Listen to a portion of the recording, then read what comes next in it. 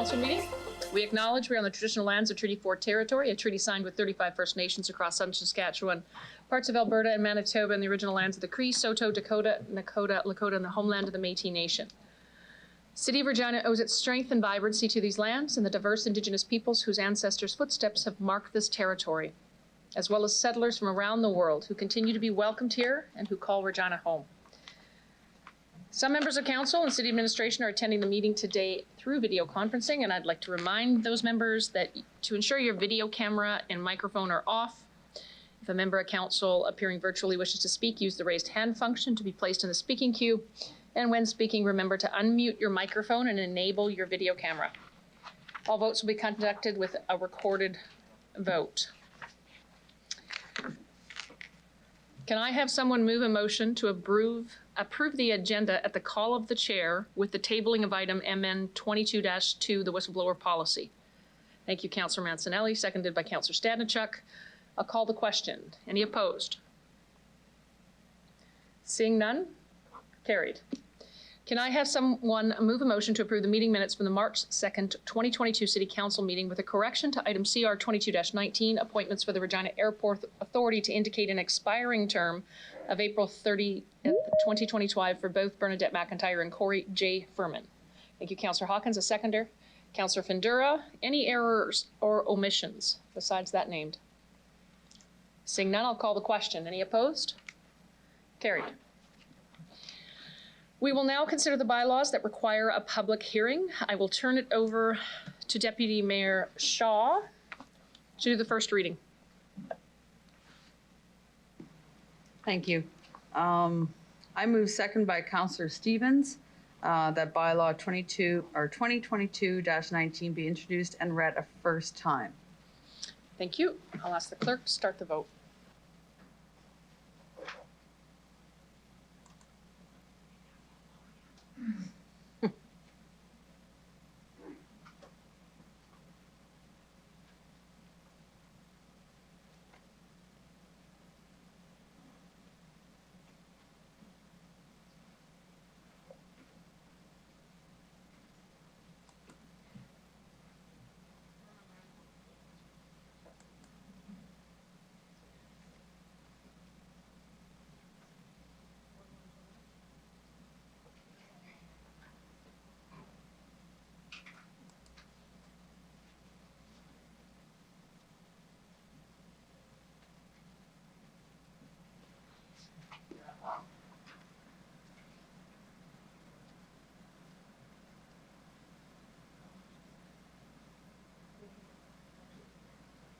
No, I do this. Oh, I got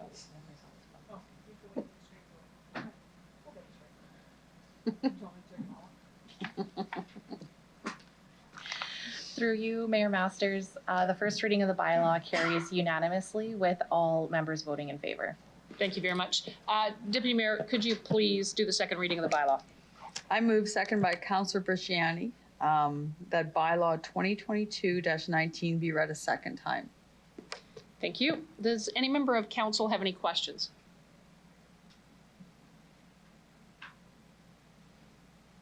Seeing none, I'll ask the clerk to start the vote.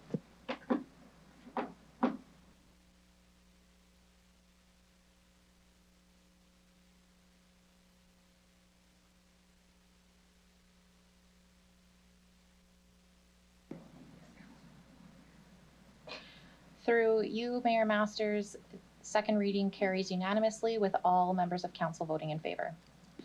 Thank you, clerk. Deputy Mayor Shaw, could you please do consent for third reading?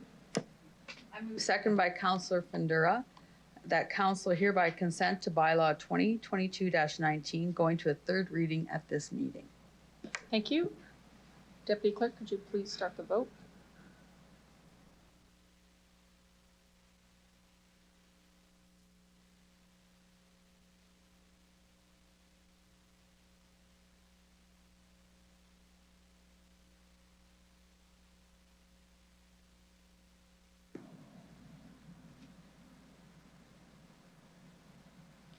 Through you, Mayor Masters, third reading carries unanimously with all members voting in favor and is carried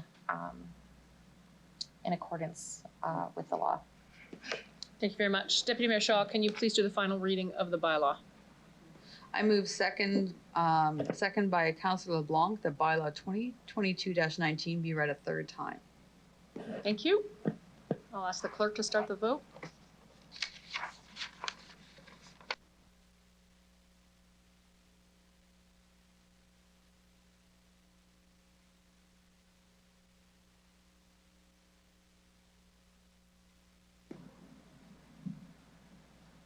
Through you, Mayor Masters, the final reading of the bylaw carries unanimously with all members of council voting in favor. Thank you to the clerks. We'll now move on to item CR 22-25. We have a delegation presenting today. Call upon delegation Kathy Lawrence of Terra Developments. Please introduce yourself. I'll wait for you to get down here before I keep talking.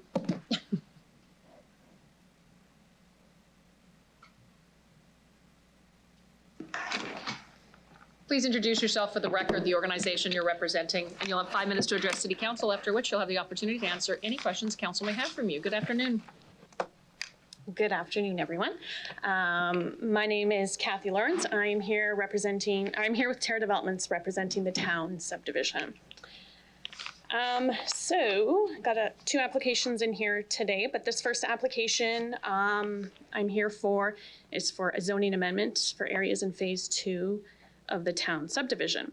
The rezone is as per the approved concept plan, and the areas in question can be referred to on Appendix A1 in the report. I'll just quickly walk you through what some of those are, as the map is a little busy with some zoning designations on there. So blocks 36, 37, and a portion of 38 will be rezoned to RU. This will be suitable for single-family homes with front garages, front parking. Parcel L up in the corner will be zoned RH, which is suitable for a future multifamily condo site. Parcels J4 and 5 to mixed low-rise. This is just a housekeeping thing, as property line adjustments were triggered from the last concept plan amendment. These small slivers of land require rezone to ML and just will form part of the already existing J1 and J3 sites. Parcels W5 and W6 are to be rezoned to public service zone, which are our walking paths to connect to the future multi-use pathways along Woodland Grove Drive. That's really all I have for this one, but I'm here to answer any questions you might have for this rezone. Thank you very much, Ms. Lawrence. I'll see if any members of council have any. Oh, one moment, please. I'll get it together here. Any questions from members of council for the delegation? Councillor Shaw. Hi, Kathy. Thank you for coming. We spoke about this at the planning meeting, and I have a question coming up from that meeting. We're talking about the front driveways. That's a busy street, and I'm just wondering, is this normal? I question it because, and like I said, it's I know it's a thing, we approved it, but does that cause any type of I don't know, safety issues when you're having a front entrance as opposed to, or a front driveway as opposed to a back driveway through the chair?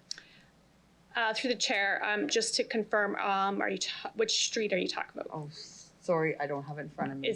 Are you talking about Aaron's Road? Aaron's Road. Okay, that might be in the next application. Oh, sorry, I'm getting them mixed up. Sorry, I'll ask you that in the next one. Okay. Okay, thanks.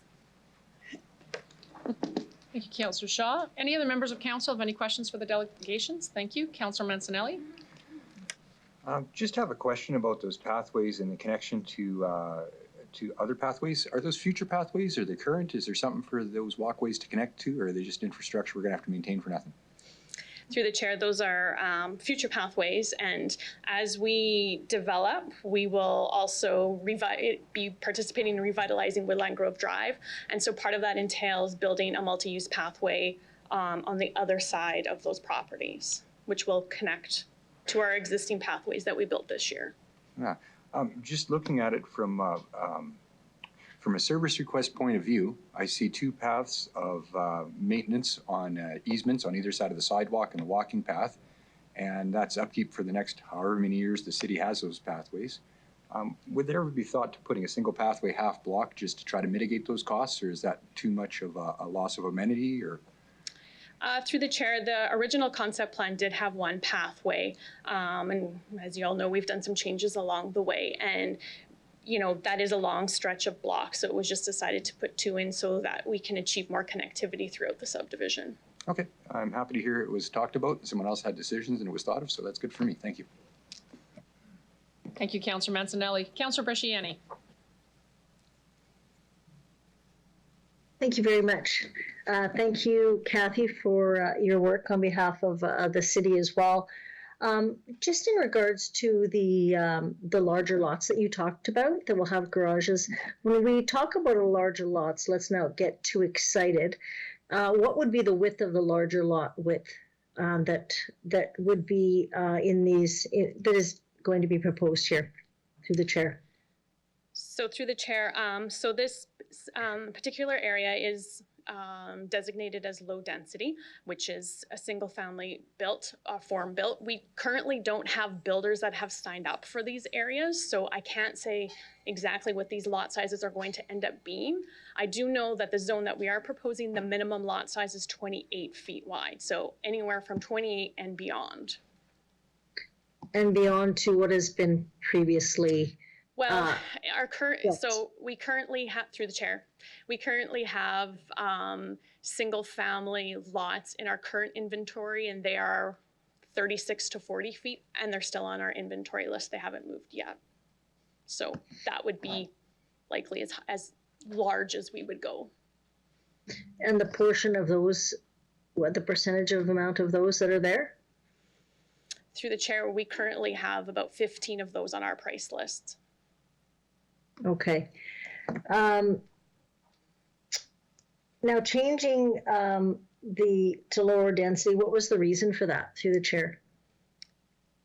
Through the chair, this was changed. That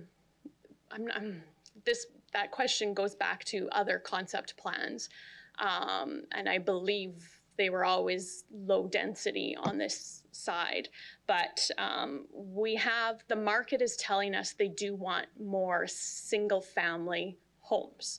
So with the new zoning bylaws, with restrictions on the side yard easements, we're allowed to now have a smaller lot width and still accommodate a single family home. It becomes an affordability thing. Okay, good. Yeah, okay, so I will ask in the next one. Thank you very much. That's all I have. Thanks very much, Councillor Bresciani. I see no further questions from council for you, Ms. Lawrence. Thank you very much for your presentation this afternoon.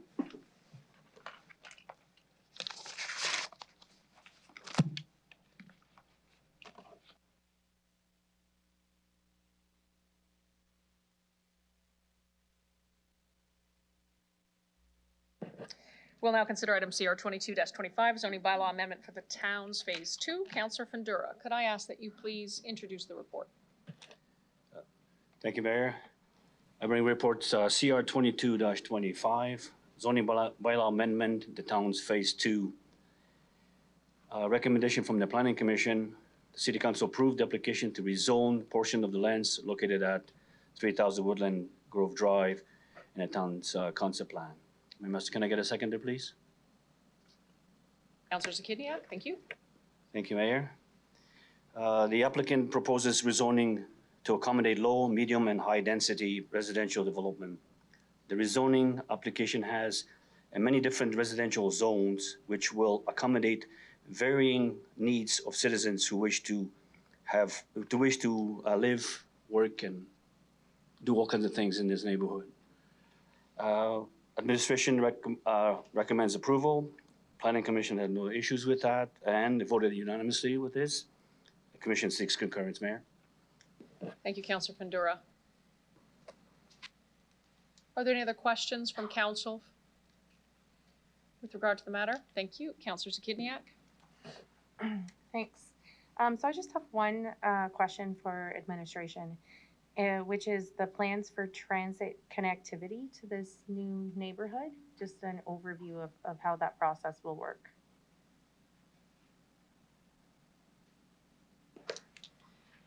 Mr. Onright. Thank you. Through the chair, are you talking future transit service in that area? Right. Well, I guess maybe you can give me what currently exists and what is currently there and how this will impact, or if there's a possibility of additional connectivity. So it's been a few weeks since I wrote that question down. So just an overview would be good. Okay, thank you. Through the chair. So as this area builds out, there will be transit service will be extended into that area. There's transit service just off the main north-south Chuka, which feeds into that area. Also Woodland Grove Drive. There's transit service that runs up and down that corridor, and coming across on Buckingham. So as the area builds out, transit will then look at the populated or the concentration of population, and that will trigger the next move for transit. Okay, thanks. As a follow-up, is there a specific threshold that a community needs to meet, or does it vary depending on the area and what is existing nearby? No, through the chair, no, there is a threshold.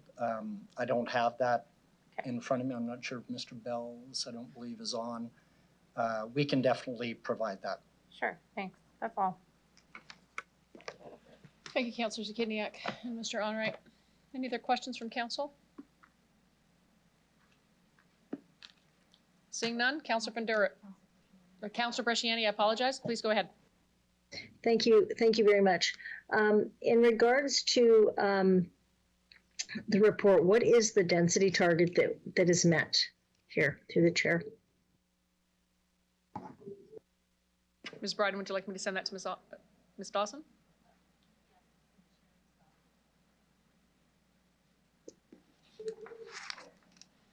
Through you, Mayor Masters, I'm just looking here and see if we have it in the report. No, I didn't see it. All right, through you, Mayor Masters, I would ask that Mr. Mario confirm the review on that.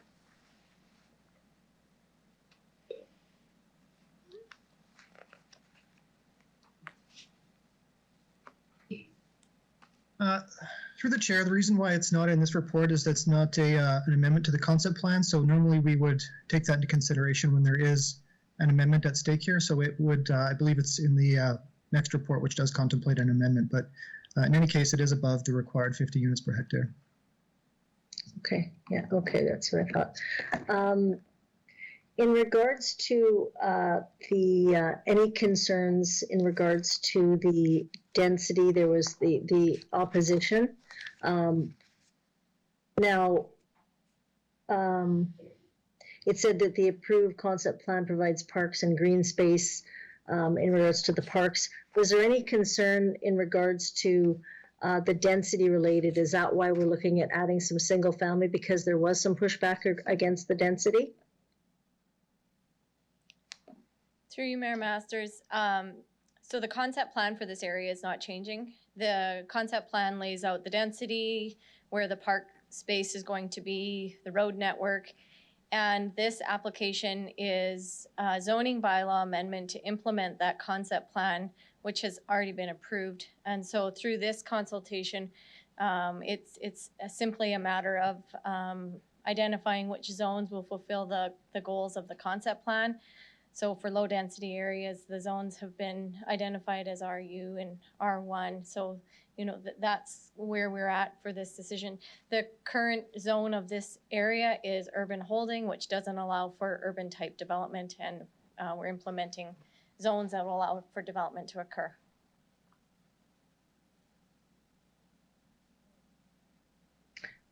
Thank you. The Appendix B, is that the that I'm looking at, where it's got the opposition on the density? Through you, Mayor Masters, yes, and the administration's response is also identified in Appendix B, and I would just reiterate that the proposed zones align with the approved concept plans, which reflects the goals of the neighborhood, and the zoning application doesn't necessarily establish any of the lot sizes that'll come forward at the time of subdivision. And the zones that are proposed by the applicant are consistent again with the vision for that particular area of the neighborhood. Okay. And just one last question. And I agree that the Terra Developments has to follow through of what the city's policies are. But when I look on page the town's concept, the land use, and we look after the areas, and it's got the residential, commercial, it's all broken down there, but residential's got low density, single family detached dwellings, and hectares is 40.9. It looks like very large, that there's the majority of single family there in low density. But do we ever take into consideration as to the people that the narrower lots now compared to the other areas where we used to develop larger lots, but the amount of people, is that ever been talked about with the development community developers? Because what we do know is that the density is always higher because we see more people living in smaller homes. So is that ever taken into consideration when we're looking at these density targets, or indicating that these are low single family homes? Through you, Mayor Masters, when we go through the process of neighborhood planning and concept planning, there are assumptions that are, and I'll get Mr. Mario to confirm where those assumptions are based from, but there's assumptions based on, a single family home and how many people are on average living in a single detached dwelling. And we base our neighborhood plans off of those assumptions, and it's the best we can do at that point in time. Of course, there's always going to be variation in people living in homes, and the assumptions do take those into consideration. Now, with assigning zones for a single family or single detached dwelling, like I said again, we have a couple of zones that fulfill that and can implement that from the concept plan, and at this point in time, that's what we're doing. Okay, that's all I have. Thank you very much. Thank you, Councillor Bresciani. I see no further questions from Councillor. Councillor Findura, did you wish to close off debate? I'm good, thank you, Mayor. Thank you, sir. City Clerk, please take the vote.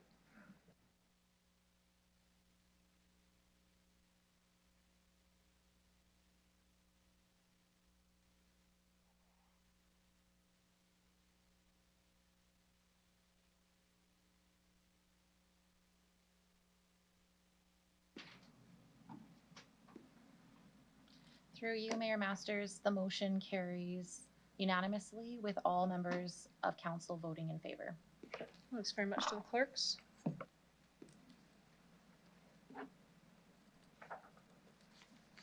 Lawrence, I believe you're back at it.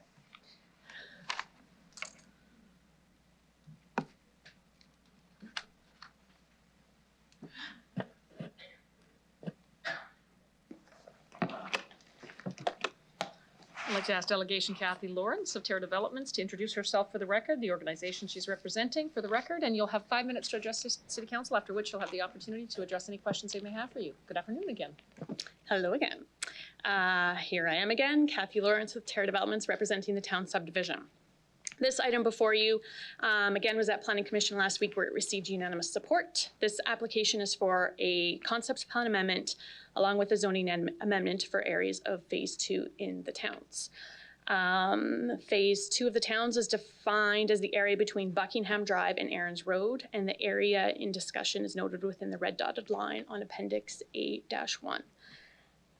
Specifically, the changes we're asking for the concept plan amendment are, it's basically a reconfiguring of some blocks and changing the designations from medium to low density and vice versa.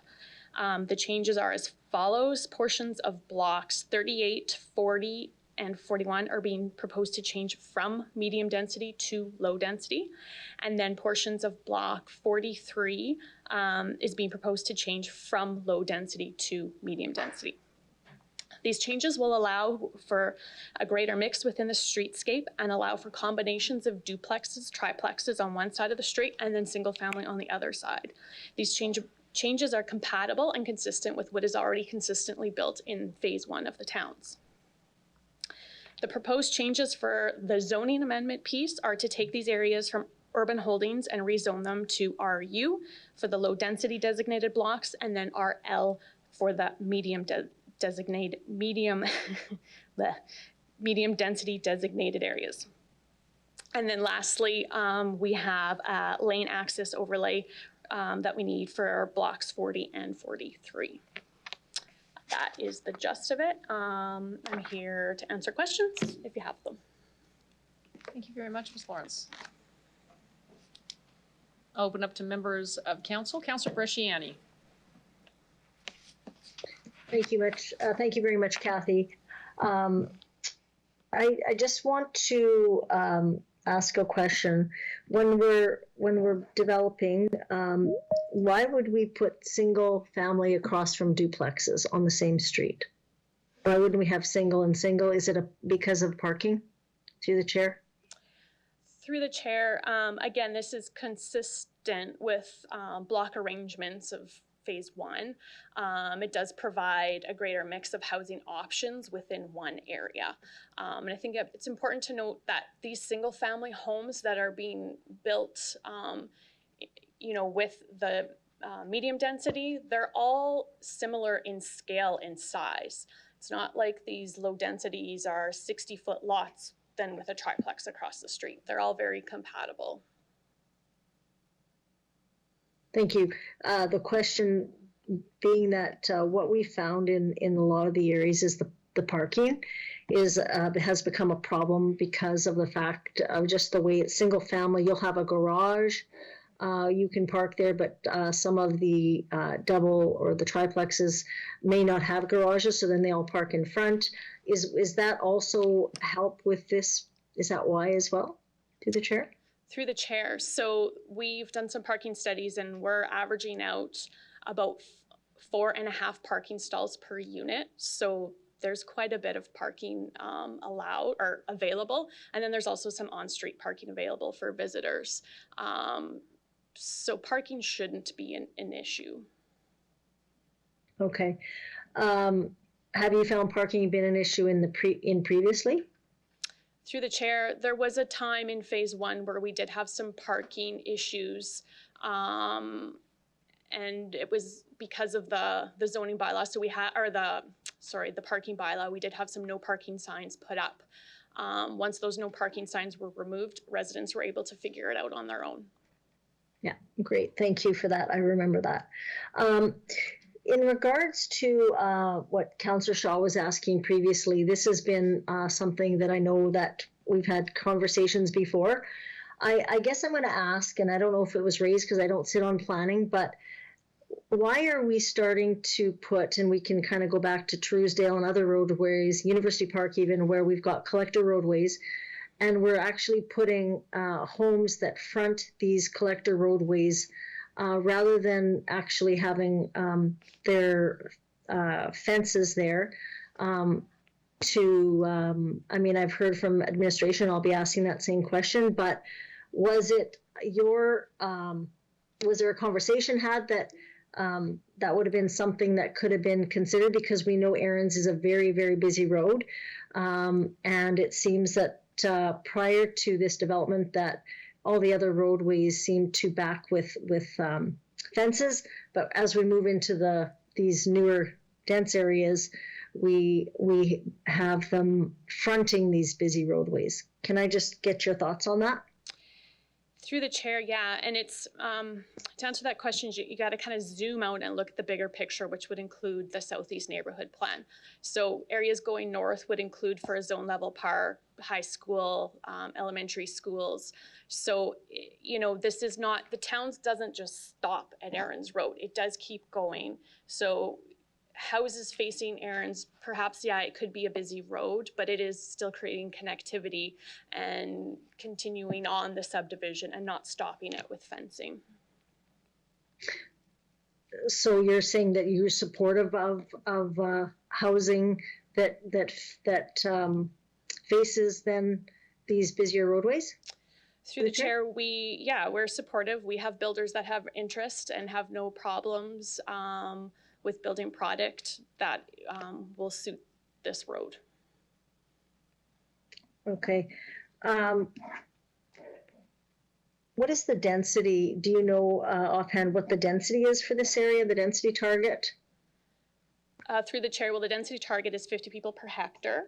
With these changes today, we are at 54.56. With these changes, we will go to 54.29, which is a reduction of, I think it was like 37 people. To quantify that to population is 7,158 people. Okay. And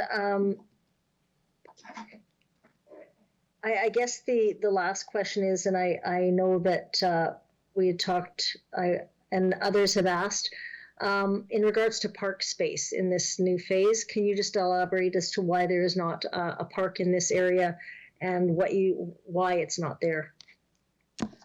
Through the chair, so that was part of the concept plan amendment that was approved by council last July. So there originally, yes, was a park here, and that was then decided to be deferred to the north areas where there will be a lot of park space. Connected to schools. And as well as the zone level park. Right, okay. Thank you, that's all I have. Thank you, Councillor Bresciani. Councillor Zakidniak. Thank you. So my first question is, if you can just give me a basic understanding of the relationship between this application and the previous one, or if there is any, through the chair, please. Through the chair, are you maybe asking why there's two applications instead of one? No, I'm just like actually trying to understand how they connect to each other, like just get a better understanding of the two. Yeah, so they're, I guess they're the same. These could have gone in one application, but because this particular one needed a concept plan amendment because we needed to change some of the areas that were in their approved concept plan as medium density blocks, and we needed to reconfigure them to low density, so it triggered a concept plan amendment. Okay. And also just to make sure my understanding of this is evolving in the appropriate way. So when we have a request for a lane access overlay zone, the reason for that is because both types of access are possible, and this is, or you want them to be possible, and that's why you need to trigger the ability to utilize a lane instead of just the front, like access from the front. Is that right? This is just for my understanding. Through the chair, yeah. The lane access overlay allows a building form to be built where you can utilize the front of the property for parking and garages, and then also the lane for access for parking and garages. Okay, thanks. That's all I have. Thanks, Councillor Zakidniak. I see no further questions. Thank you for your presentation this afternoon.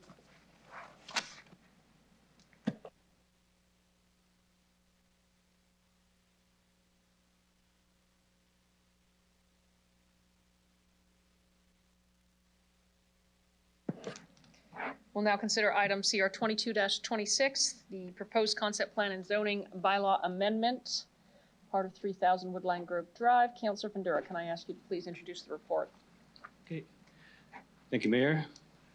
I bring report CR 22-26, which is a proposed concept plan and zoning bylaw amendment, part of 3000 Woodland Grove Drive. Thank you. Sorry. Recommendation from the Planning Commission that City Council approved the application to amend the town concept plan by redesignating the land use, low density, medium density residential, and medium density to low residential density.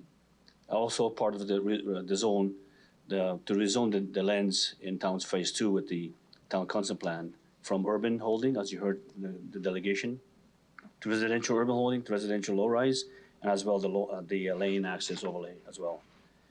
Ma'am, can I get a seconder? Councillor Mancinelli? Thank you, Mayor. Terra Development proposes to amend the town's concept plan, reconfiguring the land use rezoning is necessary to support the area's development, Towns Phase 2. Goals and policies of the OCP speaks to diverse housing types to support residents from wide ranges of economic level, as we heard. Administration recommends approval. Again, Commission voted unanimously with that. Planning Commission seeks concurrence. Thank you. Thank you, Councillor Vendura. Councillor Stevens. For administration about the idea of the lane access overlay. We kind of have an unstated rule that we don't build unnecessary infrastructure.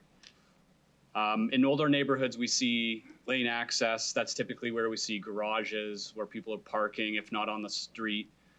In this, we kind of have the worst of two worlds.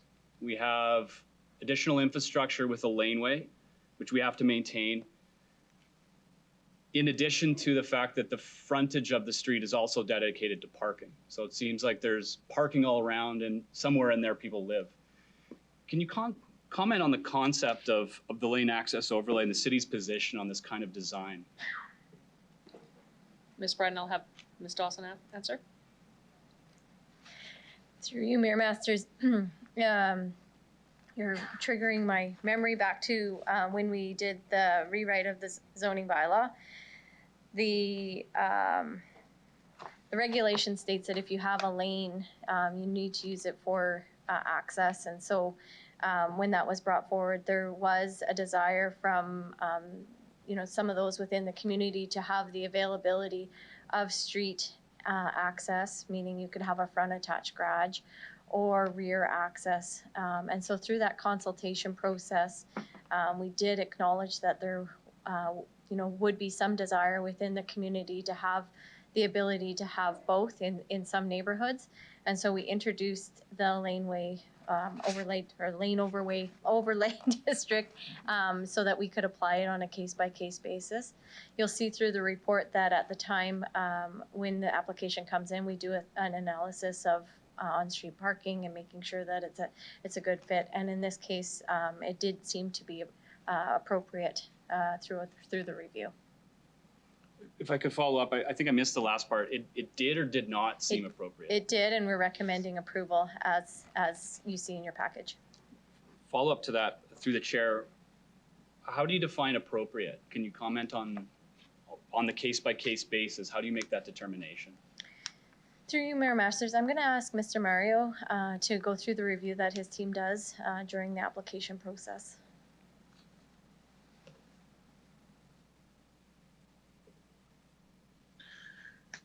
Through the chair, through the application process, we do look at these factors. We circulate to our Servicing and Infrastructure Approvals branch, and they look at it through a transportation and infrastructure perspective. In this particular case, while it is true that we do have a lane with front access on both sides, we did ask the question, and in this case, we found the answer from the applicant was that. In this case, both would be used by the prospective developer. So you will find a mixture in these cases. So it's not as if the lane will be completely unused. There'll be a bit of both in this case. Thank you. In other neighborhoods, the frontage on these kind of streets has been determined to be somewhat of a safety hazard, both for motorists as well as pedestrians walking on the sidewalk. What can you say to that end in terms of people walking, parking on the front, which has not been resolved, by the way, in other lane access overlay areas? So is there a particular safety concern that you would assess in this process?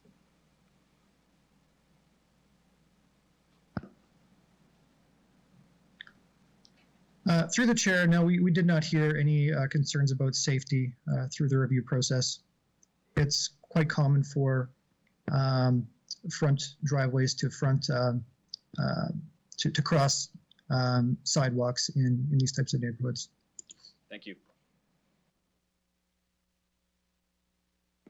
Thank you, Councillor Stevens. Councillor Bresciani. Thank you very much.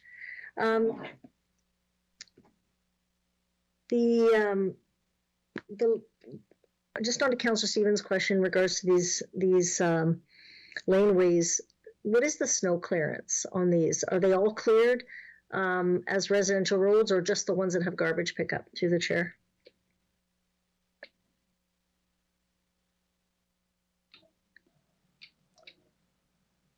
Through the chair. So for the most part, the laneways that are currently cleared are ones that either have back alley access to garages or have garbage pickup on those laneways. The other lanes are monitored, but for the most part, the most of them are cleared because people are using them. Through the chair, once a year with the residential, is that, or it would be the same as just a residential snow removal piece, right? Is that accurate? Through the chair, that would be correct. Okay.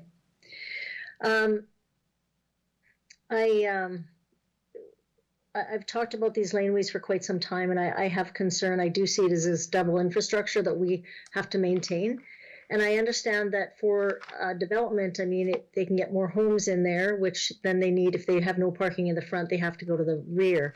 But what we do know is that they don't park in the back; they only park in on the public street. So in winter, this is when we hear when people can't park there. Developers maybe don't hear it, but councillors do. I want to go back to ask administration about homes fronting busier streets, because again, I'll just use Truesdale University Park, Chuka, which is again an arterial but considered right adjacent to a school, and we've got homes fronting. And many calls regards to safety because there's no garages that back or that are on these homes. So cars are parked in front as well. Pedestrian safety, children, that kind of thing. Is it administration's thought that it is better to use cars and people to slow traffic down rather than actually building roads so there's especially these busier collector roads?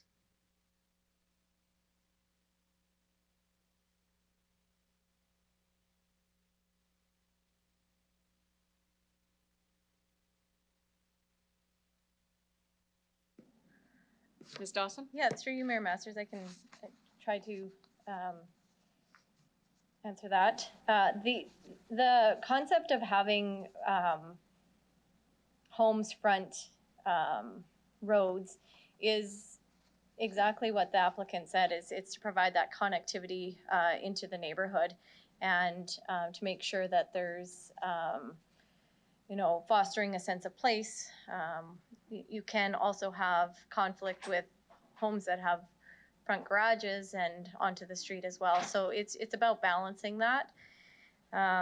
We do find that there is support within the official community plan. We do use the complete communities as our guide, which is in Appendix A of the official community plan.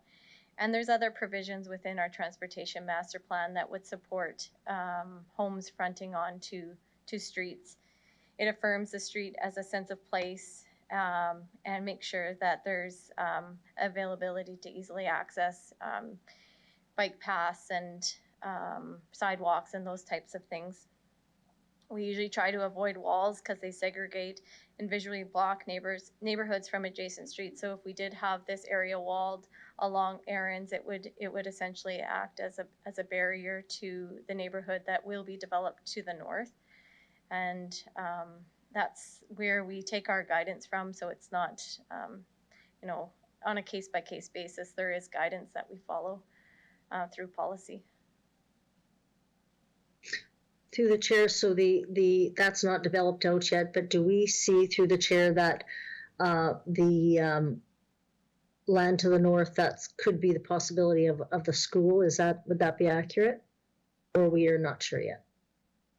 Yeah, through you, Mayor Masters, there's this, in the Southeast Neighborhood Plan, there is area identified for school sites within the town's neighborhood, and that would be the next step when we go through that planning process, to identify the needs and work with the school boards and the ministries to see, what would be appropriate in that area. Okay. I would just ask that staff, in regards to these roadways where we continue to front homes on these the high density homes where people can only park in the front. Backyards are very tiny, so children tend to play in the front.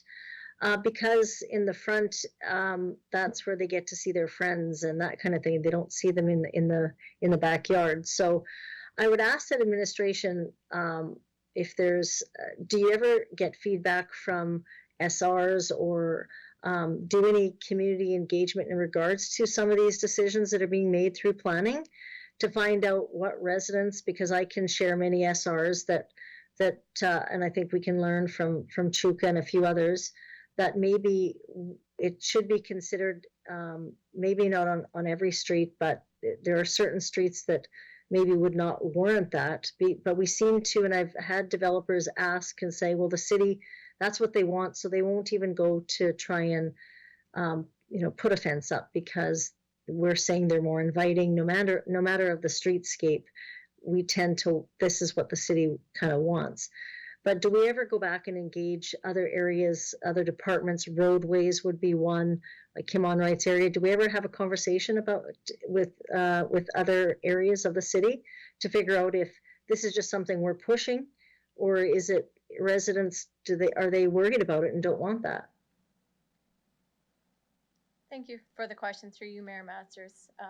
We're continually looking at ways that we can improve neighborhood designs. We have committees set up with departments and industry to talk about things that you've mentioned here today, including laneways and street widths and transportation. And we do have individuals and expertise from the areas within other departments in the city and as well as our development community. Okay, and my last question is just in regards to, as we move this phasing forward, the supports to the community. Councillor Zakidniak had asked about transit. These are areas I have in these areas I have over 450 affordable housing. And there's going to be more coming on with this stream.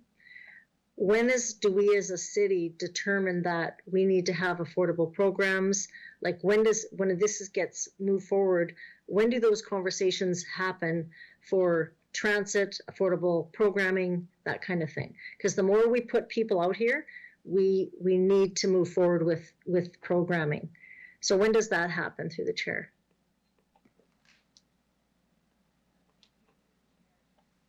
To meet the demand here. Thank you. So, as we move through the next planning phases and through the next budget process, and we talk about our services and how we provide them throughout the city, we'll be taking these kinds of things into consideration, including all of the planning and, planning of our programs and services and how we deliver them throughout the city.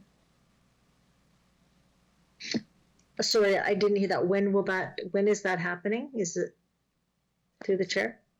So thank you, through the chair. So that happens on an annual, like on a regular basis. We're always considering the growth and development of our city as we move through and plan our programming for the upcoming years. So we'll be looking at different programs probably right away here for the next 2-year period as we move through the budget process. Okay. I'll leave it there. That's all I have. Thank you.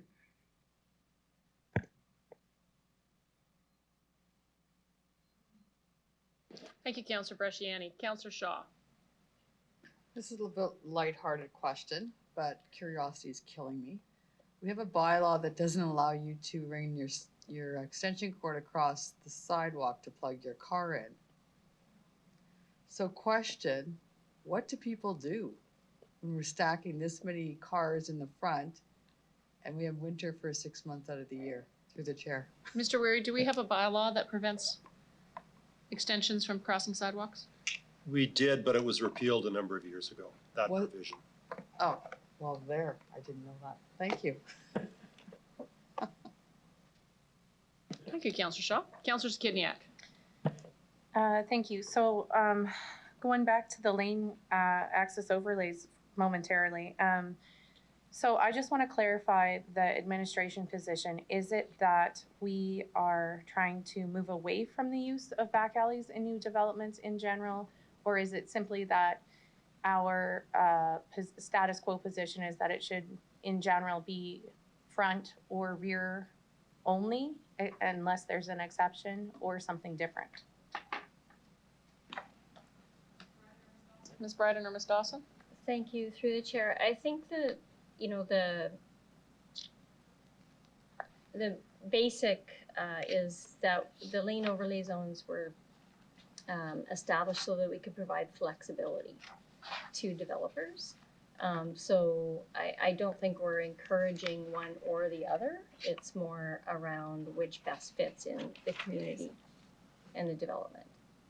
Okay, and then when we are considering whether we are providing access in both the front and rear, is it then that this is evaluated on a case-by-case basis, and if there's no issues that we can see with doing so, we're fine with it? Or is it that there has to be a good reason to have both types of access? I'm just trying to understand the lens that administration uses when evaluating these sorts of exceptions. So ask Ms. Dawson maybe to, or Mr. Mario. I can answer that. Thank you. Through you, Mayor Masters. It's very similar to the question that Councillor Stevens asked and the process that we use for analysis and review of these. And we go through a process of making sure that there would be no infrastructure or parking issues with the request. And then based on the review, we would determine if that overlay zone could be moved forward through a recommendation for your consideration. Mm-hmm. Okay, so you can correct me if I'm wrong, but it sounds like we don't really have a very specific position about like we like them or we don't like them. We just need to make sure that that there's certain criteria that are met for us to approve lane access overlay. Through you, Mayor Masters, if it helps, so our zoning bylaw says if you have a lane, you would access through the lane, and that's kind of where it sits. If you would like to pursue through the development, also having front access, then you would apply to use the lane overlay zone to allow for that flexibility. But as a standard, it would be if you have a lane, you use the lane. Okay, I think I have enough clarity for now. Thank you. Thank you, Councillor Zakidniak. I see no further questions from council. Councillor Fundura, did you wish to close off debate? No, I'm good. Thank you very much. Thank you. City Clerk, please call the vote.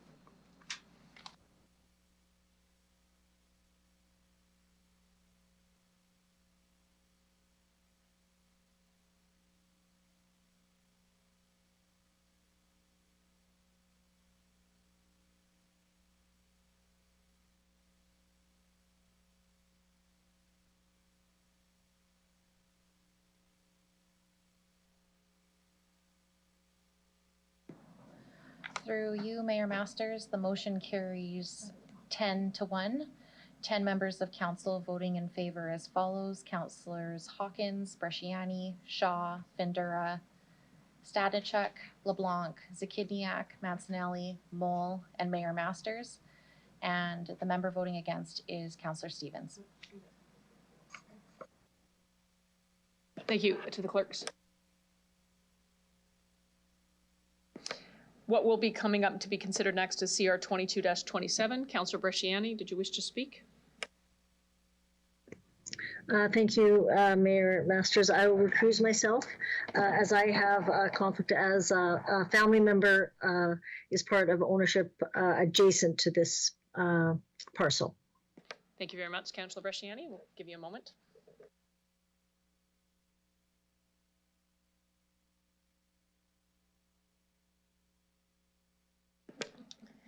Thanks very much. I'd like to call upon Delegation Jeff Ballon.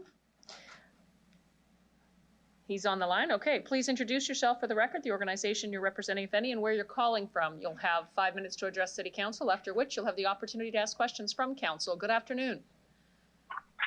Good afternoon. Please proceed. Good afternoon, Your Worship, members of City Council and City Administration. My name is Jeff Ballon. I am here today by phone from Saskatoon for report RPC 22-8 Discretionary Use Application 3810 Chuka Boulevard. The zoning bylaw 2019 requires that drive-through and drive-through accessory for food and beverage restaurant land uses in the DCD CBM zone complete a traffic impact assessment to demonstrate the traffic impacts do not conflict with on-site circulation, access, and public infrastructure. I was hired by the applicant to complete the required traffic impact assessment for this proposed development. The findings of the report did not indicate any adverse impacts on the existing infrastructure and traffic flow from this proposed development. Pedestrian signage recommendations are noted in the report to ensure safe transition for pedestrians to the site. The report submitted has been reviewed by City Administration, and I'd be happy to answer any questions if there are any. Thank you. Thank you very much. Mr. Vallon, do any members of council have any questions for the delegation? Seeing none, I'll thank you very much for your presentation this afternoon, the information provided, and ask that you please leave the meeting.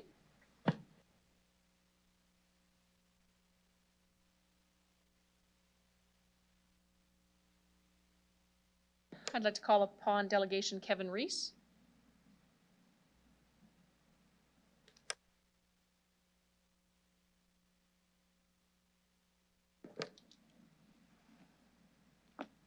Good afternoon, Mr. Reese. I'd ask that you please introduce yourself for the record, the organization you're representing, if any, and where you live, maybe in this case.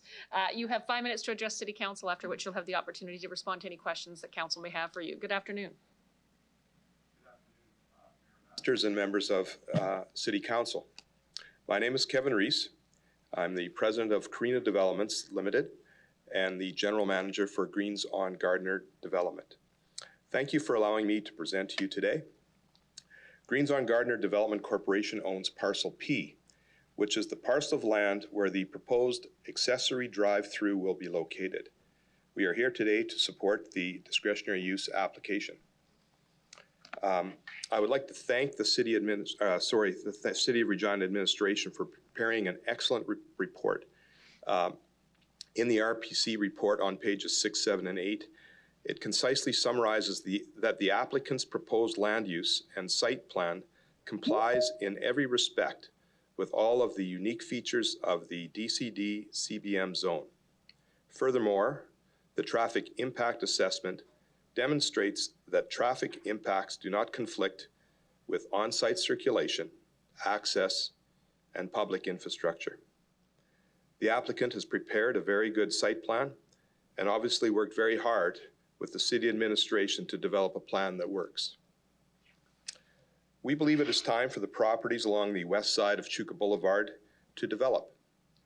Regina has the opportunity to be the first community in Canada to have Tim Hortons' new environmentally friendly concept restaurant and let the country know that Regina is open for business. We respectfully request that City Council concurs with the administration's and Regina Planning Commission's recommendation and approves this discretionary use application. Thank you for your time, and I would be pleased to answer any questions you may have. Thank you, Mr. Reese. I'll open up the floor for council. Do any of the council members have any questions for the delegation? Councillor Stevens. Thank you. For the delegate, question about your last comment. So you've talked about the environmental sustainability of the Tim Hortons, but it's right in the middle of a sea of parking and a drive-through. Has that been considered when the environmental impact and goal of this particular development has been considered? Through the chair, I believe that's a question that's best for the applicant of the discretionary use, but I'll just comment. You know, it has been studied. In the report, I think that the impact was relatively minor. Things are going to change going forward. Over what time frame, I don't know. Currently, people drive, and they drive to coffee shops, But over time, I would suggest that the use of vehicles will probably decline, and the types of vehicles that will be driving and the energy sources for those vehicles will also change. And I would expect that the environmental impacts that we're all striving to achieve, that you're going to hear later today in the city's report of this net zero in 2050, we're all working to get there, but today we're not there. So that's my comment as far as the specifics through the chair. I'm sure that the Tim Hortons applicant will have a better answer than mine. Thank you. Thank you. Thank you, Councillor Stevens. I see no further questions from any member of council. Well, thank you very much, Mr. Rees, for your presentation this afternoon. Thank you.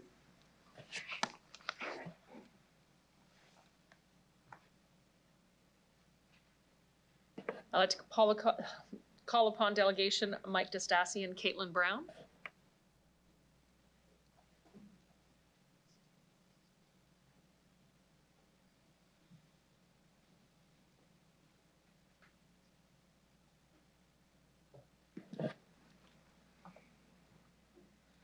Good afternoon. Please introduce yourself for the record and the organizations you're representing, if any. You'll have 5 minutes to address City Council, after which time you'll have the opportunity to answer questions that any of them may have for you. Good afternoon. Perfect. Good afternoon, Your Worship, members of City Council and City Administration. My name is Mike DeStassi of DeStassi Real Estate.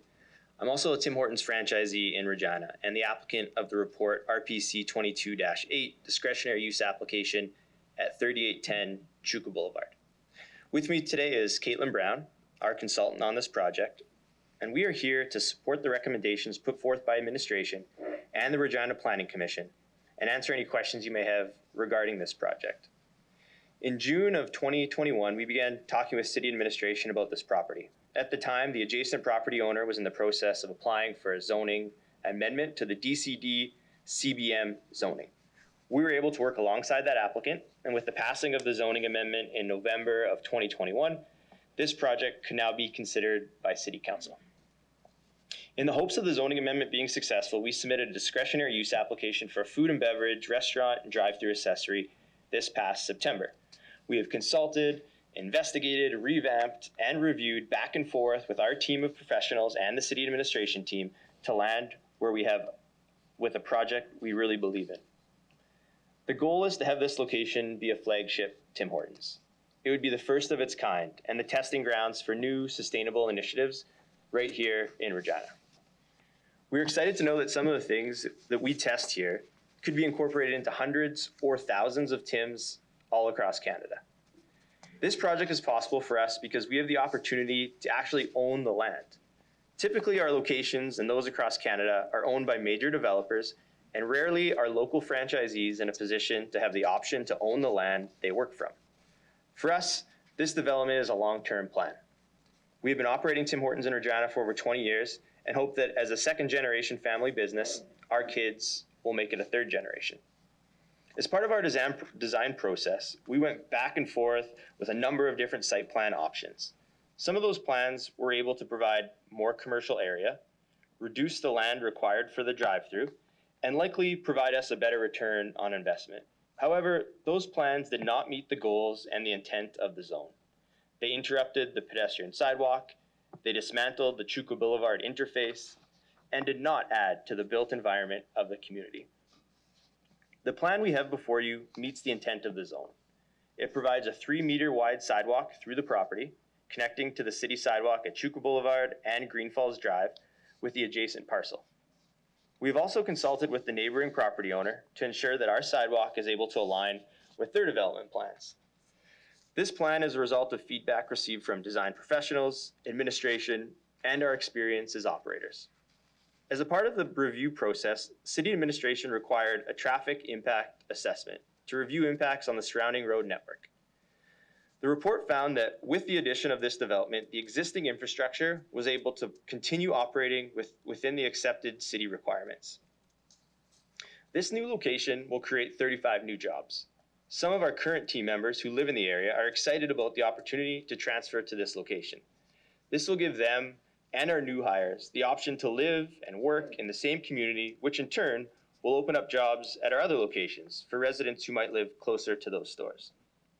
In addition to the public consultation administered by the city, standard with all discretionary use applications, we launched a virtual open house website for residents and the community to learn more about the project. And the responses have been amazing. We had 74 people as of this morning. People submit feedback or questions, and the majority of them were positive. This was consistent within the results of the city's consultation process, where they received 47 responses, with nearly 90% supporting this proposal. We have taken the approach to listen to residents, and I've had numerous phone calls and emails with residents to help answer questions that they've had. That won't stop. I hope that with approval today from the City Council, I can discuss what we will do as opposed to what we hope to do. While the picture of the project shows intent, there is design work that needs to occur to make this a reality. As a family, we take pride in being involved in the community, sending local kids to camp and raising money for local initiatives. My brother and I grew up walking distance from this site. We played pond hockey on the farmer's field as kids. I even learned how to drive a standard on the dirt road that crossed through this development. And now we hope to put our University of Regina educations to use by operating a business here. I would like to thank you for your time and consideration this afternoon. If there are any questions, we'd be happy to answer them. Thanks for your time. Thank you very much for your presentation. Opening up to the floor for delegations, I'll ask Councillor Zakidniak. Please go ahead. Thanks for coming today. I have a few questions. So my first one through the chair is, can you give some more specifics about how this will be green or sustainable Tim Hortons, please? Yes, absolutely, through the chair. And keep in mind, I sell donuts and coffee for a living. So we would be hiring professionals and consultants that would help us through this process. But some of the different elements that we're considering right now is we're looking at green living roof, a gray water retention, a mobile order drive-through lane that's specific to mobile ordering, which will help reduce some of our idling time in drive-through, as we know that's a concern. We want to look at EV charging stations, solar options. I can keep going through the list, but everything is on the table right now. And we want to use those professionals wisely. And we've already started engaging with them to find out what our options are. We would like to, as soon as we get approval here, we can go ahead and start putting a plan together. Okay, thanks. So, and at this point, you know, you're open to all sorts of options. None of it's set in stone because obviously we haven't approved nor denied this. So what I saw was that several of the positive comments were based on the sustainability of your development. How can we be assured though, since it's all like it's not clear at this time and it's just an idea stage, like what will actually be feasible on site, or how can we be sure, you know, in support of those comments that this will be a sustainable development? Through the chair, I think that's a really great question. And this is something that we didn't have to include. There wasn't a mandate out there that needed any kind of sustainable elements included. We just feel like this is the right thing to do. We want to be proud of this project like 1 year from now and 30 years from now. I probably wouldn't be sitting here in front of you if we were just planning to talk about doing something sustainable and then just disappear. We've been operating for 20 plus years in the market. Love Regina, love being here, want to continue to operate business here. I don't think it would be very good if I came here and told you we're going to do a sustainable Tim's and then all of a sudden it was nothing. But so I know it's my word, so take it as it is, but we're here to do something that's going to put Regina on the map. Great, thanks. We just have a couple more. Because of the commitments to sustainability, what I'm wondering is how you plan to counter the greenhouse gas emissions that will result from having a new drive-through, period. Yeah, no, it's a really good question. And I know Tim Hortons, through the chair, sorry, I don't know the proper etiquette. Tim Hortons nationally has a science-based target measurements, right? We want to take a look at approaching and hitting greenhouse emissions and reducing them by 50% by 2030. We want net zero emissions by 2050, which is very aligned with the city of Regina. And so we're going to do everything we can to reduce through emissions. With our drive-through, and I did mention our mobile ordering drive-through station, How that would work is essentially instead of driving up to a menu board like you would today and speaking to someone and placing the order, which takes time, you would actually place the order through your mobile app. So you get to the actual drive-through speaker box and you don't have to actually place the order because it's already been placed. So that would essentially speed up the drive-through itself. And then try to get creative. How can we get faster? How can we reduce the idling time in our drive-throughs? Because not only I think is it the right thing to do when it comes to greenhouse gas emissions reduction, but I also think it's good for business for us as well. Okay, thanks. And so I have one final question is, so some folks that I've heard of in terms of with an environmental lens, the concern that they brought forward is that this is just another example of greenwashing. I don't know if that's any feedback that you've encountered. So I just wonder what would be your response to that. And I think it's specific to like another drive-through, put in whatever green initiatives, this is just greenwashing anyway. So I'm just curious like what your response would be to someone who said that. Through the chair, and I can totally see why people would be skeptical that they don't know who we are or where we're from. And I hope by actions and seeing what we do, we can prove to people that like this isn't just talk. These aren't just words. This is something that we really want to do. And there's certain things that we can't measure. Like, for example, a lot of our guests today live in this area and they travel across the East End to visit our locations. One of our great guests, she actually visits us 2 to 3 times a day. And she is super pumped that this could be right in her neighborhood, which would reduce her greenhouse gas emissions by driving across the East End. So there's certain things that aren't tangible, but I guess to answer your question, like we're committed to make this work and we want this to be, we want to do the right thing. Great, thanks so much. Thank you, Councillor Zakiniak. Councillor Stadnichuk. Thank you, Mayor Masters. Through the mayor, thanks for coming. Sorry I missed you by phone. Just to follow up on the mobile app that people would be able to order online and then they don't spend as much time. Would you also have the option of people who order through a mobile map to park, have specified parking for pickup inside as well, if they wanted? Absolutely, yeah, and we're starting to try that in some of our restaurants today, and that's definitely something we can do here. We're just trying to make it as convenient as possible for our guests, and if it means parking, turning off their car, and coming in and picking up an order that's ready for them, I'm happy to do that. Okay, thank you. Through the mayor, in the document, it talks about the aesthetic screening, and I was trying to understand exactly what that is. Is it more just what purpose does it serve? Is it just aesthetic? Is it just to create a division from traffic? Or could you explain it a little bit more in terms of what the screening is? Sorry, just for clarification, in the report from administration, typically aesthetic screening is to separate incompatible uses. So you can achieve that through a variety of means. Fences which have certain regulations, built up grade, so like a mound of some type, or certain densities of vegetation, so trees or plants can be combined. In the report, it requires or it notes aesthetic screening between us and the parcel to the kind of northwest there.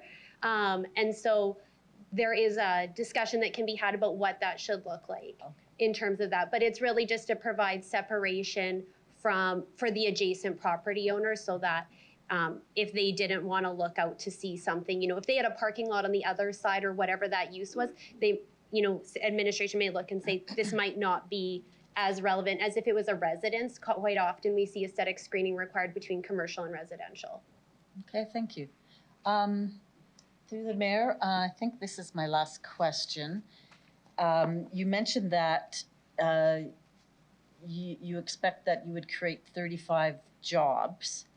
I know that there is a lot of, in this sector, there's a lot of temporary foreign workers that work in this kind of fast food restaurant sector. Do you expect that you'd be hiring from that community, or would it be a lot of local employment?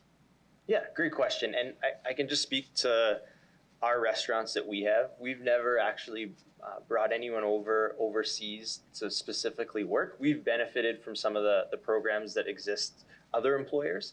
Let's say if another employer brings someone over, then they bring their family over, and then we're able to then maybe hire the family. So indirectly, some of those programs have really helped us out.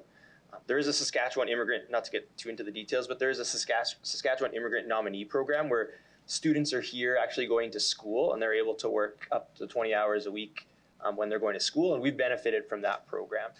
To answer your question, you know, right now it's whoever is good for the job, right?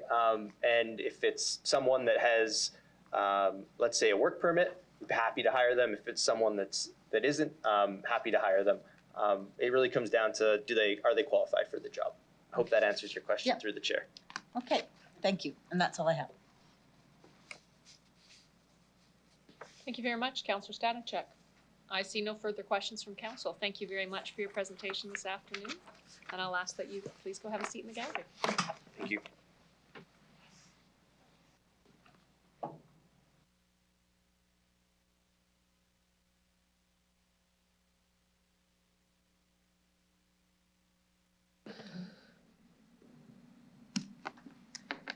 We'll now consider item CR 22-27, discretionary use application 3810 Chuka Boulevard. Councillor Fundura, could I ask you to please introduce the report? Thank you, Mayor Masters. I bring a report CR 22-27, discretionary use application 3810 Chuka Boulevard. Recommendation from the Planning Commission, the City Council approved the discretionary use application for the development of a accessory drive-through land use restaurant on a property at Chuka Boulevard, as I mentioned before. Mayor, can I get a second there, please? Councilor Hawkins? Okay, thank you very much.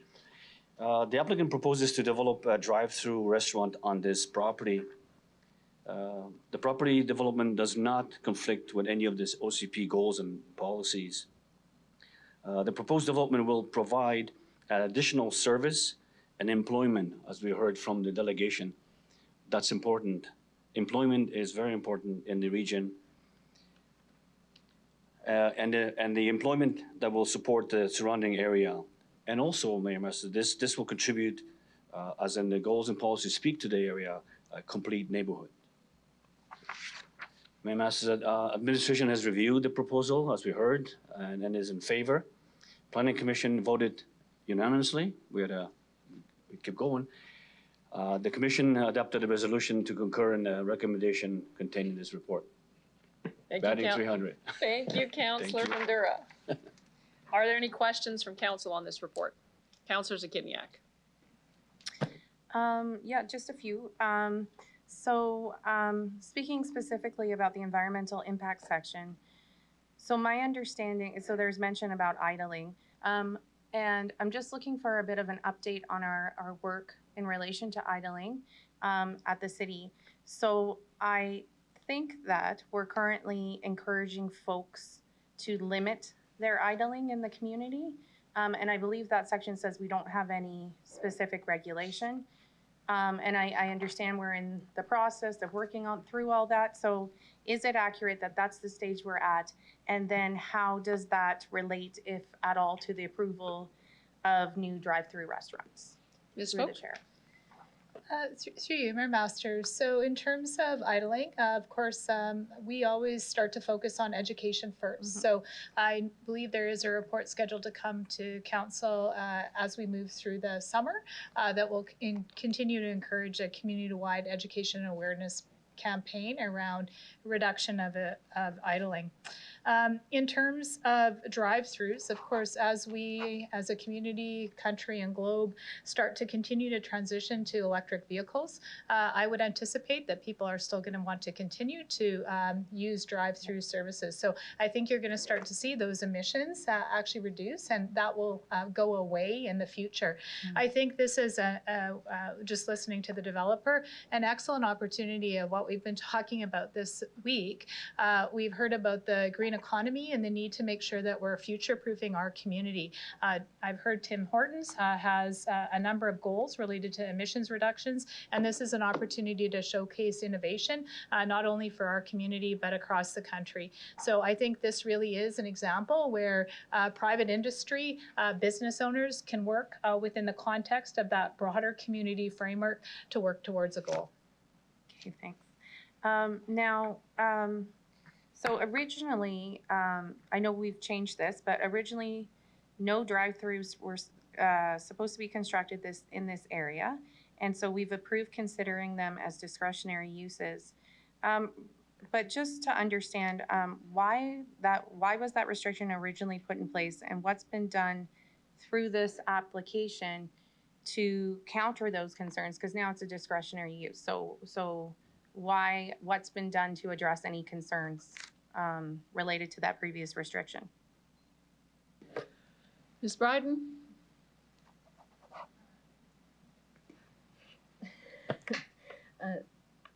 Ms. Dawson?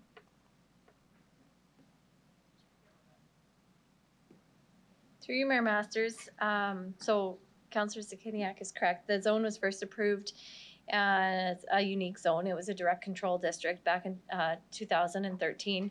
And the purpose of the zone was to create a unique zone that had mixed use environment, was pedestrian oriented, and the zoning standards were specific related to the design. So if you'll recall our conversation in the fall of 2021, there were changes proposed to that zone so that we would be able to consider non-mixed use buildings. And as part of that zoning amendment, there was a consideration allowed for drive-throughs as discretionary uses. There was criteria built into that zoning amendment for the consideration of drive-throughs. And those considerations are that the drive-through aisle must not conflict with the required pedestrian sidewalk. So that review was conducted during this application, and it was determined that it would not. The drive-through queue space is buffered and oriented to protect existing or planned residential development.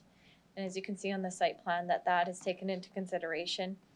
And a traffic impact assessment must be required to demonstrate that traffic impacts do not conflict with on-site circulation, access, or public infrastructure. So the applicants did submit a traffic impact assessment that did demonstrate those requirements. And so as part of the review, we were satisfied that they met the criteria for a drive-through, and that's why the recommendation is before you. Okay, thanks. And I think my final question is, so in the public feedback, in terms of the issues identified, I didn't see a response from administration to concerns that folks had noted about light and noise pollution. So either I missed that or that's not included in the administration responses. So I just wonder if there was one from administration, or I guess what would be the response to that? Who'd like to take this one?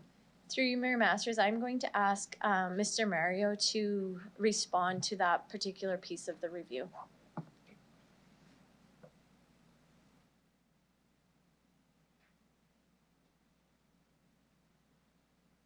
Through the chair, with respect to the concerns about light and noise, the site plan itself responds to proximity to residential through provision of the buffer, and in addition to that, landscaping along sort of the northwest fringe.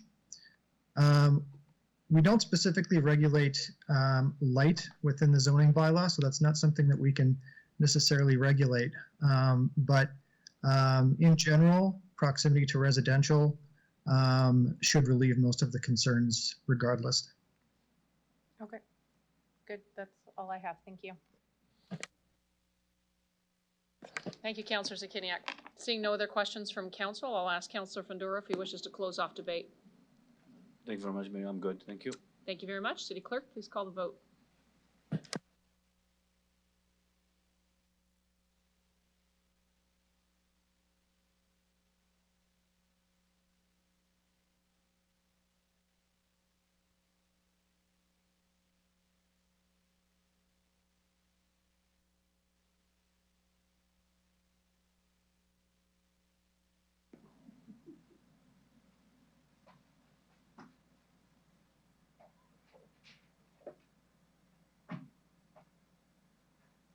Through you, Mayor Masters, the motion carries 9-1.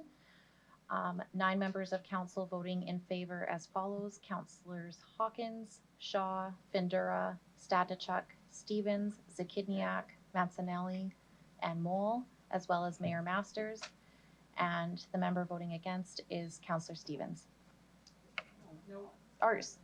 Sorry, Councillor LeBlanc, my apologies. I would call upon delegation Freya Marchuk.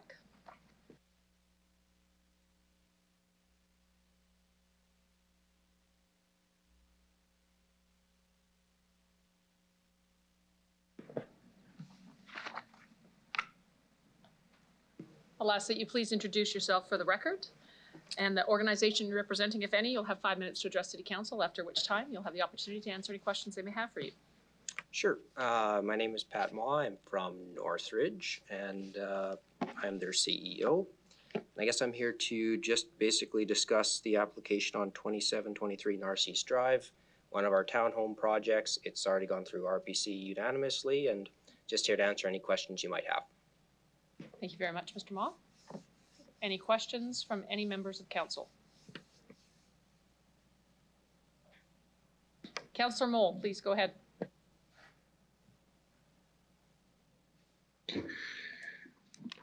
Okay, through the chair, thanks for coming forward here, Pat. I know we've talked a couple times.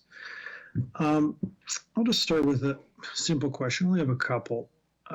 Is this project going to be similar to the Elgar Drive townhouse row houses that exist on the south end of Elgar Drive? Through the chair, I'm unfamiliar. Like we did the ones directly south. Elgard's in another area of Hawkstone, correct? Yes. Yeah, if you're not familiar, that's okay. They look very similar. That's all. Yeah, I think they would be similar, not identical, but just actually definitively saying they would be the same, I just couldn't. Okay, yeah, no problem. So we're both aware that this is your second try for the discretionary use application. If you wouldn't mind explaining why this is your second try and maybe what happened a little bit with the first being a 39-unit apartment complex. Sure.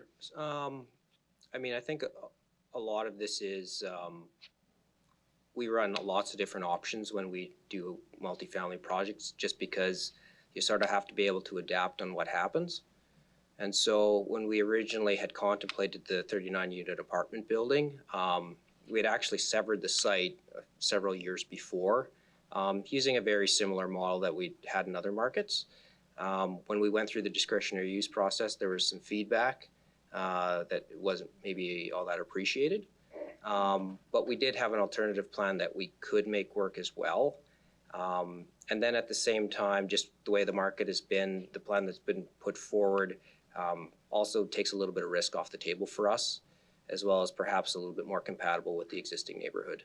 So we thought to ourselves, you know, we could get ahead a little bit quicker on this project. The build times on townhouses are less, and just with sort of uncertainty with the market firstly, but then materials and labor, we decided to go this direction instead of continue to pursue the original application.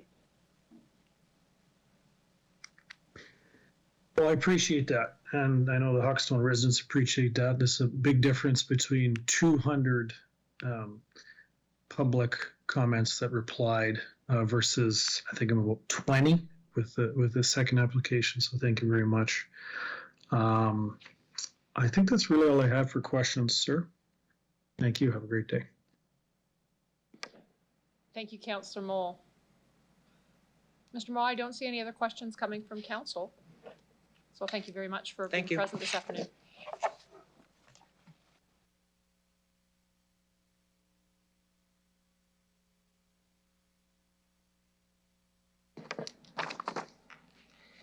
Council, we will now consider item CR 22-28, discretionary use application for 2723 Narcisse Drive. Councillor Fundura, could I ask that you please introduce the report? Thank you, Mayor Masters. I bring report CR 22-28, discretionary use application for 2723 Narcisse Drive. Recommendation from Planning Commission that City Council approve this discretionary use application for the proposed development of building row plan groups at 2723 Narcisse Drive. Can I get a second there, Mayor? Councillor Shaw? Thank you. I'm getting a feedback here. hearing myself twice. It's not good. The application proposes the planned group of townhouses.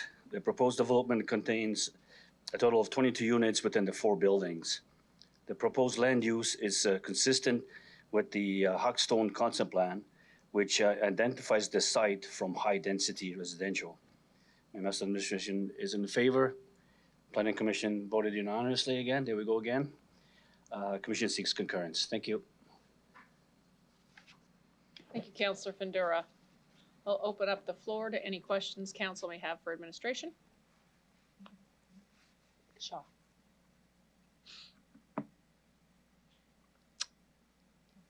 Councillor Mole, is that your hand up again? Not that I don't mean it that way. Sorry, would you wish to speak again to administration? Yes, please. Please go ahead, sir. I'm going to start with, I'm just curious if there's any other residential development scheduled for south of Big Bear Boulevard. Ms. Dawson? Through you, Mayor Masters, I'm going to ask Mr. Mario to answer that question.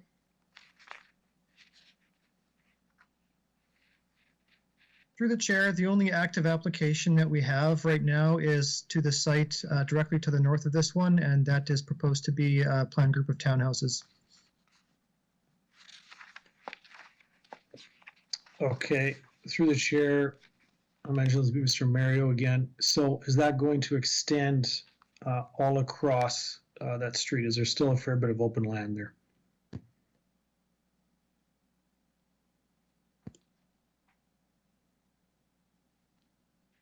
Mr. Mario? Yeah, through the chair,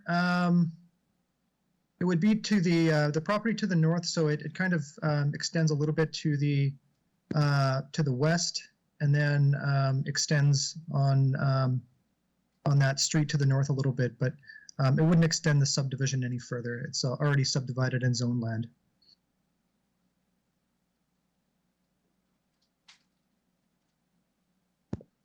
Okay, is that going to be very similar? Have you seen the designs? Is it going to be similar to the one that we're talking about right now?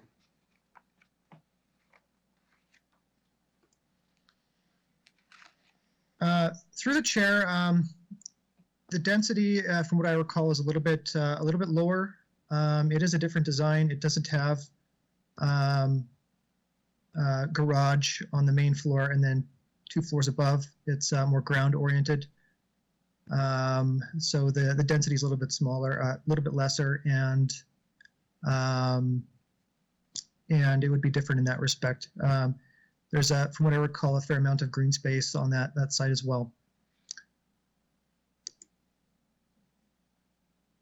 Okay, thank you. Through the chair, in regards to the 10 completely opposed responses from Hawkstone residents, I'm curious if the top response was the need for additional road access, as Hawkstone only has one way in and out. And actually, I'll turn this into a twofold question. Being the road access, being the issue that I've heard about countless times, was this the #1 response as well, with the previous application being 200 responses that came in?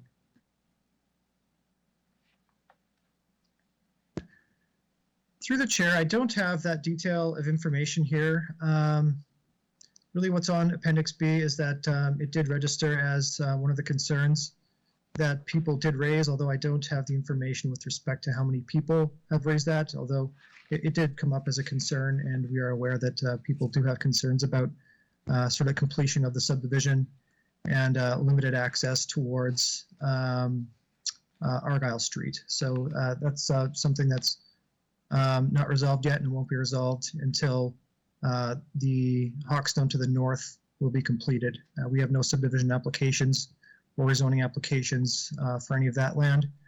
That land's owned by the City of Regina, and there's not yet plans to develop that.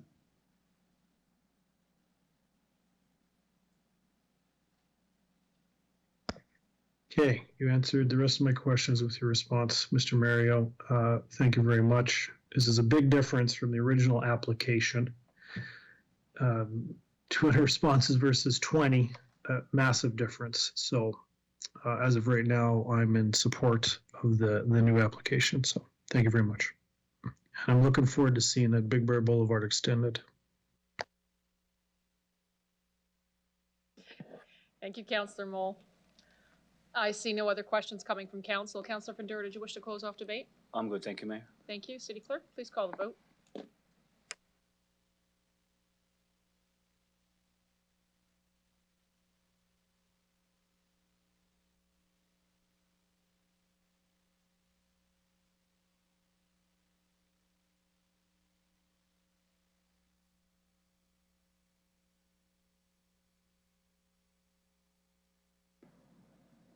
Through you, Mayor Masters, the motion carries unanimously with all members of council voting in favor. Thank you very much to the clerks.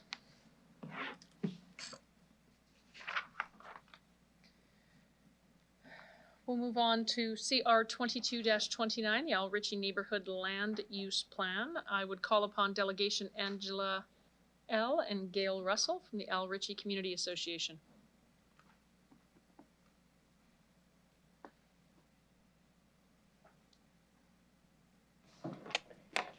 I'll ask that you please introduce yourself for the record and the organization you're representing, if any. You'll have 5 minutes to address City Council, after which time you'll have the opportunity to answer any questions they may have for you. Good afternoon. Good afternoon.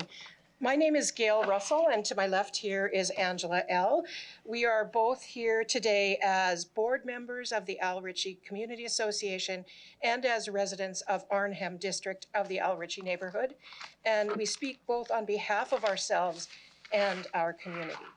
The first time I moved to Regina in 1998, I rented the upstairs of a small bungalow very close to the boundary between Boot Hill and Al Ritchie.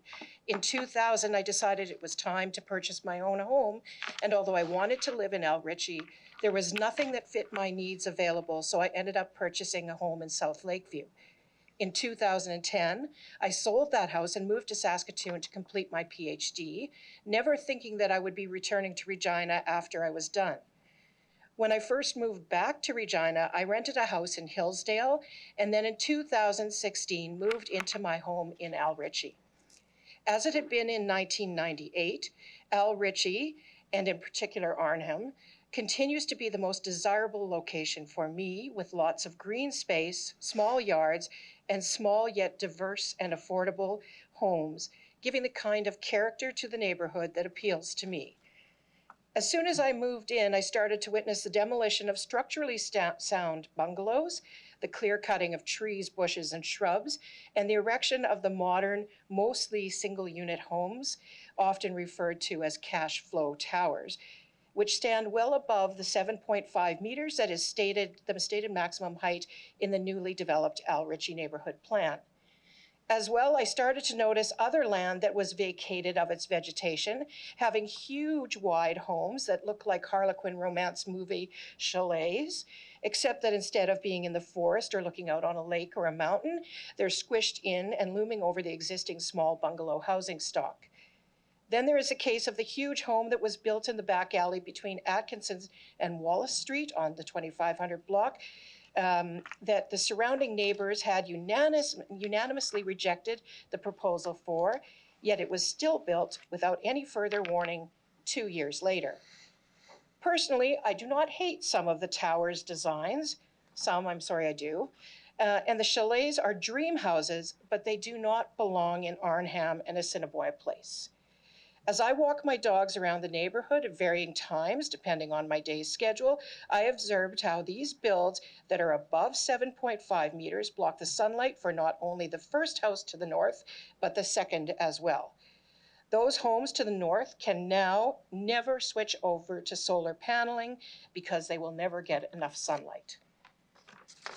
I have also observed how these builds, which stretch back to often cover over double the length of the yard, that the bungalows next door do cast the backyards, often 2 of them, in shade for the entire day, thereby eliminating the neighbor's ability to grow gardens and create green spaces to enjoy, as well as to contribute to offsetting of carbon emissions. In addition, backyards that were designed for privacy are no longer private. Furthermore, with the entire length of the smaller home being shorter than that of these new builds, even something as routine and necessary as putting up a ladder to clean out the eaves troughs becomes exceedingly difficult, if not impossible. It should also be noted that in none of the existing towers and chalets that have been built are there more people living in those houses than lived in the smaller homes that were bulldozed down for the new build. This means the neighborhood has not been intensified, but negative impacts have been forced onto the neighboring properties, residents, and owners. Elimination of the 10% variance provision from the zoning bylaw in Arnhem and Assiniboia Place will mitigate the negative impacts I have described and that are further documented in the paper provided to you as part of your agenda. We strongly encourage you to revoke this provision in these areas, and we also encourage you to make sure that due diligence is done and actions taken so that accidental builds that are too tall in these areas are prevented.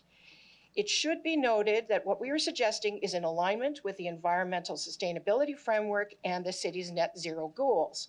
This is not a case of not in my backyard mentality. In this case, these big builds are literally intruding in on our homes, yards, and lives, regardless of who lives in them. Thank you. Thank you very much. I'll open up the floor to questions from members of council. Councillor LeBlanc.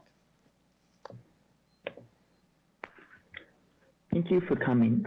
I just want to make sure I'm understanding your concern correctly. Is it accurate to say you do not have concerns respecting the draft Al Ritchie neighborhood plan or things directly within it? Rather, you have concerns with the application of the 10% variance from our zoning bylaw to the entirety of that neighborhood. Is that accurate?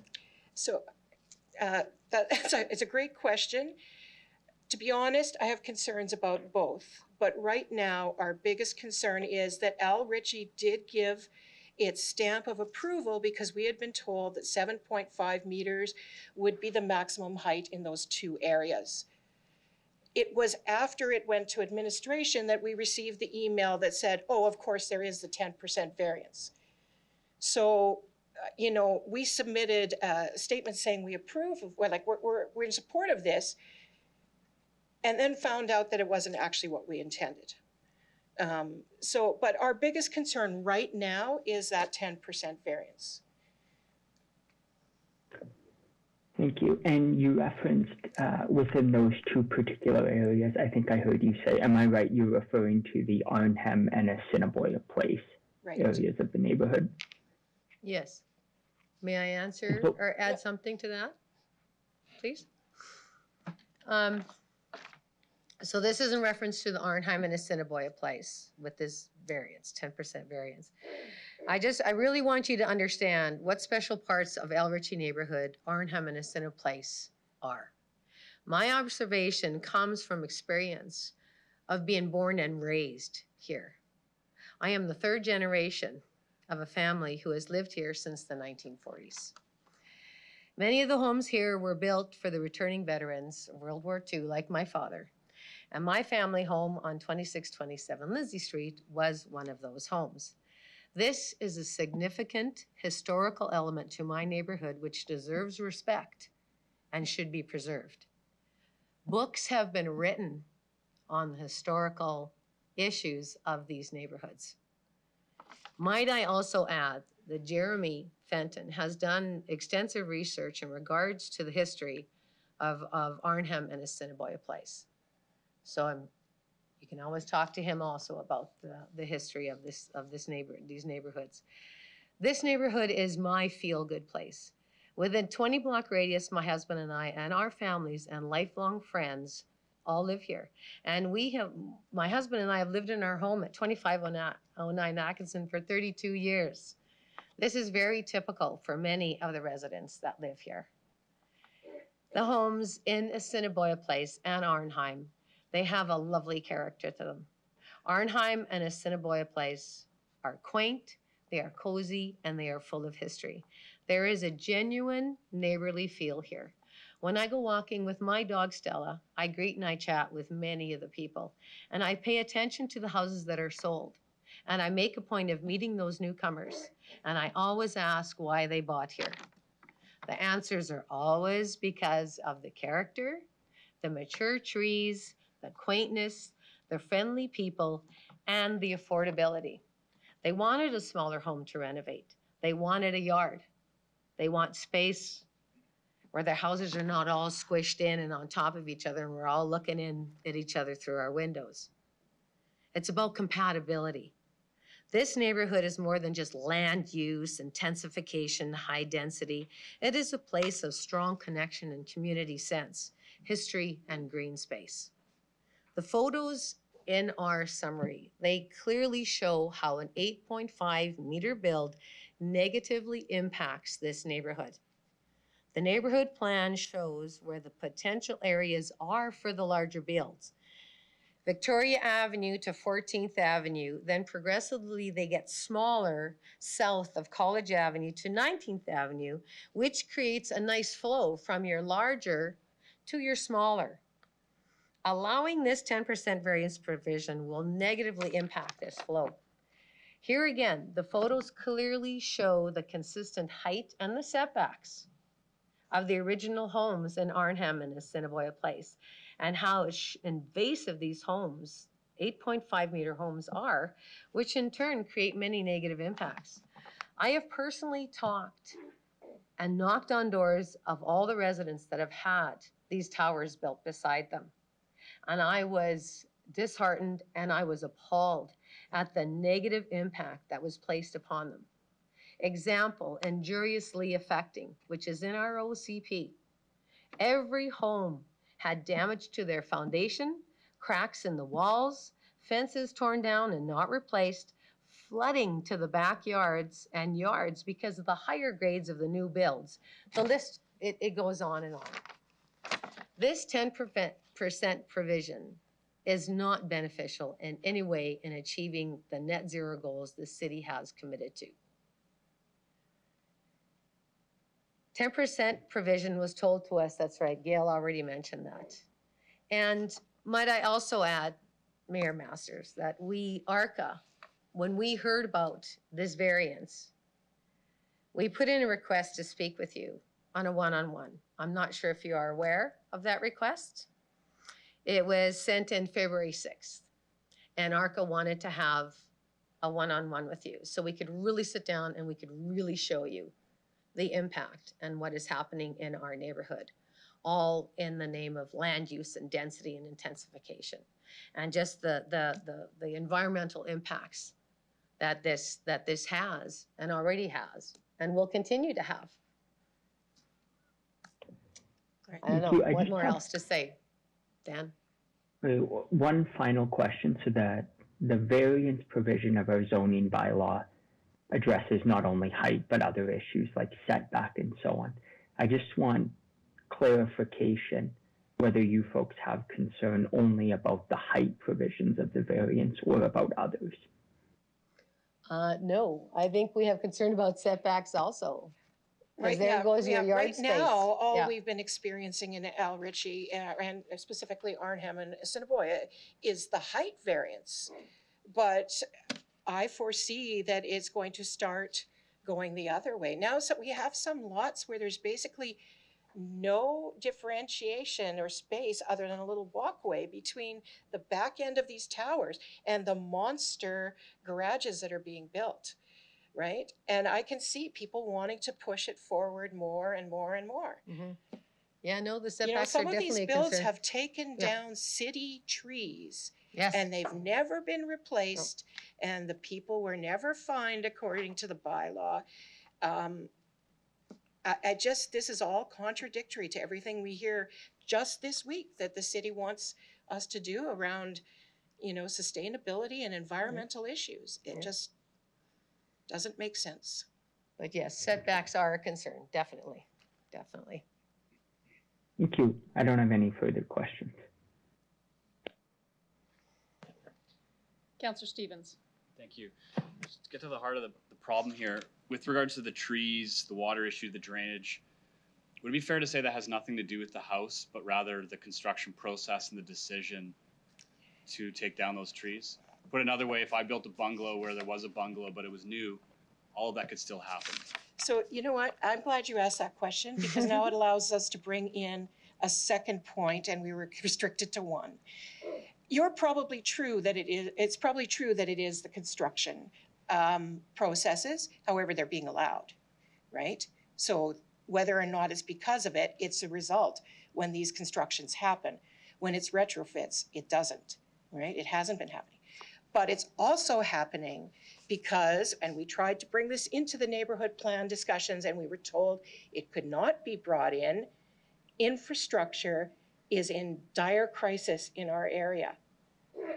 And when you start doing these builds and you've got these water lines that are already crumbling, you know, you have blocks that will have 3 water main breaks a season, right?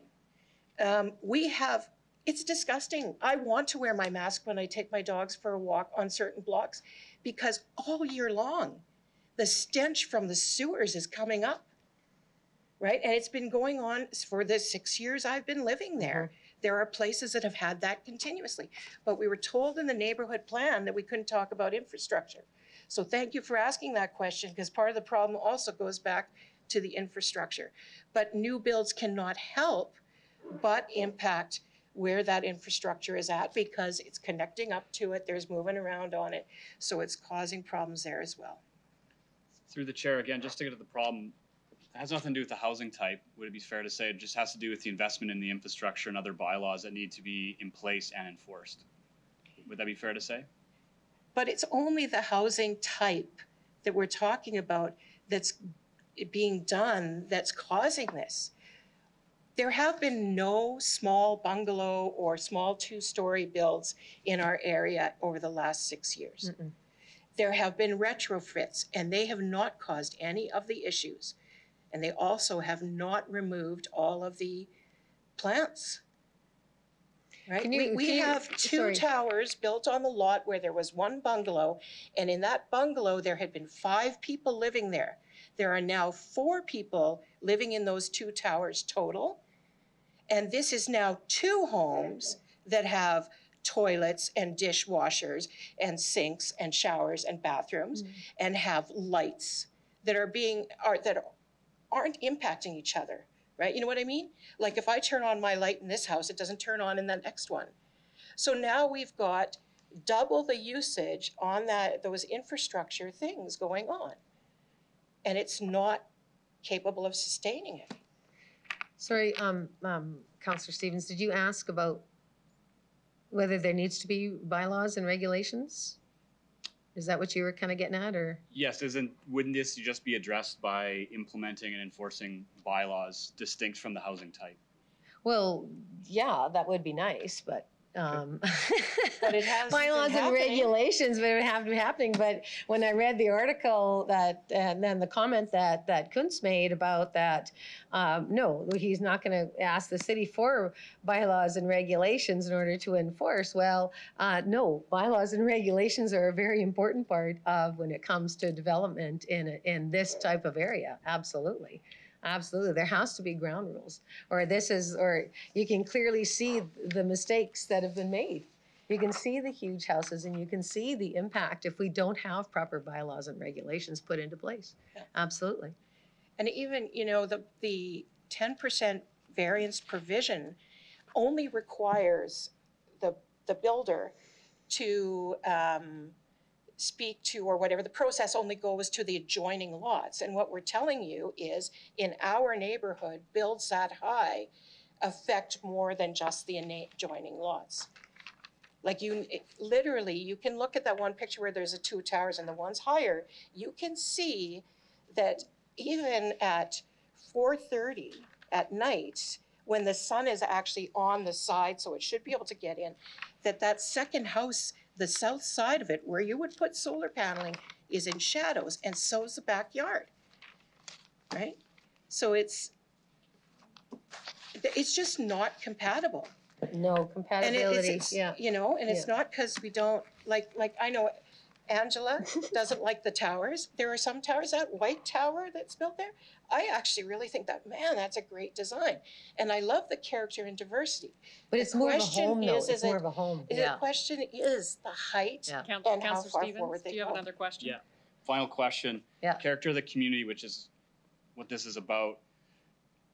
Has the community actually been negatively affected by more people living there? I'm talking about the human side of things. To what There's extent has not it more actually been people living damaged there. by the people? There's not more people in it. These houses are not creating more people coming in by any means. No, my point is, has the community been negatively affected? Yes. People are finding that they can't grow the gardens that they wanted to, that their 7-foot or 6-foot high fences that once gave them privacy no longer do. They find that they wake up in the morning and they open their bedroom windows, and there, right across the way, is their neighbor at the kitchen sink. Right? Well, and just from damage. It definitely is negatively impacting. And from damage being done to properties, that negatively impacts, absolutely. Thank you. Councillor Zakidniak. I just have one question. So you had stated that when folks are removing city trees. I can't hear you very well, sorry. Okay. When city trees are being removed, that folks are not being fined for that? No. How, I'm just curious how you know that. Like, I'm 'Cause- interested to, in hearing about that. Well, I walk by these homes all the time, so I watch the demolition. So I knew this house. I've walked past this house many times for the last 30 years, right? So I took photos, I took video, and I called the city, and they came out to look at the trees that were cut down, and one of them was a city birch. And so we asked, are you going to enforce the bylaw, and are you going to fine them? And they said, no, we don't really enforce these bylaws. That's what we were told, I swear. They Okay. don't enforce No. the bylaws for cutting down city trees. Okay. Thanks. I don't like. Thanks. I don't Thank know you, what else Councillor to say about Zakidniak. that. Thank you. Councillor Shaw. I just have kind of a quick question and kind of maybe to address. You spoke. They keep cutting in and out, it's hard to hear. We Sorry. keep losing your volume, and I think it's at this spot. You talked about how Al Ritchie, the community gave the stamp of approval to change the zoning in that area. Am I correct in saying that? Or Called the neighborhood plan, and now we're hearing that they're called land use plans, which is probably a better description. So the neighborhood plan said that the maximum height was 7.5 meters. Okay. It was when it went to administration that after the fact, we found out about this zoning bylaw provision that would actually allow it to go up to 8.3 meters or more than 2 feet taller. Right. So it's not a change in the bylaw. It's a part of the bylaw that we were not made aware of. And we also have the concern that that provision only looks to the adjoining plots of land, but the impacts in our neighborhood go beyond a single joining. It's impacting 2 houses away. Thank you. Yeah. Okay, that's Councillor Shaw, fine. do you have Yeah, another no, question? that's fine. I Thank just you. need- Councillor Bresciani, I apologize. I've left you waiting there for a bit. Please go ahead. Thank you very much. Thank you, ladies. Just to clarify, so in our OCP, I just want to know, because you indicated that Mr. Fenton did a lot of community engagement. Part of the OCP, and I just want to ask that you're aware that every area should have a complete neighborhood with every type of housing, as well as supporting residential intensification in existing and new neighborhoods, because I hear it exactly what you're saying also in very similar fashion in the new areas, kind of in dense neighborhoods. So I want to know, was that ever explained when Mr. Fenton did some engagement with the community? Through the chair?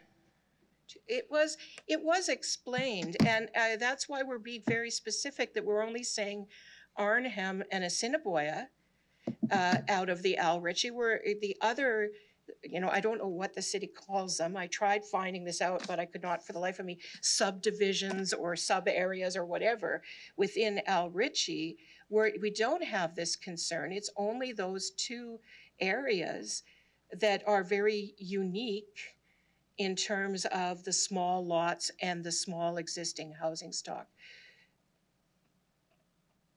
So just to be clear, so outside this area that you're speaking about, there's still not tinier lots, narrow, older homes that if a really tall home would go in there, those homes wouldn't be affected in the same way that what you're saying either? There are already taller homes in those neighborhoods. In the existing housing stock, if you start at the Science Center and you work your way towards Victoria Avenue, the housing gradually gets taller. Right. There are. I go ahead.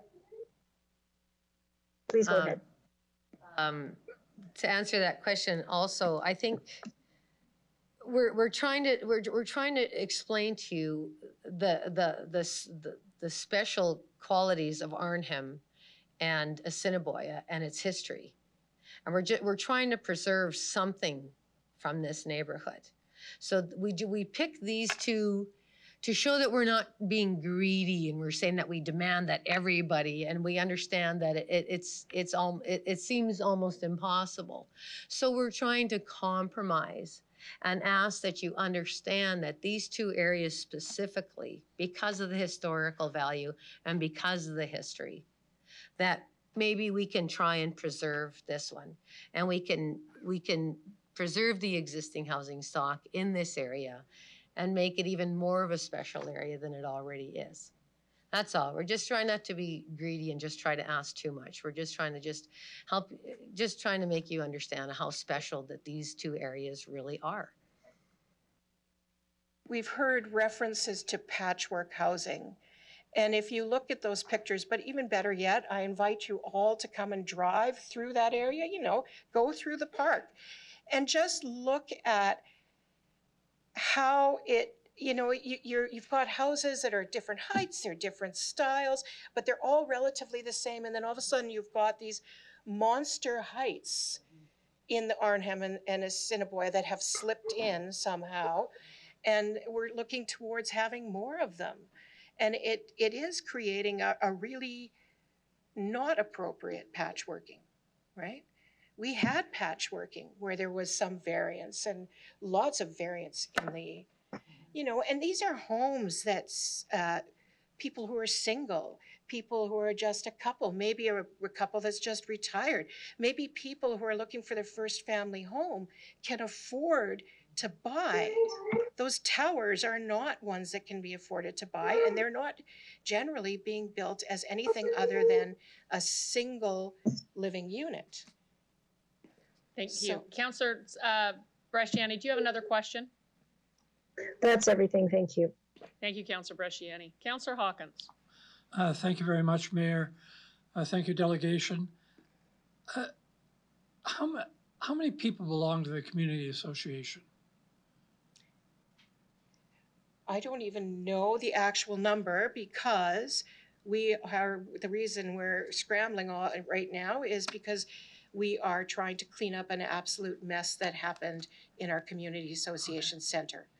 But I can tell you that I'm hearing from people who are saying, what's going on? We've got people from your community coming over to our community because they can't get into these services. And I know it's greatly used. I was amazed when I first went on the board, right? And those people are, and we did at the same time that the city did their survey, we did our survey, and we got more than double the responses that the city did. Thank you. And has your board had a discussion about this specific height issue that you're bringing to us today? Absolutely.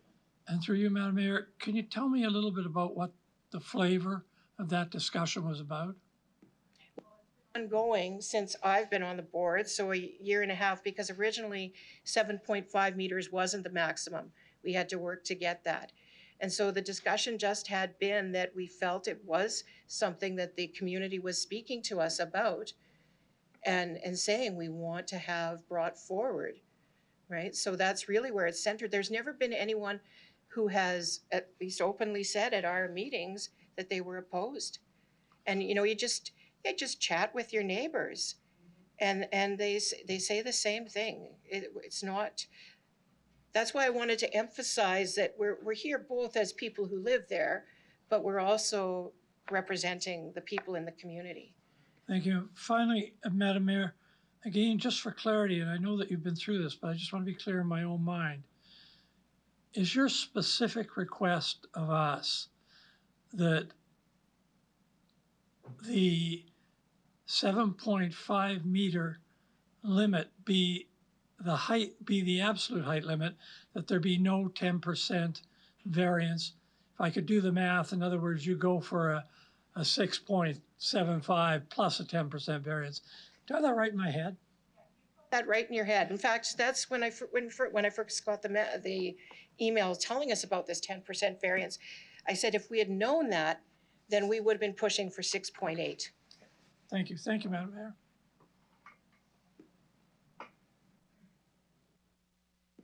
Thank you, Councillor Hawkins. I see no further questions from council. Thank you very much for your presentation this afternoon.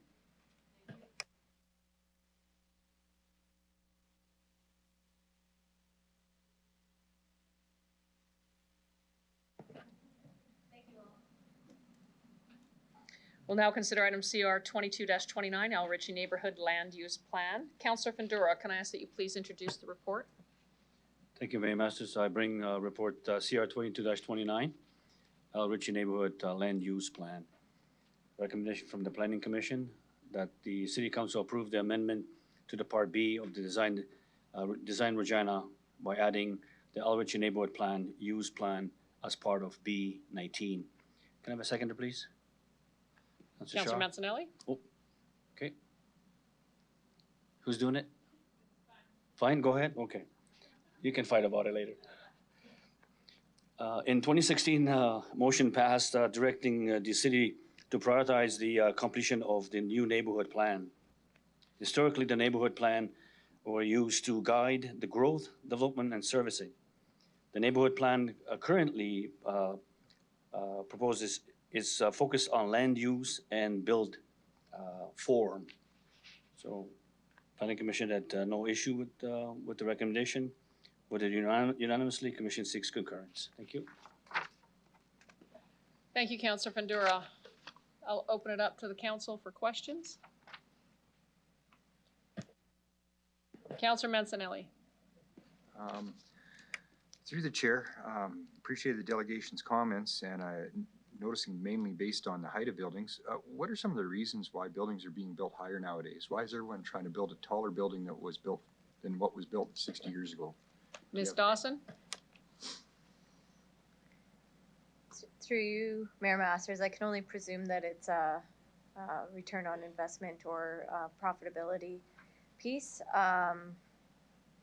It's also change in, lifestyle, those types of things, but I'm certainly not the expert. So there's really no sustainable or any type of environmental or an energy advantage from coming out of the ground a bit. Is there anything on a new house that if they're trying to get better efficiency through the height? Through you, Mayor Masters, I don't have that information, and I'm just looking to the colleagues, seeing if anybody else does. Ms. Bryden? Through the chair. So I think in terms of when you start looking at the development of a two-story, say a bungalow, your cost per square foot is different. So that might be one of the factors. And then also I think just, the smaller lot size versus the amount of living space and those types of choices.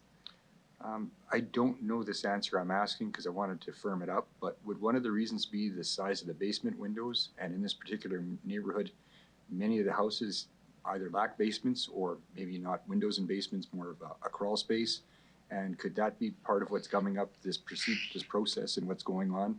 People wanting to have a basement of regulation size for the windows, and this comes into play trying to achieve that? Ms. Bryden or Ms. Dawson?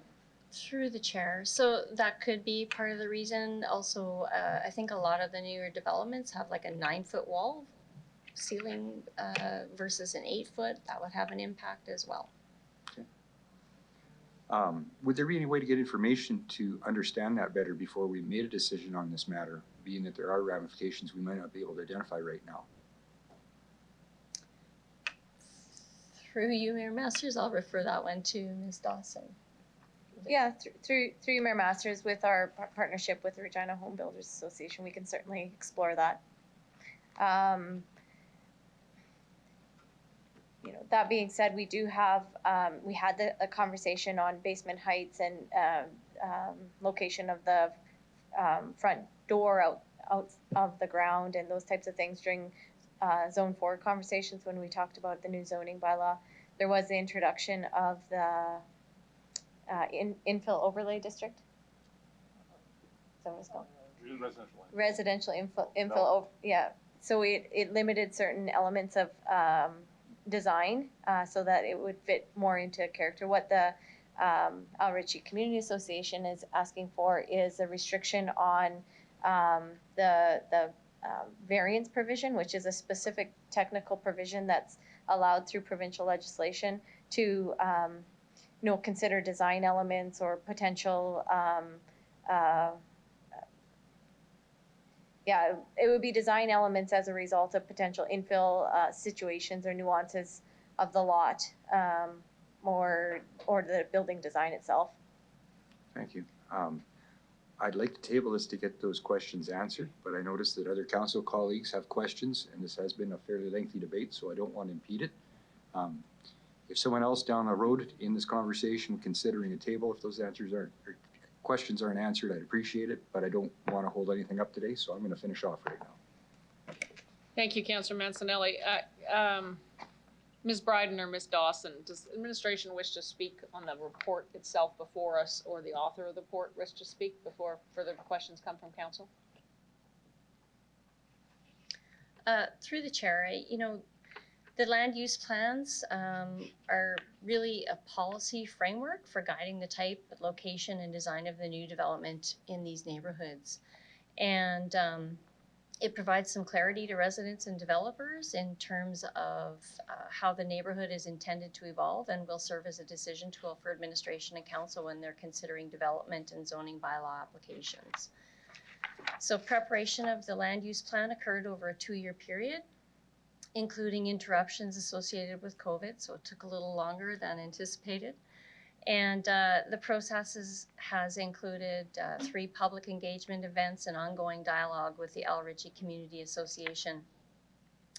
Some major considerations that informed this land use plan include Design Regina, the OCP, particularly objectives relating to intensification and complete neighborhoods, resident aspirations, and the nature of the neighborhood itself in terms of location and its character. This is the first land use plan associated with a program to develop new neighborhoods, new neighborhood land use plans for all of the communities identified in the intensification area in the city. As these communities are intended to absorb new population growth, the land use plans will help ensure that new development is complementary and compatible.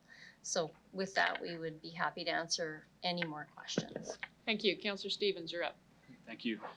So in full disclosure, I live in one of these giant towers. It's a 1913 Eaton's home, and it overshadows all of the new builds that occupied my neighborhood in the 1920s. I have a question specific to this plan. There was a general overview, but I am curious how this plan respects some of the concerns that the residents have brought forward, specifically respect for built heritage, but also how it aligns the historic nature of the neighborhood and where we would build and see growth in the future. Clearly there are problems that were identified, and I suspect that there are solutions for some of these issues in the plan. Can administration speak to them, please? Through you, Madam Mayor, Ms. Dawson? Yeah, I can start. Mayor Masters, I have to be honest, I wasn't here for the full conversation, and so I might start, and then we do have our project planner on the line and our manager that was responsible for the project here with us as well, so they may be able to go into more detail. But essentially, there was conversations within the community about, you know, what was important for built form and design and future development, and we were really trying to get to a place so that there was some predictability for future development and to guide development and growth and intensification to certain areas within the neighborhood. There are elements of the neighborhood plan that do respect those conversations, particularly the height limits, and you'll find that on Appendix B of your plan. And so through conversations with the community, there was height limits proposed here through policy, which would reduce the height maximums within those specific areas so that there's consistency with the current built environment. And so, you know, through those conversations, that is what was proposed. And specific to the concerns of the delegation, they don't necessarily, from my understanding, disagree with those height limits that we are proposing here today for council's consideration, but the application of the minor variance provision, which would allow consideration for those nuances in design through an application process. So we've included that because that is an applicable application throughout the city.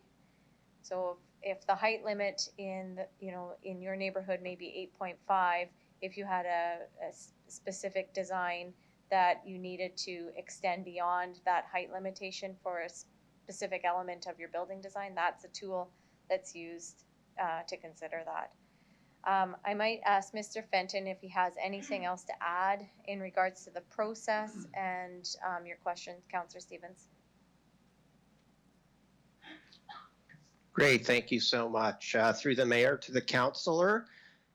So we had 3 public engagement exercises, and through that, infill development was the primary concern or issue with residents, and specifically as I talk about infill development, primarily the relationship between height, so the height of new infill or typical new infill with traditional or older building stock. And so we had proposed a height strategy as a means to address that issue. And so there's 2 sort of influential factors that relate to the height strategy. One was proximity to Victoria Avenue versus Wascana Park Center, recognizing, of course, that Victoria Avenue is a high-intensity urban corridor with a high level of transit service. So having a higher density, taller built form closer to Victoria Avenue to synergize with the commercial and transit makes sense.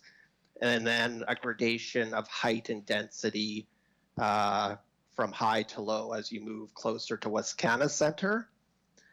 And the other influential factor was the amount of infill development. So north of College Avenue, there's much more infill going on, but south of College Avenue, less infill. So south of College Avenue in the Assiniboia and Arnhem Place subdivisions, you have more of that traditional original character that's still in place. So that was the other factor. So the solution, again, was a height strategy going from higher height to lower from Victoria Avenue south to Wascana Park, and having special policy for the Assiniboia Place and Arnhem Place subdivisions south of College Avenue. The other unique factor of the Assiniboia Place and Arnhem Place subdivisions is a much higher portion of what's referred to as World War II veteran homes. The delegate spoke to that, and you have quite a lot of those around the Holland Park area. So those are sort of the combined factors, and that sort of led to the proposed height strategy that's put forward to you today. Thank you. Thank you. Through the chair, residents in established neighborhoods often speak to the architectural inconsistencies with new builds.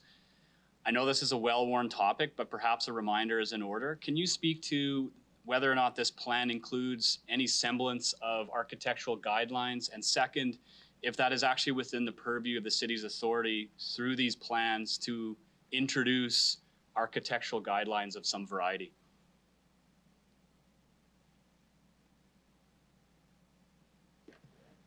Who would like to take that one? I can, thank you. Through you, Mayor Masters. So the particular plan before you is a land use plan, and so we're specifically talking about land uses. The provincial legislation through the Planning and Development Act does allow municipalities to introduce architectural guidelines, but you know there's very specific content that needs to be included in that, and it goes you know kind of street by street. Neighborhood is a bit large, and you know it has to be kind of approved through a community process, but that was not the conversation here. It was land use specific. Thank you. Final question. I know this is about a land use plan. There have still been concerns that residents have raised around infrastructure, removal of trees, etc. Bylaws that exist and have not allegedly been enforced. Can you speak to how those rules still apply and how we're addressing those concerns? Through you, Mayor Masters, can I get clarity on the question? I'm just not exactly sure which. Sure. So one of the claims has been that trees have to be removed to build these new structures. In some instances, those are allegedly city trees that have been cut down. There has been no enforcement of existing bylaws. Secondly, the claim is that these new builds are creating stress on our underground infrastructure, causing more problems. There's a variety of lists or issues there. How is the city responding to those concerns? Through you, Mayor Masters, through our review process, we do look at the variety of different issues. So when an application comes in for a new development, we ensure that there's infrastructure to support that development through our review process, making sure that there's capacity within the system to facilitate the desired outcome. Usually when it's a like for like, there's not much of a concern. With regards to the tree removal process, there is a process for us to refer it to our partner colleagues in forestry to determine whether that can be removed under their guidelines or not. Sometimes there's a fee for that removal, and sometimes it's not able to be removed. I'm just going to see if Ms. Shaley has anything further to add, since that's her area.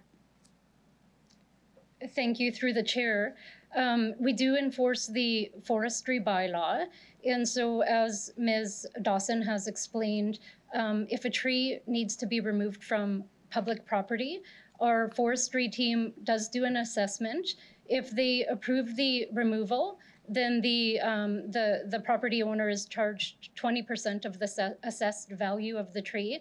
And that's really intended to enable us to plant another tree in another location within the neighborhood.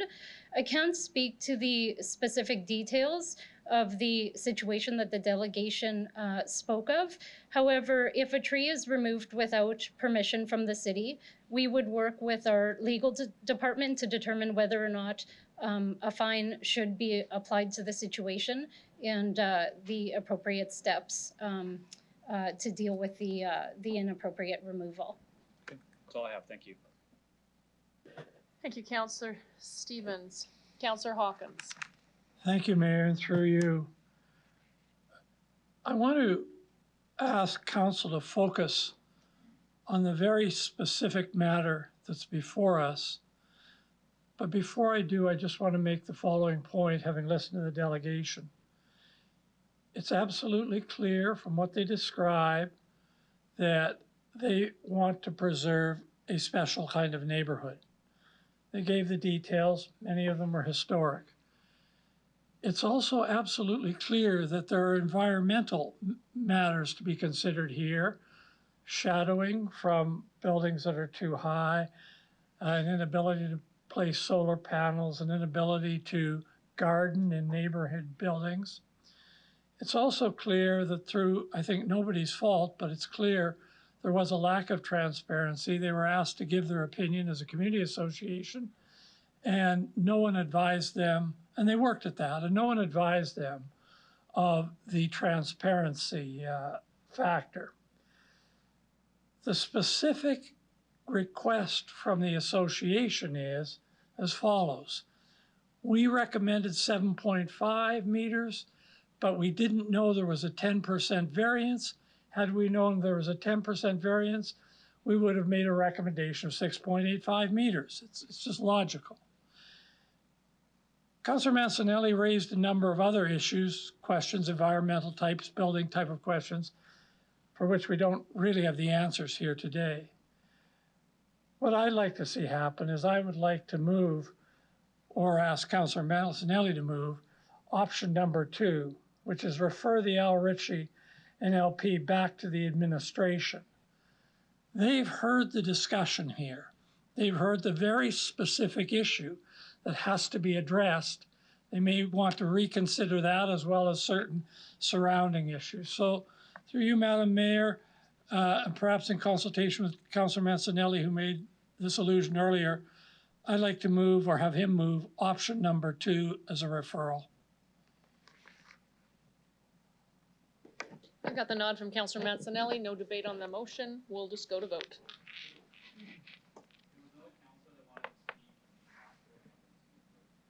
We have a tabling motion on the floor. Would you like to withdraw your tabling motion? Your referral motion, sorry? I'm happy to hear the other councillor speak, but I'd like to put it immediately after that, if that's possible, Madam Chair. Thank you. Councillor LeBlanc. Thank you. I have some substantive comments I'll make if the debate continues, but I'd just like to ask administration maybe for reflection on Councillor Hawkins' proposed motion. And in particular, I know that this community plan is getting long in the tooth, that we have others to do, and so on. So I wonder if you can just address whether there's any sort of prejudice to our timeline or our staff resources in that tabling motion, which I'm inclined to support.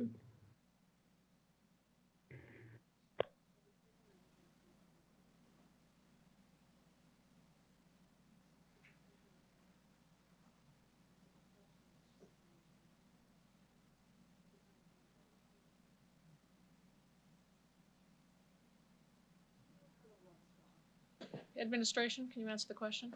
Ms. Bryden? Thank you, through the chair. So could I just seek some clarity on the amendment? So we would be referring it back to review the height specific requirement, or to provide more detailed information on like the comments that Councillor Mancinelli was referring to? Thank you, Madam Mayor. It's a referral motion. Other options, number 2, refer the Al Ritchie NLP back to the administration if City Council has specific concerns with the proposal, etc. I think specific concerns have been raised here, particularly with respect to height. There may be some other concerns that the administration wants to take the opportunity to review, but there's a very specific concern with respect to the height. Thank you, through the chair. So we would seek to do that work immediately and bring an amendment back fairly quickly. I don't think it would disrupt the flow of the upcoming development of neighborhood plans. Thank you, Ms. Bryden. Councillor LeBlanc? No further questions. Thank you. Thank you. Council, there's a referral motion. It's option number 2 to look at the specific issue around height, with administration committing to getting it back to us in short order. City Clerk, could you start the vote?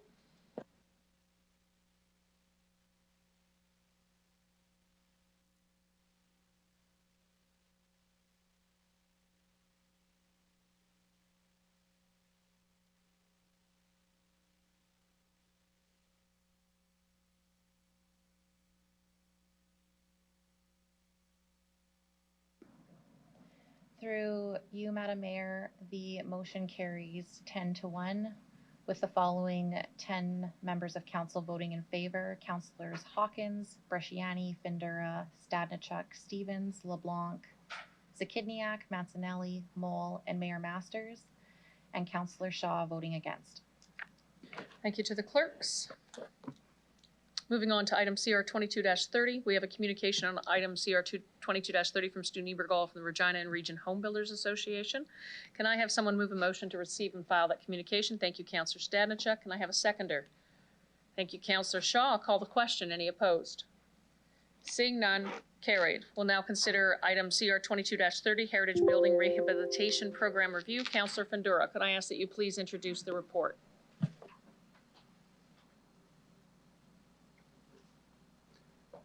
I don't believe that's mine, is it?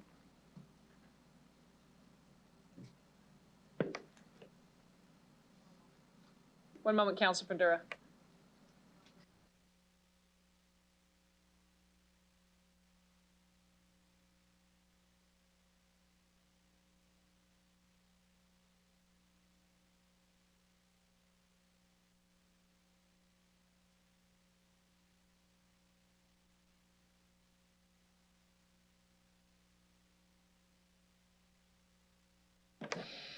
All right, circling back around to its Deputy Mayor Shaw. Can you please introduce the report?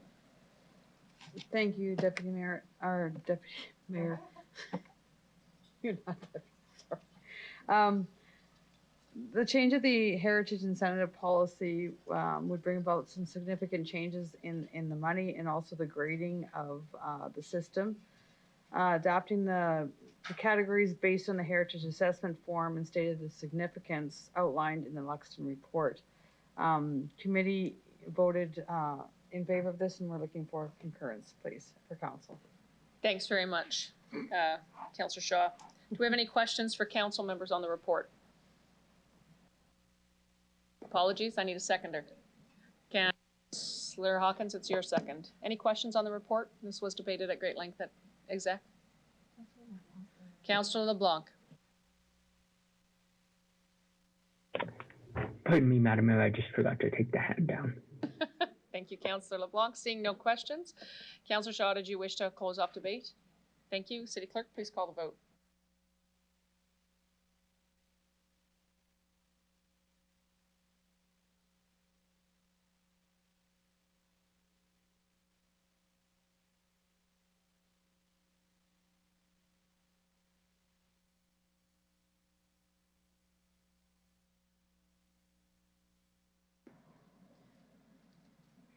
Through you, Madam Mayor, the motion carries unanimously in favor, with Councillor Findura away from the meeting. Councillor Findura was not away from the meeting. Councillor Findura, can we have a verbal vote on the matter? Yes. Thank you. Councillor Findura votes in favor, so it's passed 11-0. We'll now consider item CR 22-31, lead program enhancements bylaw changes. Deputy Mayor Shaw, can I ask you to introduce the report? 31.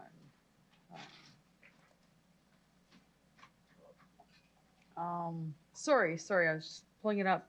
The lead program bylaw change will help owners to manage the payment of changing the pipes for 5 to 10 year repayment. We're asking that this bylaw be amended. It was unanimous at executive, and we're seeking concurrence at City Council. Thank you. Thank you very much, Deputy Mayor. Can I have a seconder? Thank you, Councillor Mancinelli. Any questions or comments from members of council? Seeing none, City Clerk, please call the vote.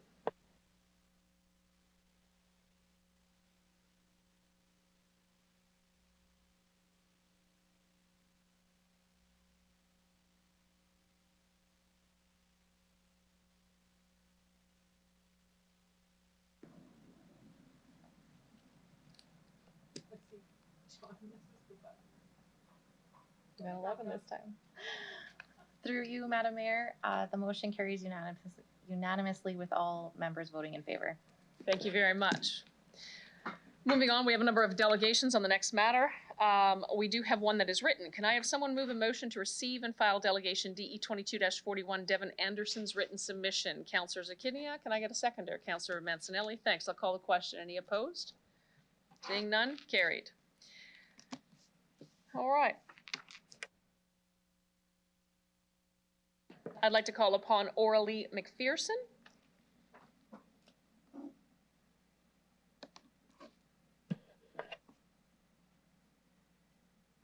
Good afternoon. I'll ask that you please introduce yourself for the record and the organization you're representing, if any, and where you're from, actually. You'll have 5 minutes to address City Council, after which you'll have the opportunity to respond to any questions members of Council may have for you. Good afternoon. Good afternoon, everyone. A warm hello to councillors and administrators. And my name is Oralee McPherson. I have the absolute pleasure of chairing the Calling Lakes Eco Museum. And my colleagues here are Tom McDougall and Rick and Lorna Viagras. They're also here from the Calling Lakes Eco Museum. We affectionately call the Calling Lakes Eco Museum CLAM.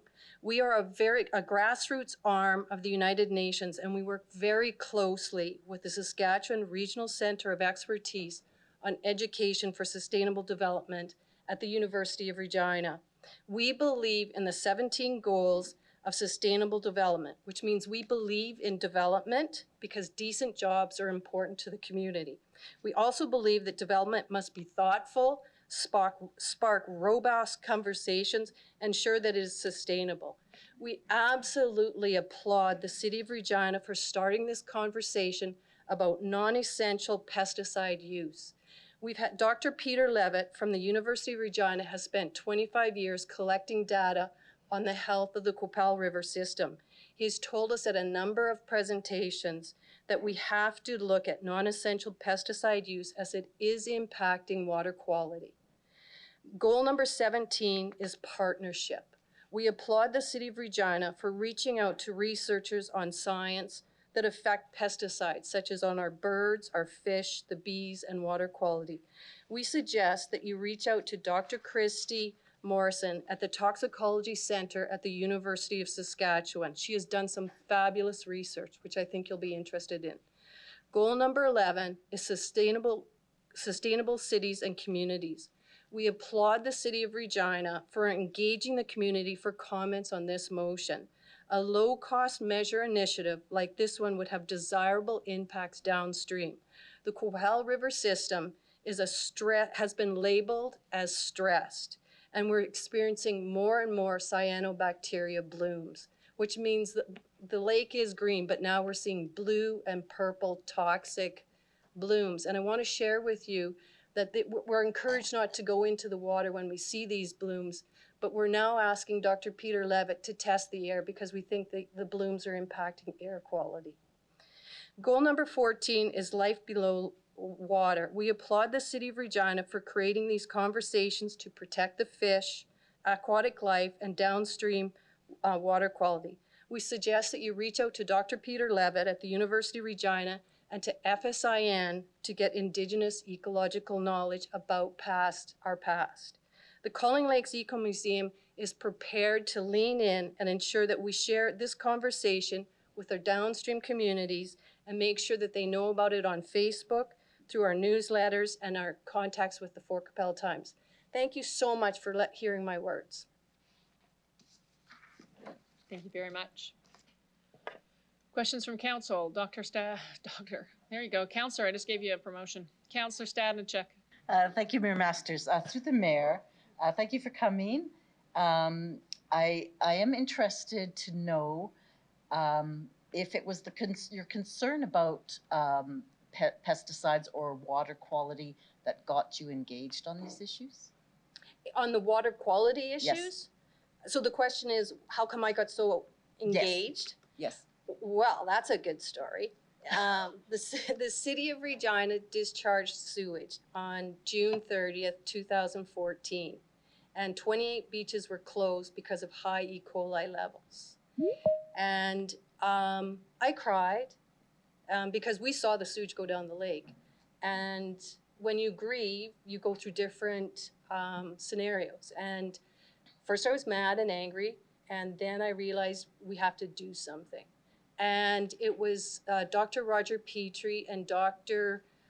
Glenn Suter who suggested you should form an eco-museum because it's really a proven methodology for ensuring sustainable development, to make sure your communities grow, that there's economic growth, but you also don't throw the baby out with the bathwater and you protect the environment. And so that's what we did. So we work very closely with the universities and First Nations. Okay, okay, thank you.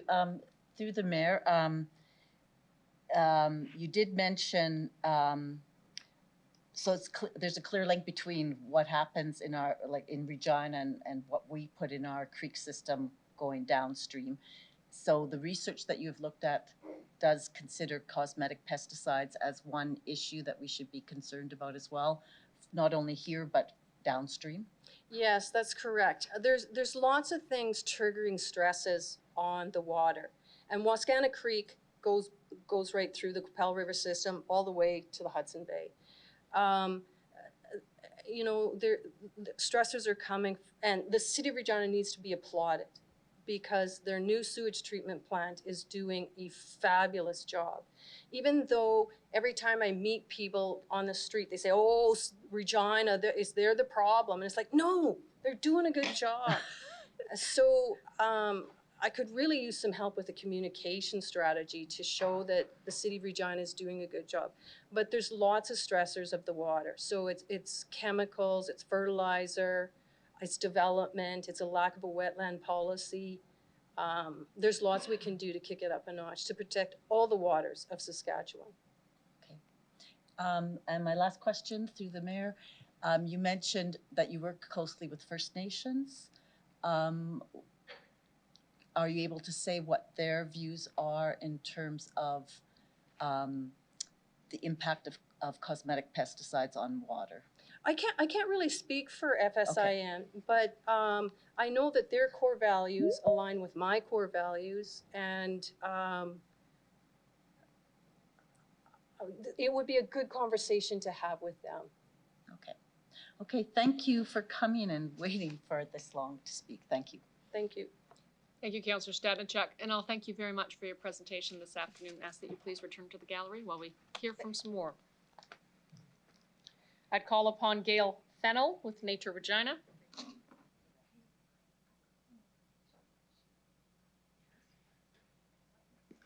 Good afternoon. Please introduce yourself for the record, the organization you're representing, if any, and you'll have 5 minutes to address City Council, after which you'll have the opportunity to answer questions. Thank you. Thank you. Good afternoon. I am Gail Fennell. I'm in Ward 6, represented by Dan LeBlanc, and I'm speaking for Nature Regina and for myself. And I'm speaking in favor of the motion to regulate non-essential pesticide use. And thank you to the councillors who are sponsoring this motion. I am one of the Nature Regina volunteers who cares for a public garden at the Royal Saskatchewan Museum. And for almost 30 years, Nature Regina volunteers have shown that a garden can be successfully cared for with no pesticides and no herbicides. The pesticides and fertilizers would have been easily available through Wascana Park, but we chose instead to create a healthy, sustainable urban habitat using neither one. The biodiversity in this garden is far beyond that of the much larger area of the park surrounding it. The garden is a thriving community of 120 native plant species growing in a healthy clay soil, 45 plus resident and migrating bird species, 80 identified pollinator and invertebrate species, and several small mammal species as well. The garden could not have been designated a Monarch Way Station, nor designated a David Suzuki Foundation Butterfly Way pollinator hotspot if we had used chemicals to control unwanted plants and insects or to enhance plant growth. In December of 2021, the Society for Organic Urban Land Care awarded a Greener Green Spaces recognition to Nature Regina Garden, to the garden, not the group, at the Royal Saskatchewan Museum, and to the Peace Garden at the Knox Metropolitan United Church, along with 24 other public gardens across Canada. Greener Green Spaces recognizes sites that exemplify a greener green space stewardship, and the program showcases ecological, ecologically focused land care as a means to inspire others across Canada. Forward-thinking landscape designers and land care companies are already making a change away from chemicals and carbon-expensive yard care methods. And they're switching to methods that are causing less collateral damage to non-target species that includes humans and the environment. I understand that some people worry Regina will be overrun with weeds if cosmetic use of pesticides is restricted. Yet restricting cosmetic use of pesticides is an important and easily attainable component of urban land care. Fears and myths around restrictions are being dispelled as more and more cities turn to regulation for aesthetic purposes. Wise choices in the plants and the care techniques means there's no space for unwanted plants to gain a foothold, and beneficial insects are in sufficient numbers to control any outbreaks of the unwanted insects. And this in turn limits the aesthetic damage to the plants, and it's all done without chemicals. There are successful alternatives to chemicals for aesthetics. Regulation will support and complement green infrastructure, which in turn will reduce the cost of maintaining and renovating landscape spaces. 2022 is Seoul's Year of the Ecological Garden. Volunteers caring for the public gardens at the Royal Saskatchewan Museum and the Knox Metropolitan United Church have shown that healthy, biodiverse, chemical-free gardens can be successfully maintained over many years. Councillors, will you celebrate a healthy, sustainable care of Regina's green spaces in 2022 by committing to join the 300 plus other Canadian communities and 7 provinces who regulate cosmetic use for yard care? And can I and Nature Regina count on you, Mayor Masters and councillors, to make Regina a healthier place for people, pets, birds, and pollinators by voting in favor of the motion to regulate the non-essential or cosmetic use of pesticides? Thank you for the time to speak this afternoon. Thank you very much. I will open it up the floor to council for questions. Councillor Shaw. I'm basing this on your knowledge, and I'm not really sure if you can answer this, and I might have to direct it to administration. You talk about how the garden is planted in front of the government house and all that, and it's planted in a certain way that it doesn't get the weeds and so on and so forth. How long do you think the city would have to transform what we have to get to that good of a garden, through the chair? I have to be specific that it's only the garden at the museum, not the other gardens in the park, that are kept this way. The others are kept in quite a traditional way. But the city has already gone a long way itself to not using pesticides when they don't have to. Like the city, it started a long time ago. I believe this type of bylaw came up in 2012. And I know from talking to city workers in my neighborhood, you know, when I see them working, or I do come in contact with workers when I'm at the garden too, I know that they themselves have been doing their best to use as least possible chemicals at all.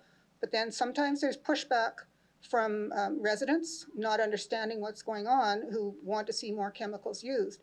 And right now, without a bylaw, it's really hard for the city to stand the ground and say, this is the best way to take care of these natural areas. Right, and that's what I was just gonna ask you about, is that we kind of already have that in place, but, so, yeah. Okay, you know what, that's all I have, thanks. I just wanted to get a better understanding. Thank you. Thanks, Councillor Shaw. Councillor Stadachuk. Thank you, Mayor Masters. Through the mayor, your presentation mentions that green infrastructure will reduce the cost of maintaining and renovating landscape spaces. Can you explain why you think it costs less to garden this way? When you have the traditional gardening, you grow grass turf to a certain height. Turf is very high maintenance, and because you're keeping the turf at a perennially young age, you have to feed it, you have to water it, you have to mow it back down to that height, you have to over and over again. So when you switch away to a greener green space, then you improve the soil, so that you're not always having to fertilize. And you will change, you may have turf in some area, but you won't have turf everywhere. Like directly under the trees, you may have other plants so that you're not having to constantly fertilize, like you'll grow more perennials right under the trees where it's hard to mow anyway. And that in turn will help diversify and strengthen the soil and the plant community, even if you're keeping some turf area. So when we are using less, we're using less mowing, so we're saving on the actual times we have to move over the land. And we're helping a more diverse community of plants to live. Okay, thank you. Through the chair, do you do public education on alternatives to cosmetic pesticides? Or Thank you, through the chair. Organic gardening? I do more public education directly on planting and growing than I do about chemical use. As I am teaching about the planting and the growing, then yes, we do talk about chemicals when people are interested. I have to take people where they are, and if they'll start growing the plants, that's great. And then if they use plants that don't need the pesticides because they fight, then that's so much the better. That again reduces the amount and reduces the cost. Okay, thank you. Thank you, Councillor Stanachek. Councillor Bresciani. Thank you very much. Just a question, follow-up. In regards to residents, and you are right, we will get emails regarding dandelions, things like that they get out of hand, and residents are concerned with those and other type of weeds that kind of blow into the air and then cause, there's been where dogs have choked and things like that. Can I just ask you, what are your thoughts on trying to get some of those noxious weeds? How would you handle that through a policy like this? The chair. Thank you, and through the chair. Part of the issue is having a large monoculture that we are trying to create as a monoculture. We're not allowing a mix of plants that we want there. So if the plants that we want to have there, a turf does not have to be entirely grass. There are native plants that you can put into that turf that will help hold the ground and help keep out the dandelions, can still be mowed down to the height of the turf. I have seen playgrounds done this way. The flowers are treated the same way as the grass. And so it is possible to do that. And if you bring in a variety of plants, that will hold out the weeds. They won't have somewhere to grow. We're not going to get away from weeds. We live within an agricultural area, and the weeds are going to be here. So it's a question of making as few as possible places for them to be. It's up to, sorry, I'll just stay with that, because that's about as much as I know. No, thank you, I appreciate that. In new areas where we have many vacant lots and things aren't fully developed, it's where we see a lot of the weeds grow and then continue to blow around lots and that kind of thing. So that's where I guess, I wonder, again, how would that, be something that would be handled where, it's not just the grass, there's no turf there or anything, it's just bare ground. Yep, it is a problem. I moved into one of those neighborhoods when I lived in Edmonton. And actually my first project was reintroducing the native plants into the area to get rid of the Canada thistle, especially, and the burdock. And it didn't take much to get the plants growing in there. And within 3 years of a 5-year-old subdivision, we had them under control, and there got to be a thriving plant community. That we didn't use chemicals. We used hard work, but we had a lot of volunteers. So when you're talking about the areas that are left blank while the houses are being built, that is a slightly different situation. But just straight mowing before those things plant, before they go to seed, would go a long way to controlling how many weeds are spreading through those areas. Thank you. That's all I have. Thank you very much. Thank you. Thank you, Councillor Bresciani. I see no further questions from council, so I'll thank you very much for your presentation this afternoon and ask you to return to the gallery. I would like to call upon Elaine Amon.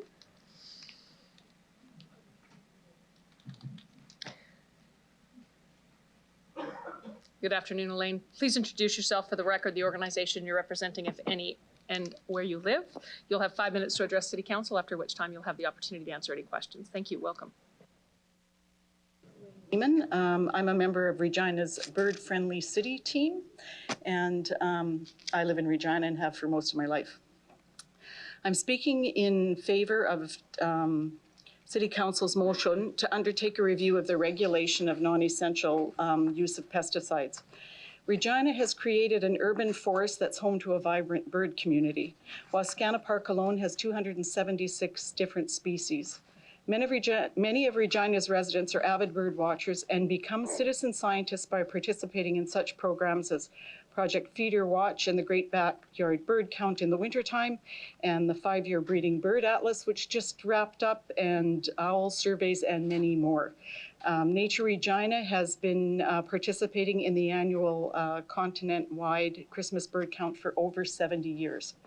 And since 2010, Nature Saskatchewan has had a Christmas bird count for kids, and every year the attendance is increasing. So Nature Regina also has Get Outside Kids Club and Get Outside Preschool Club, and both of those are partially sponsored by the City of Regina funding. And they've been introducing young people to birding. So we've had, like, of the registration from the two, we've had over 2,500 kids and their families, or their parents, guardians, go through for bird watching. We also have, or Nature Regina rather, also has outdoor adventure guides, and the ones that were related to backyard bird watching reached 22,000 Facebook hits. So you can see that people in Regina are interested in birds. They love their birds, and as bird lovers, they're very concerned about them, and this is why. In 2019, researchers found that wild bird populations in the continental US and Canada have declined by 29% since 1970. In 50 years, 3 billion birds have been lost, and much of these losses are caused by human activities. Of the 5 major threats to birds, pesticides and contaminants are second. Industrial scale use of chemical pesticides in agriculture and forestry pose a major contemporary threat to a large number of bird species in Canada.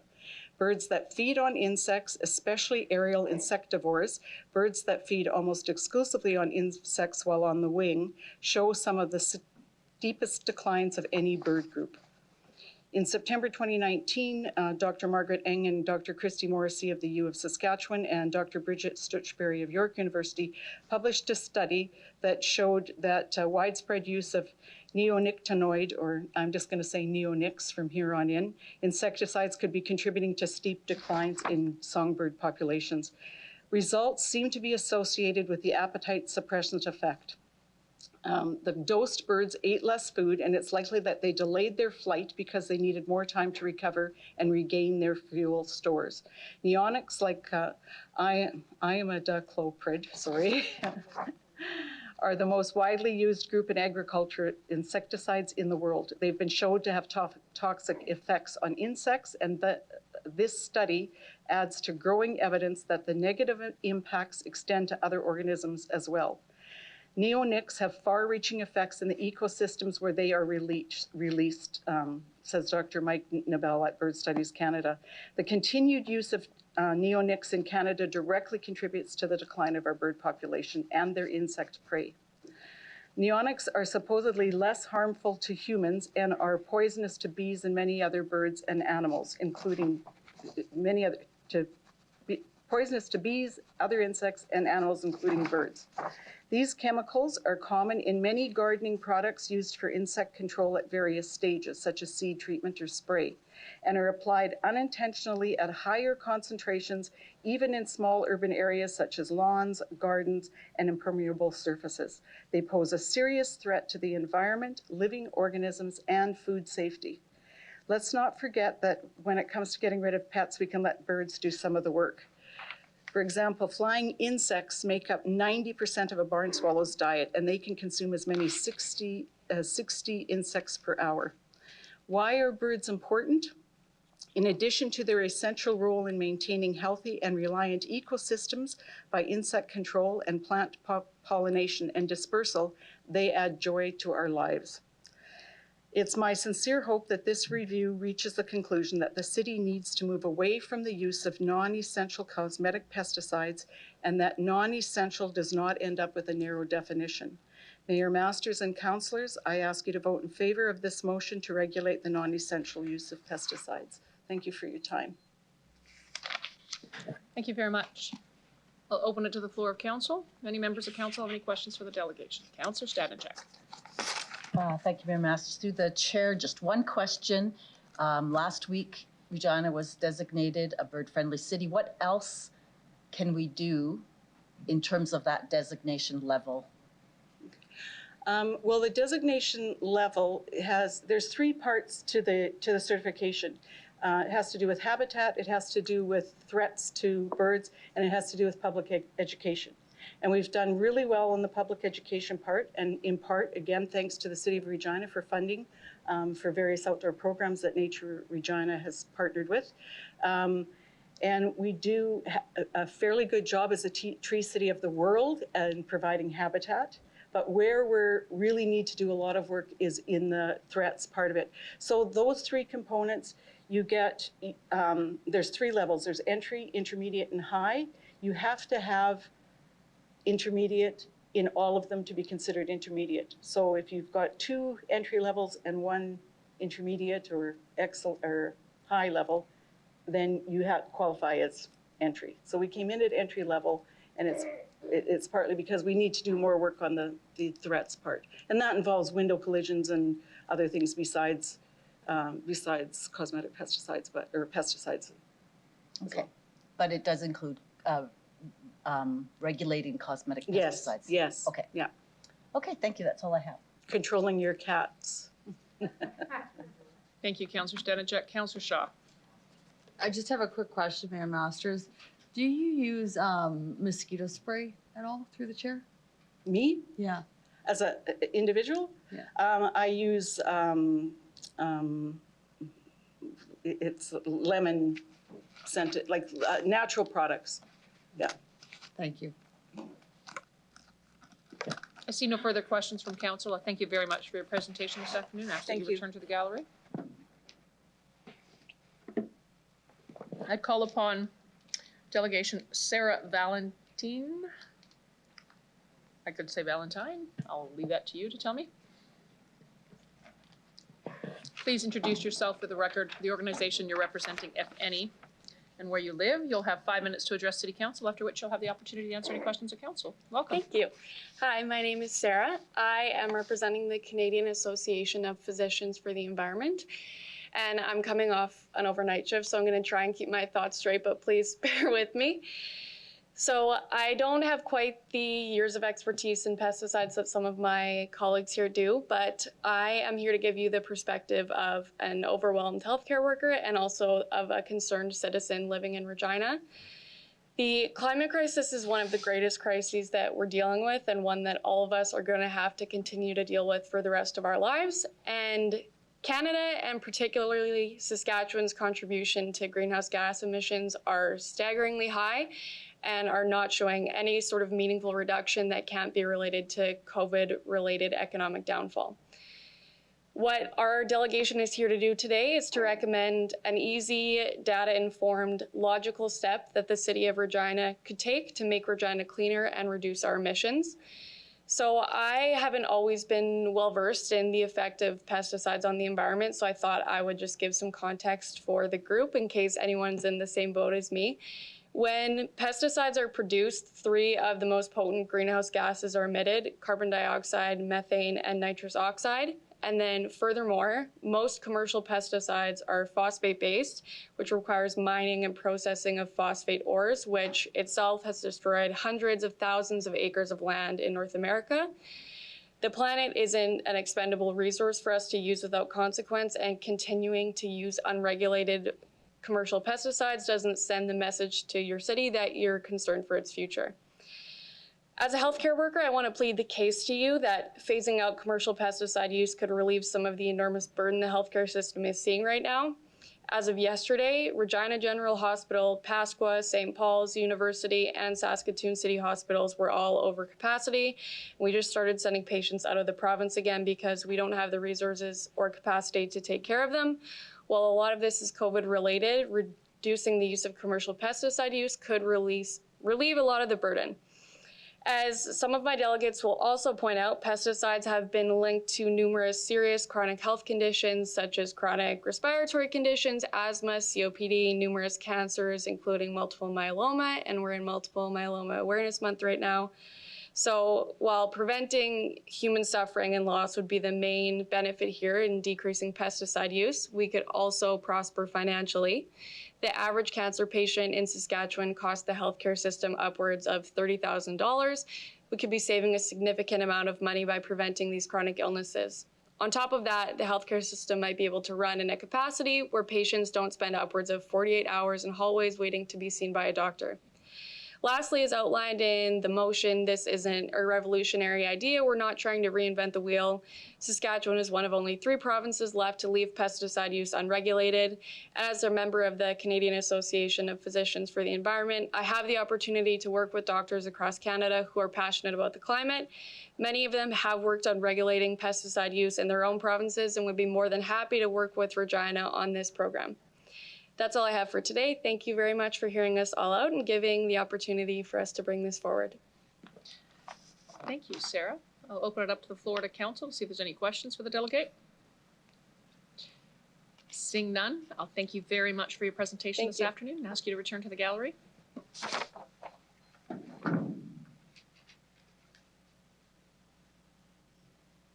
I'd like to call upon Delegation Paula Hiertas.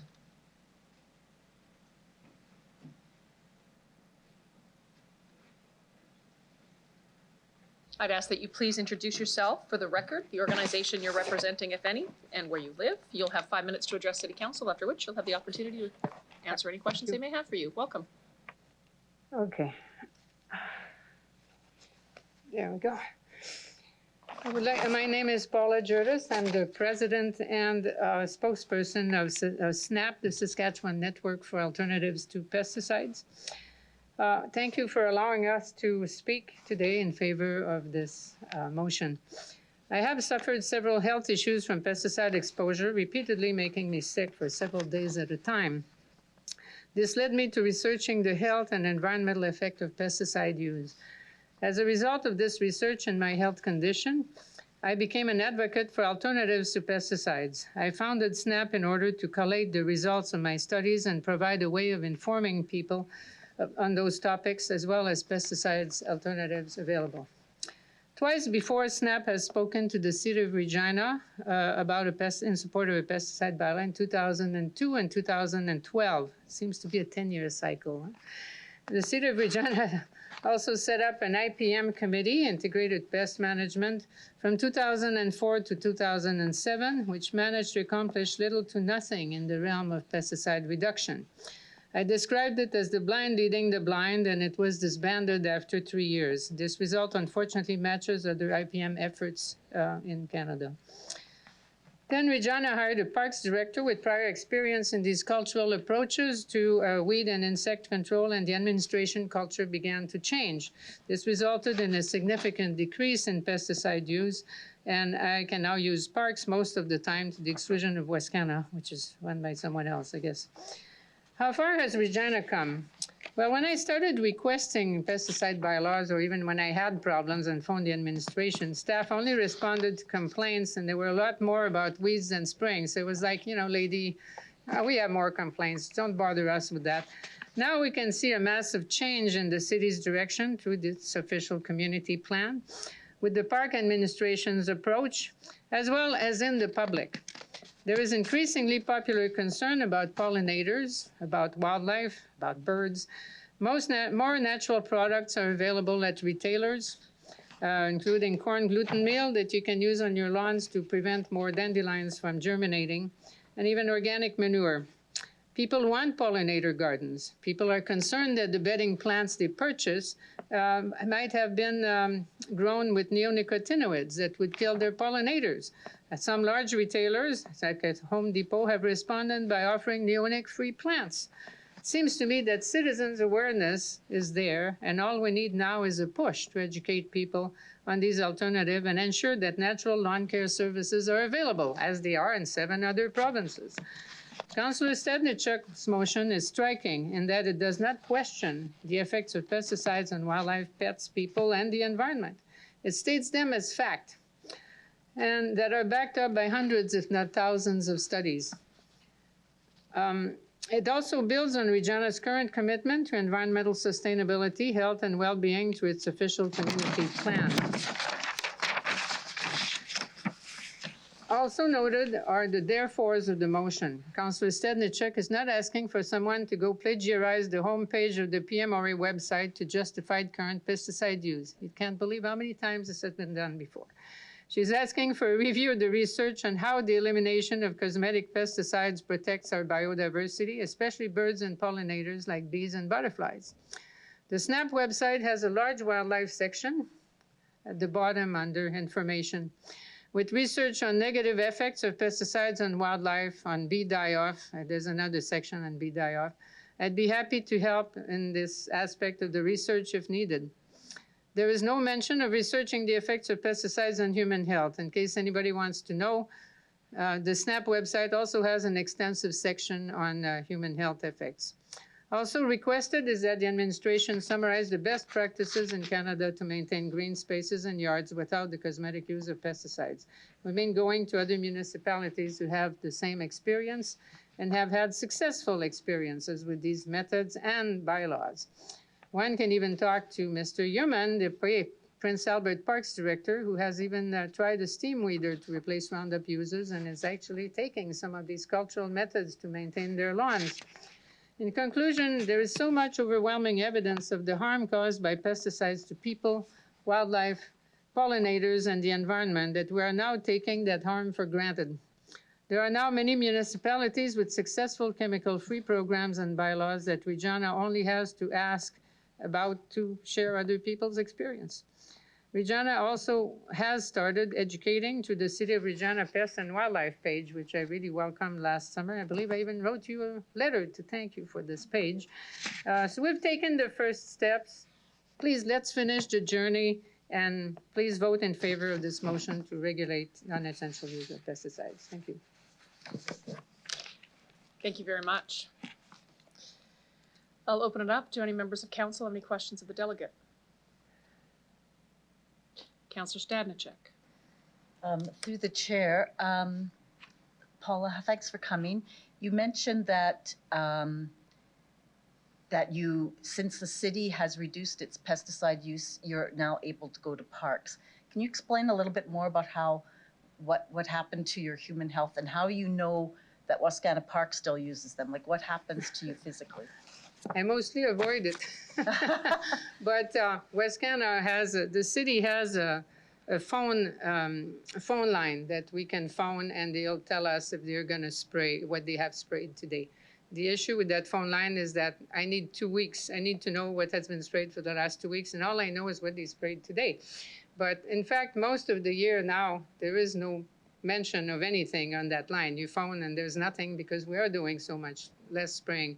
Wascana has a website where they publish, and I have a link on my website where they publish their weekly areas and what they're spraying where.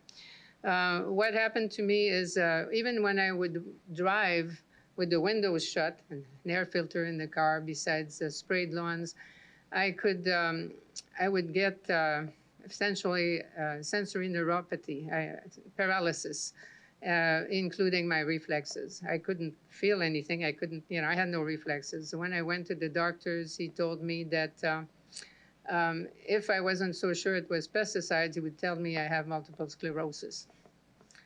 This happened twice a year, in the spring spray period and in the fall spray period, because at that time Regina used to spray twice a year on all parks and everything.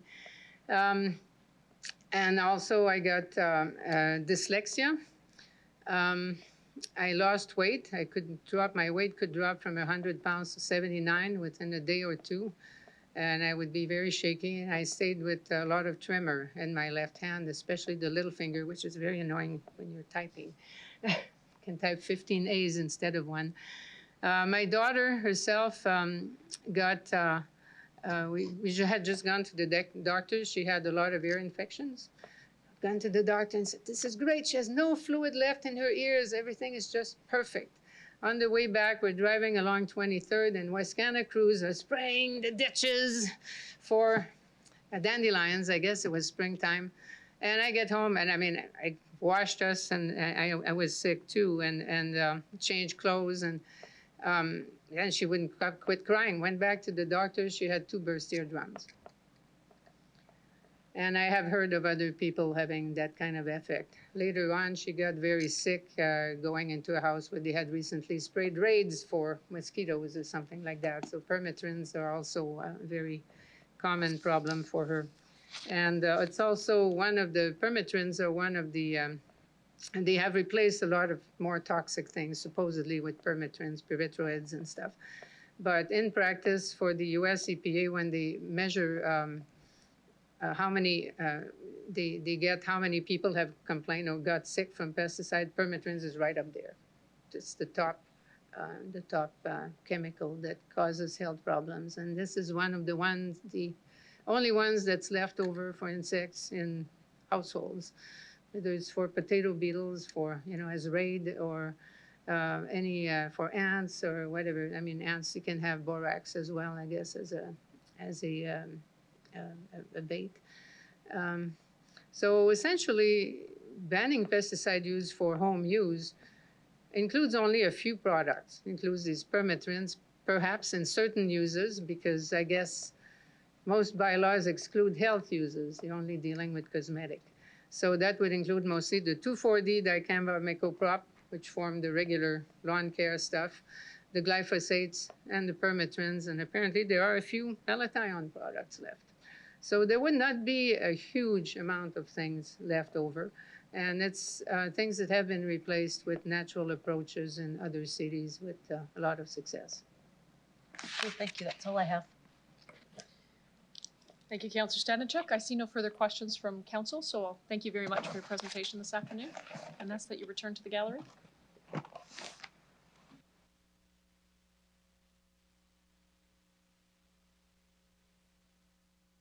I would call upon Delegation Phil Johnson.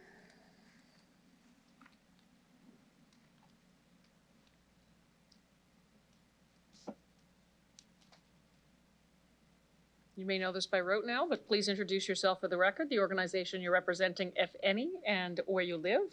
You'll have 5 minutes to present to council, after which time you'll have the opportunity to answer any questions they may have for you. Good afternoon. Good afternoon. Hello, everyone. My name is Phil Johnson. I don't have to read that part. I live here in Regina, and I'm representing myself. This submission to council is in support of the motion to regulate the cosmetic use of pesticides in Regina. I've owned property in Regina for nearly 30 years. I grow food, ornamental plants, and have a small lawn. It is a pollinator garden with many native perennials, shrubs, and trees, and it is alive with bees, beneficial insects, and birds. I am a certified organic master gardener and accredited practitioner member of the Society for Organic Urban Land Care, which is a national organization. I provide professional gardening advice and assistance to private homeowners.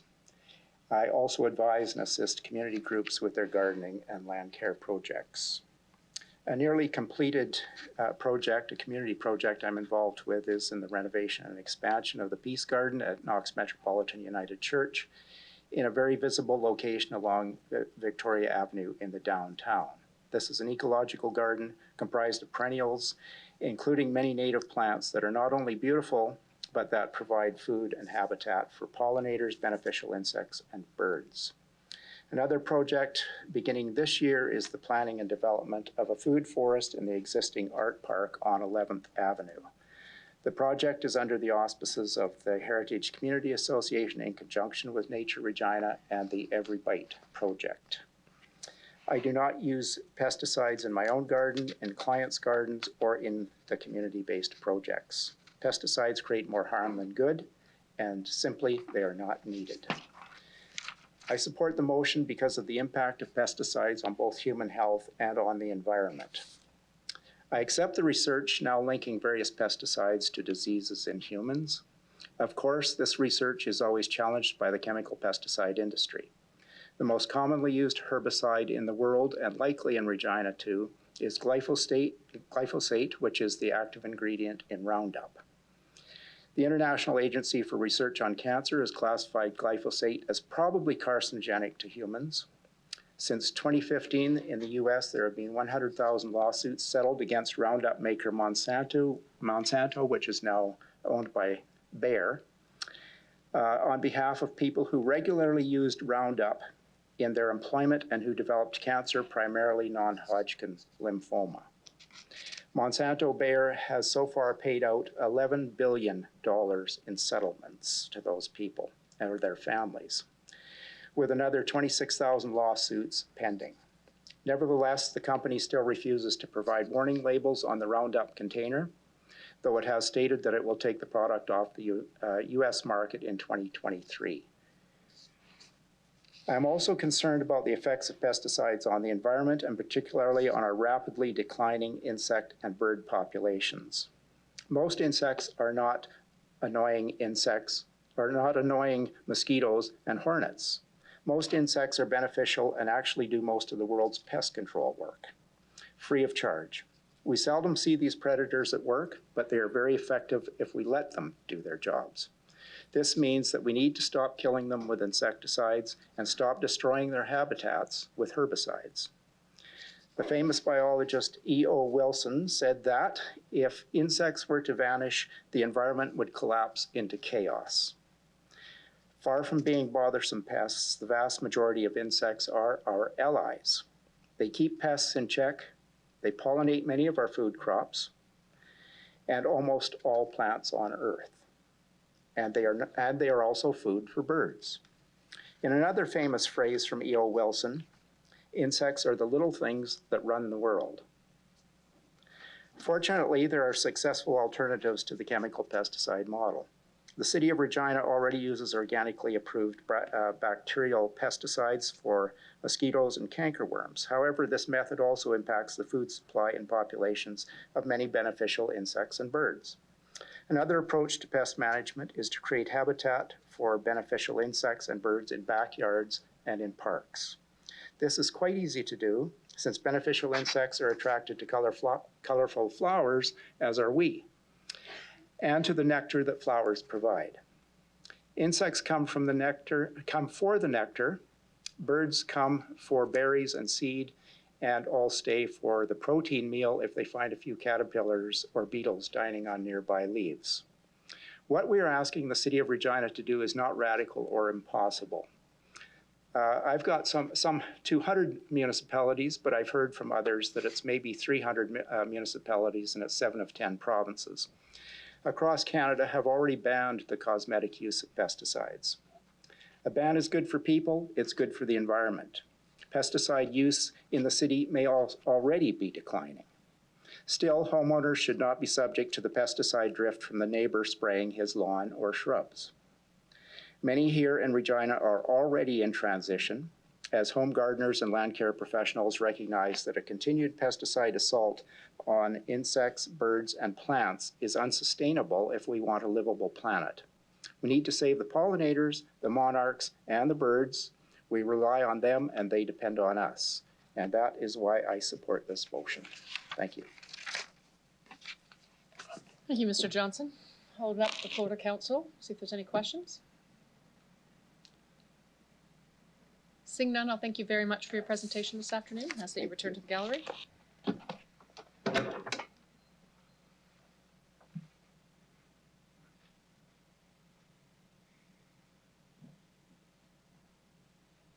I'd call upon Delegate Dr. Robert Wright.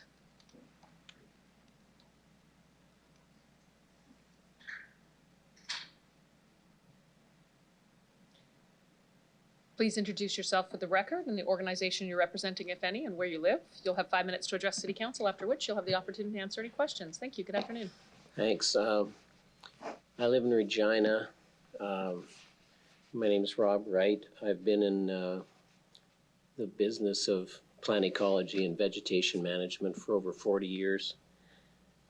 Through education, I have a PhD in plant ecology, and through the work I've done for the government of Saskatchewan and the Forest Service, and for the Park Service in Saskatchewan. Plus, I've worked for SciEst and Meewasin Valley Authority. I'm here to support the motion, or not. I'm not even sure what it's called, but I'm here to support it. I'm a little tired. I have to say, I can't believe your stamina. Oh my God.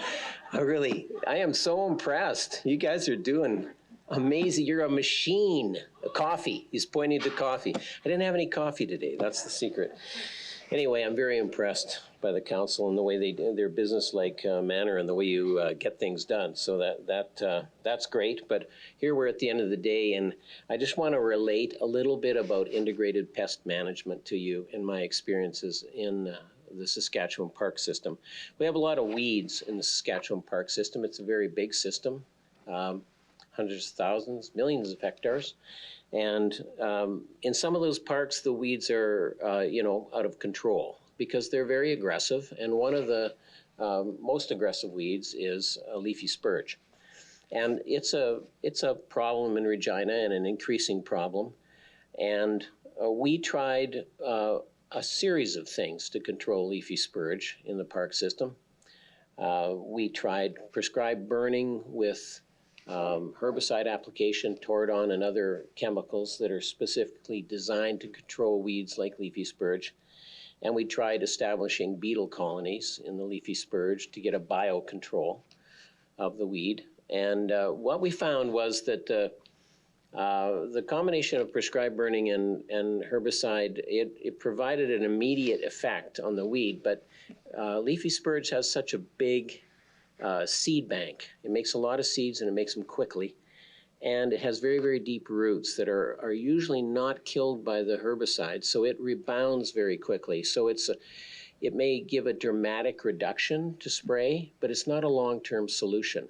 Really, I think the only long-term solution I've seen in the literature, and from our own experience in the provincial park system, is to establish beetle colonies. Now, that takes a lot of patience. You have to go to Besant Rec Site west of Moose Jaw and harvest beetles. So you send staff out there, and they use sweep nets, and they harvest thousands of beetles. And that we did this in White Butte Recreation Site just east of Regina here. And we successfully established beetle colonies there. They are living creatures, and so they wax and wane with the years, and so sometimes they're very effective, and if the year's not particularly good for them, they might not be as effective. But they are a permanent long-term solution to a weed like leafy spurge. They won't eliminate it from the environment. Quite the contrary.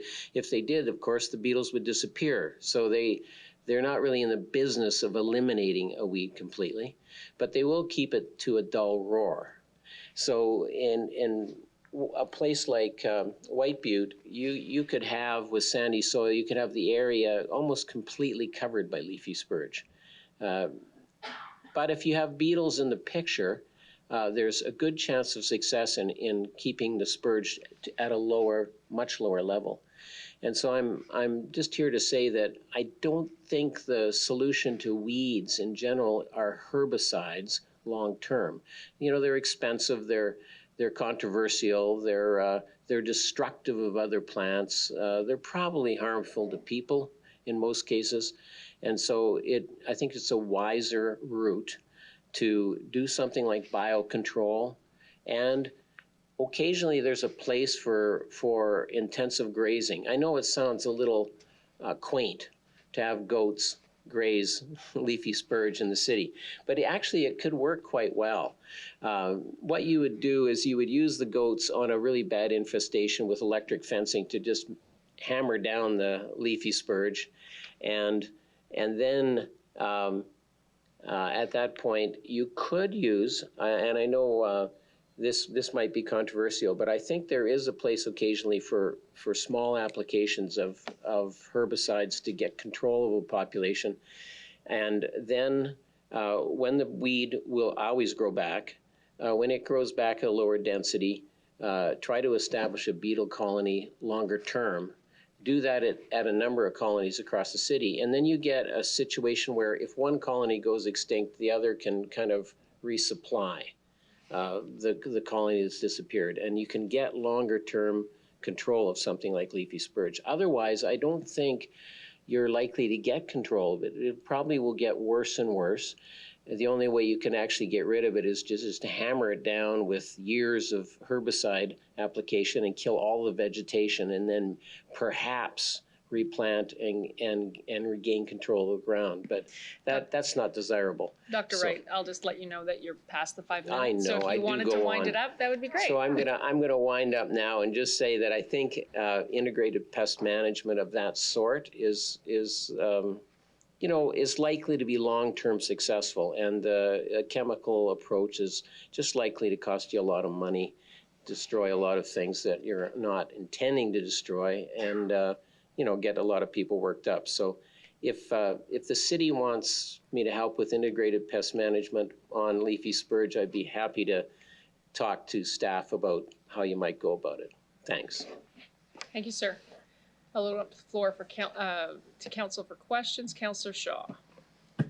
I just want to explain to you why I laughed at your comments. Councillor Shaw, questions of the delegation. Yes, I will. Question? No, I want to hear the explanation. No, sir. I actually run the meeting. Okay, Thanks very much. after the Councillor meeting. Shaw, question. Goats used to come on my bus. On the farm, we used to set electric fences around, and the goats would graze, and then they would mow the lawn and so on and so forth. What you're saying, though, is you're asking us to replace these growing green things on the ground, with beetles or goats. Is that what you're saying is the solution? Through the chair?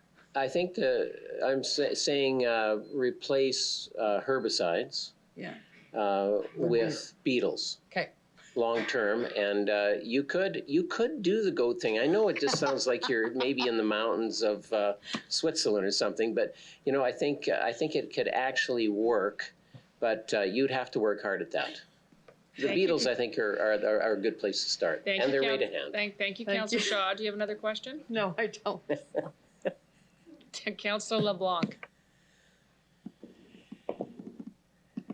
Thank you. You several times used the term herbicide. I just want to clarify, is it your understanding the use in the motion of the term cosmetic pesticide is broad enough to catch the herbicides you're speaking about?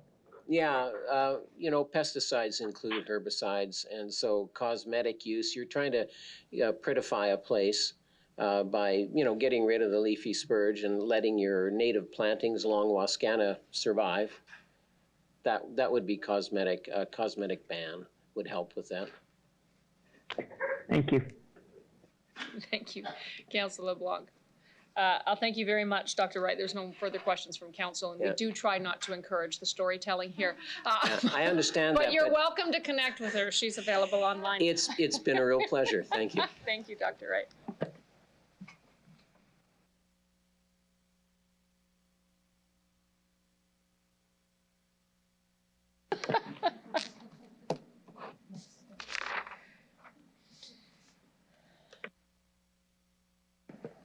I'd like to call upon Delegation Tanya Doms.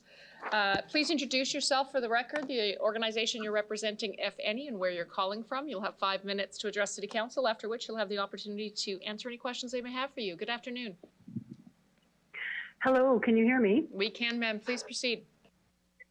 Okay, my name is Dr. Tanya Doms. I'm a professor of biochemistry at the University of Regina. I'm the Health and Healthy Lifestyles Coordinator of the Regional Center of Expertise on Education for Sustainable Development, for which I was a co-founder, and I'm a concerned mom of a 5-year-old. So dear councilors and Mayor Masters, I very much appreciate the opportunity to address council on this matter. In support of the motion, I would like to speak to how our environment is crucial to our health. So the wide-scale use of chemical pesticides designed to repel, incapacitate, or kill weeds and pests in agriculture or for cosmetic uses on lawns, gardens, parks, and golf courses have unintended impacts by inundating our environment, contaminating our wildlife, our food, waterways, drinking water, and even finding their way into our bloodstream and breast milk. That's almost ubiquitous now. A recent UN report outlines how pesticides adversely impact our human rights to health and a healthy environment, explaining that national and international legislation fails to protect humans and the environment from hazardous pesticides, and they recommend applying the precautionary principle, which means resisting the introduction of new products with disputed or unknown ultimate consequences. The many useful recommendations in the UN report to protect human health and the environment are actively being stifled by pressure from the chemical pesticide industry, that which is making millions at the expense of our health and environment. Certain pesticides endanger our food supply, as already outlined, exemplified by the neonicotinoids that are thought to be disabling our bee population and therefore wiping out the pollinators crucial for our food production, not to mention the superweed crisis brought on by glyphosate pesticides. Recent research shows that pesticide residues are found in most non-organic foods, from our cereals to nutraceuticals and baby foods. Since pesticide legislation has been identified as a major challenge in striving towards global health, food safety, and security, we need to work in our city to reduce pesticide use as much as possible. Our health and the health of our communities are on the line here. Exposure to avoidable environmental pollutants, including pesticides, can cause oxidative stress in cells that hamper fetal development and make our children more prone to disease. Children interact with their physical environment, as I'm sure you know, in a very different way than we do. And so they're uniquely susceptible to environmental toxicants. So for example, I've watched a toddler in a city space rip out grass and pop it in their mouth adjacent to a herbicide application sign that went unnoticed by his mother. And many pesticides are prone to drift in strong Saskatchewan winds, even when applied carefully. And then we take them inside our houses, they circulate until they degrade, which takes a very long time. Our houses don't have HEPA filters. So with many schools shifting to an outdoor learning focus, a great example of which is Prairie Sky School, where my son attends, it becomes imperative that we can offer a healthy and safe environment for our children. But it's not just our little ones. We adults are far from immune. In your daily life, it's certain that you are unwittingly exposed to numerous harmful pesticides. So one recent study describes how environmental toxins, including pesticides, can short-circuit our stress response pathways and lead to psychological disorders, which should be especially disturbing in the midst of multiple Canadian mental health crises, for example, pandemic-related mental health. Organochlorinated and organophosphate, including glyphosate, pesticides act as endocrine or hormone disruptors, causing oxidative stress to our cells that can lead to disrupted metabolism, breast cancer, ovarian problems, cancer of the testes, thyroid eruptions, Alzheimer's, schizophrenia, and nerve damage.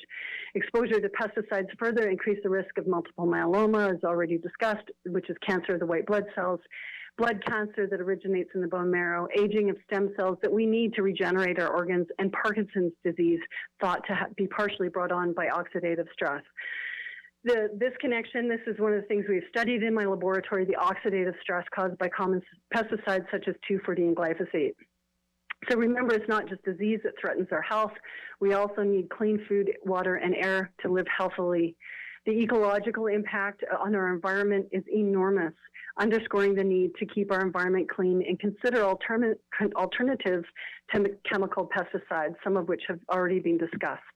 Many of these alternatives, including the precautionary principle, are clearly outlined in the UN report. These options are usually inexpensive and accessible.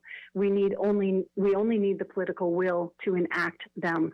Reducing pesticides makes dollars and cents.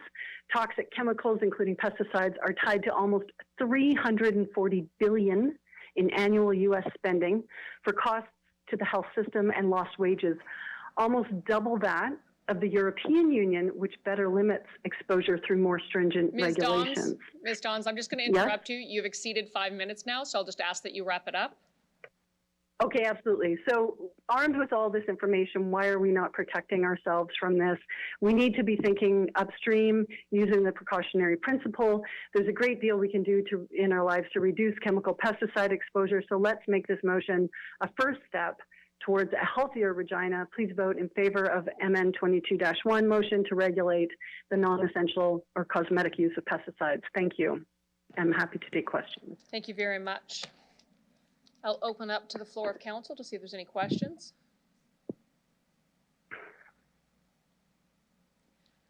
Councillor Stanichuk. Thank you, Mayor Masters. Through the Mayor, Dr. Doms, you say that you study at the university, you study specifically pesticides. Could you say how long you've been studying pesticides? Absolutely.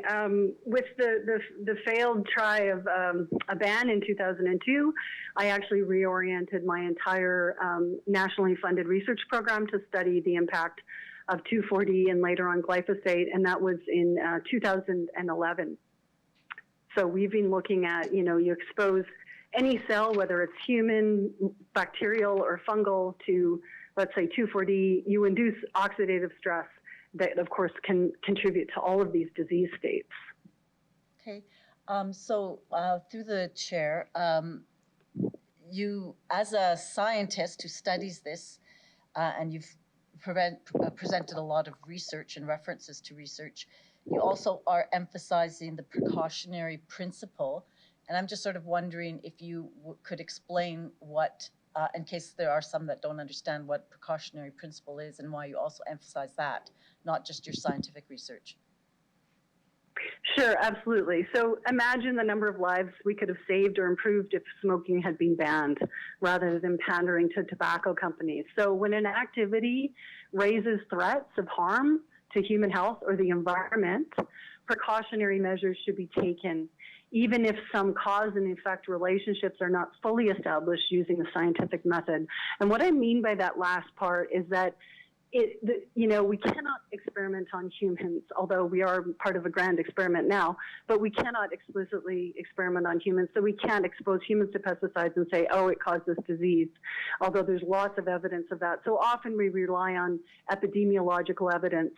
And from that, we can come up with, threats and indications of harm. And we use this we should be using this to use precautionary measures to not put those things into our environment in the first place. Okay, thank you. That's all I have. Thank you very much. Thank you, Councillor Stanichuk. There's no further questions from council. I'll thank you very much for your presentation this afternoon and ask that you please leave the meeting. Thank you very much. Goodbye.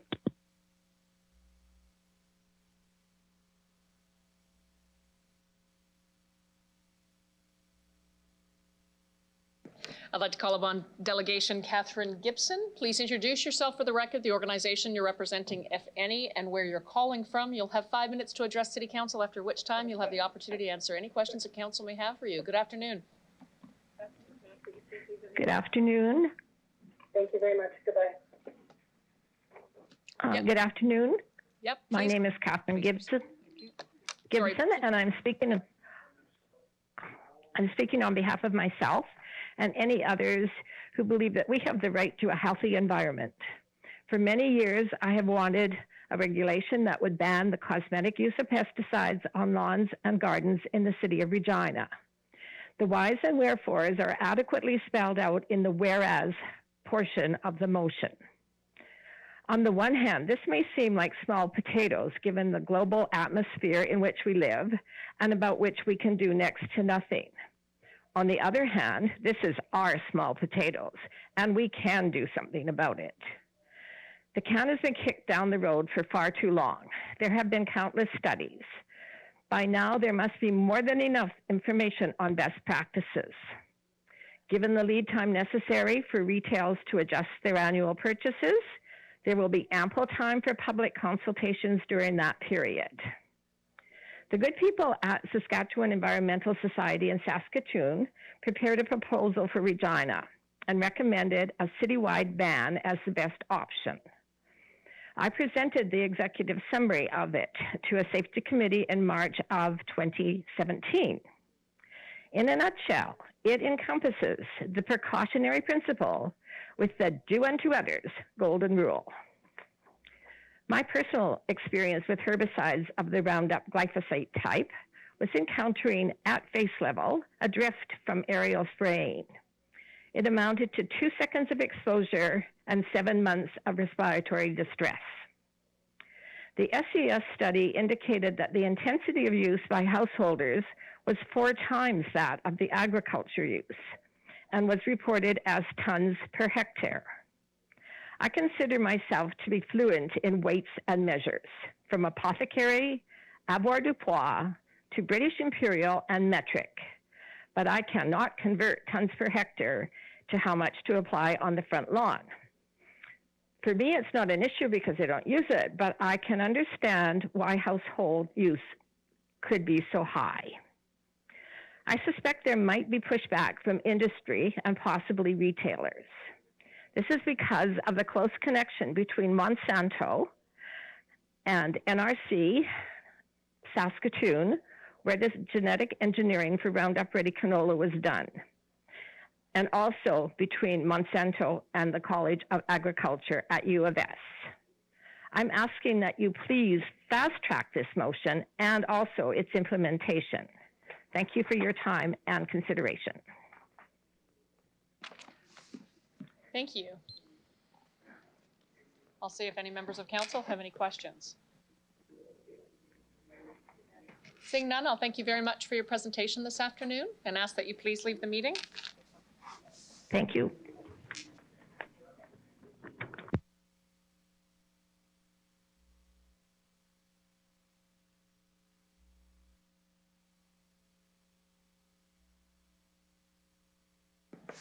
We'll now consider a motion MN 22-1, regulate the non-essential cosmetic use of pesticides. Councillor Stanachuk, could I ask that you introduce the report? All right, it's a long day and we've had a lot of delegations, so I am going to be brief. I think the whereases are quite clear, and we've heard from delegations with a lot of information on the impact of cosmetic pesticides. What this report, what this motion is asking for is for a review of the research on the elimination of cosmetic pesticides in terms of how we can protect our biodiversity. Summary of the regulation and best practices in Canada so that we can maintain green spaces and yards without the cosmetic use of pesticides. And we've heard a couple of numbers, 200 communities, 300 communities. I think there are different numbers and there's different levels of regulation of cosmetic pesticides. So it would be really good to have that review for our consideration. And also, the motion asks for community engagement with the public on how they feel about this. And finally, recommendations and implications of implementing a cosmetic pesticide ban, and what kind of funding would be required to do public education and communications on such a ban, and what kind of safe alternative products and practices are there.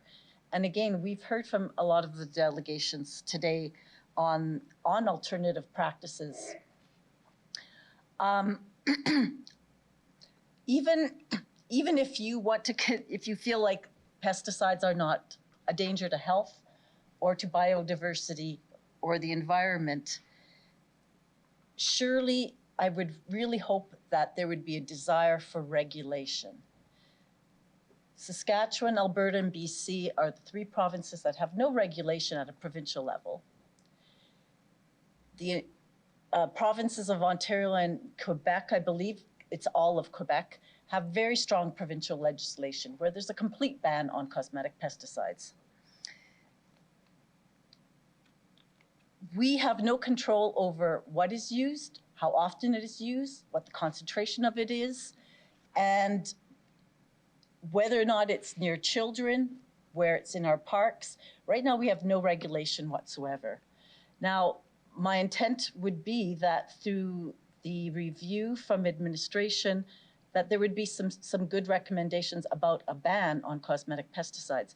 But at the very least, we need some kind of guidelines and regulation on how it can be used or where it can be used.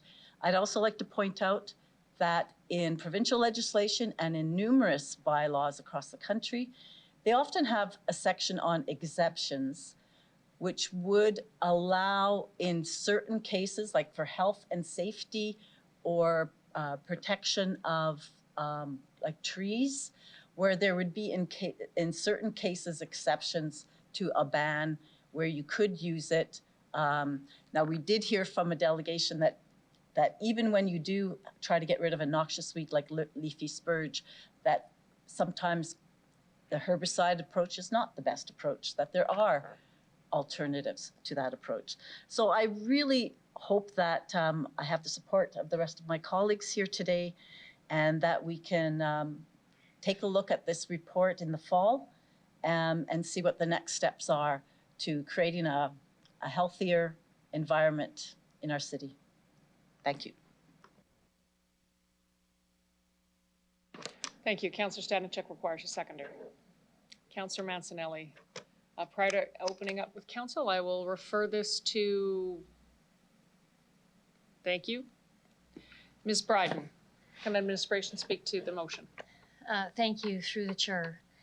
So thank you very much for the motion. And, you know, we recognize that this is really quite a broad corporate type of a strategy approach that we would like to take. There's several steps that we see that we would want to consider as we go through this. As you heard from many of the delegates, there's already lots of things the city is doing. We maybe haven't spoken publicly as much as we should about some of the good things that we are doing. So we would like to, you know, really put in place a really solid document that indicates or shows the work that we're already doing. Also, you know, given the work that is outlined as part of the efficiency review, there's some pieces that fit into this as well. And so we would like time to work those pieces in.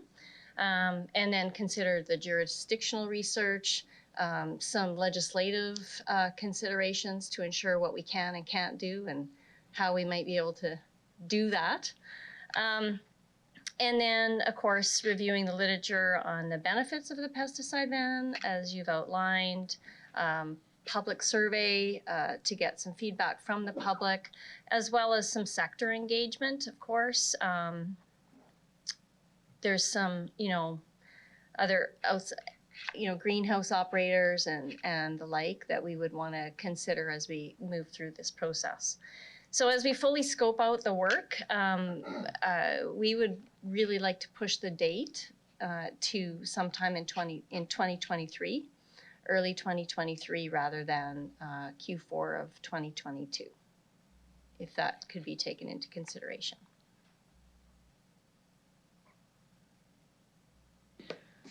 Thank you, Ms. Bryden. We'll see where this goes about whether or not a date change is applicable. Councillor Zakidniak. Thank you. So I have a few questions, I think for administration, and then just some general comments. You know, I was one of the co-signers of this. I do support it, but just for some clarification questions, I did receive only one service request from a resident who wanted to make me aware of the fact that she has issues with dandelions in her yard that are exacerbated by her neighbors and the fact that she lives across from a school. And so when we're considering, I told her that I would ask this question on her behalf. When we are considering other alternatives for, in terms of pesticides, can we also consider how, not just like a regular lawn situation, but like if somebody does have these extenuating circumstances, how the alternatives could apply, or what alternatives could apply for them. So just asking if that could be included in the research if this motion passes.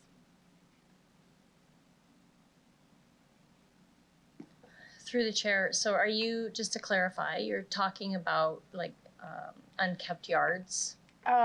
Yes, and then also when because she lives across from a school, I think what also ends up happening from that school is, if there's dandelions, say there, that the seeds, like, I guess regardless of the circumstance, it's just whenever seeds are blowing into someone's yard and it's out of their control, the question would be what methods are available to them, if not pesticides, what are the suggestions for ways that they could care for their lawn?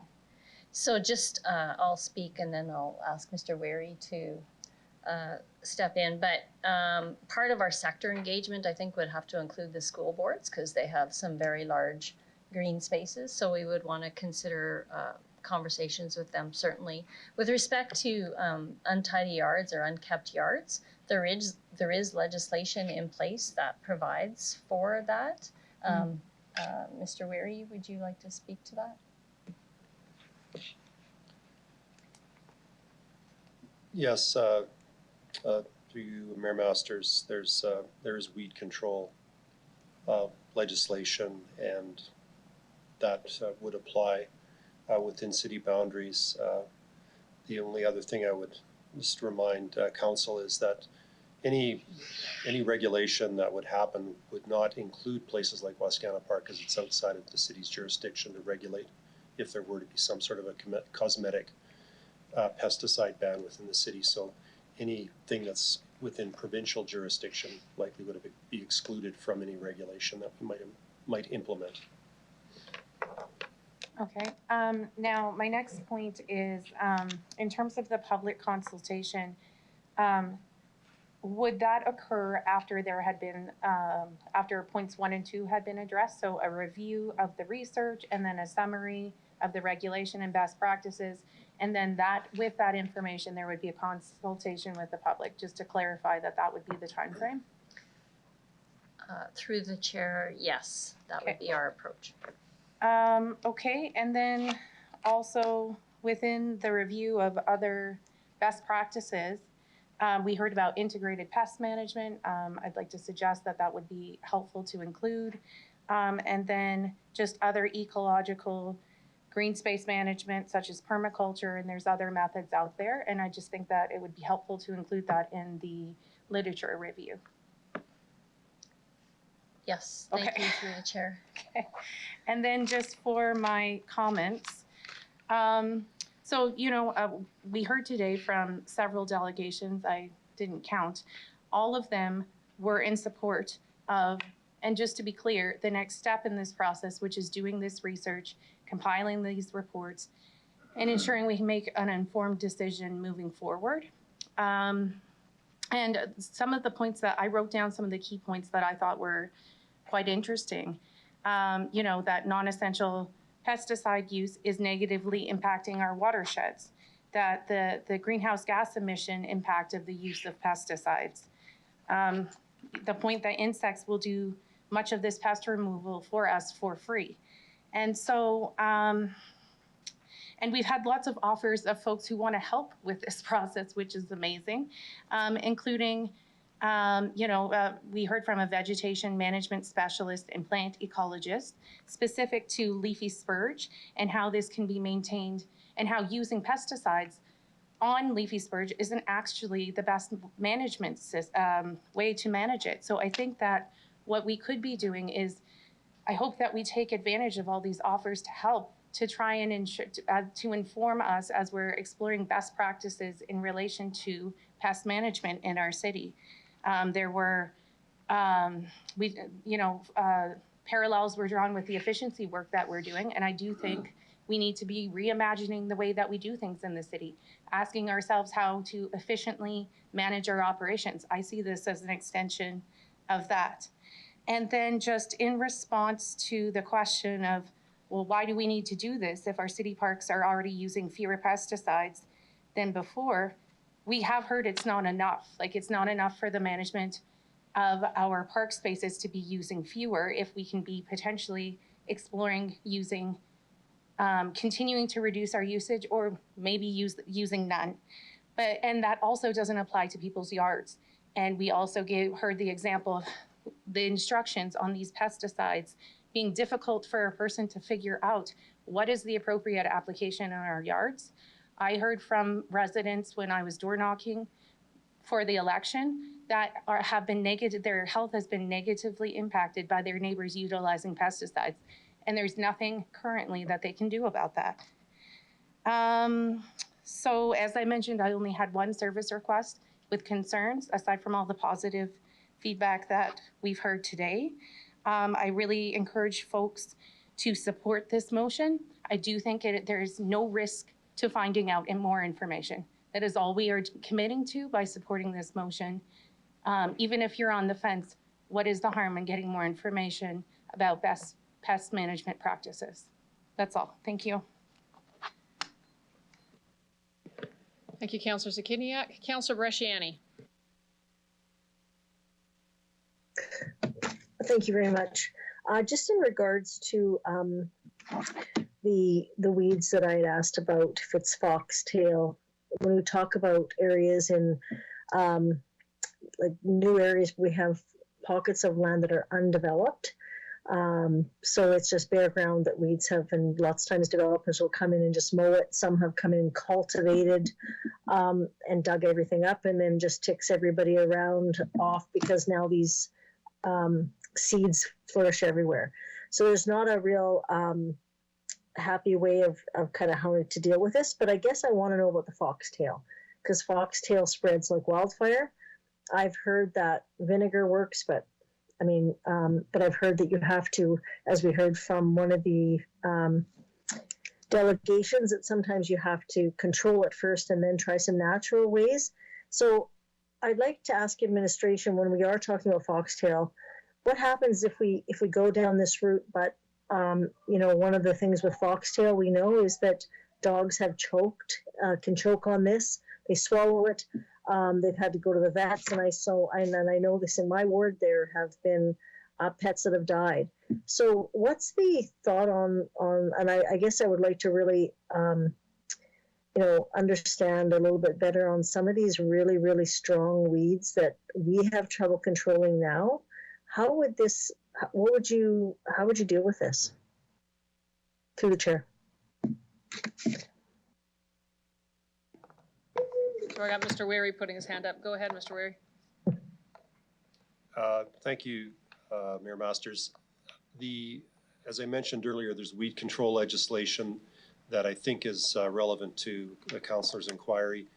We're speaking about cosmetic pesticide use, so I think control of some of those weeds may be separate and apart from cosmetic pesticide use. I think this would be different, but I would defer to Mr. Morgan's expertise on the actual control of some of these weeds. Thank you, Mr. Wary. Mr. Morgan?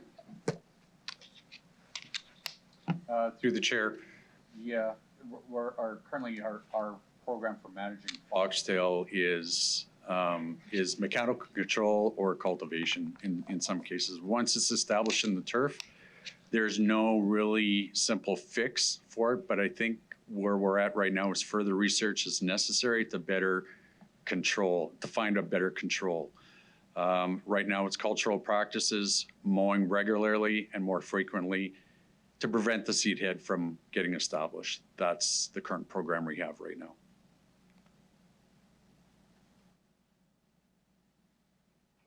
Okay, thank you. So we don't do any spraying or anything like that with that?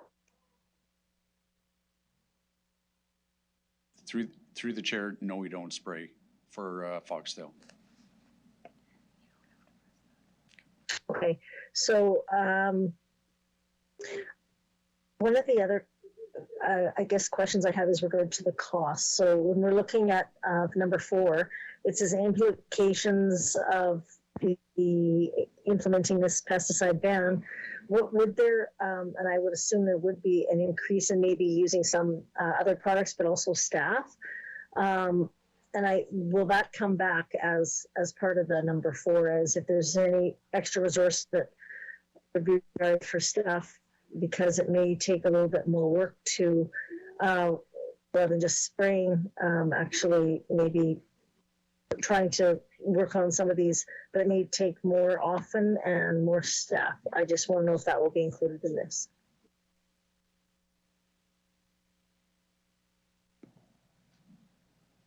Yeah, thank you through the chair. We would include impacts with our work, and that would include financial impacts to the corporation. Okay, perfect. And just the last question in regards to looking at different ways to utilizing this, looking at other municipalities of how they've done this and how they've worked with this. I think one of the big things is that, yes, it has been banned in other provinces, and not just in Canada, but across the country, in the world. But I also think that we could look at that as part of the education piece, but also I would appreciate that coming back in the report as to the recommendations as to kind of how much has been banned, what that looks like, you know, because I think one of the things in new areas, things are just starting. So if you try and use sometimes the natural, I'm not sure it's going to work. And because we have a lot of ground that still doesn't have growth, like there's no flowers, there's no trees, it's just blanket dirt. So I worry a little bit about, you know, going in that route. We've got massive dandelions and, you know, kind of looking at green fields specifically with no, it's different when you've got lots of grass and you've got flowers and you've got bees and you've got worked on all these other things. But if you have bare ground that has nothing there, I mean, consider that in this as well. Through the chair, yes. I think as we're doing the jurisdictional research, we would be looking at exactly that, what's occurring in other jurisdictions and, you know, considering their options and what's been successful and what hasn't. So just looking at the green field compared to like in areas where it's been developed for years is what I'm asking. Okay, that's great. That's all I have. Thank you. Thank you, Councillor Bresciani. Councillor Hawkins. Thank you, Mayor. Through you. In my years on this council, I've represented Harbor Landing almost since its origin. And I can tell you that in that time, I have had hundreds of complaints about weeds. The bylaw, which Mr. Weary refers to, was partly a result of those complaints in an effort to get control of the situation. I know that the administration has worked hard on this, and I have two questions to ask the administration on this. One is, worked hard with some success. One is, what steps have you taken with respect to Harbor Landing in terms of controlling those weeds?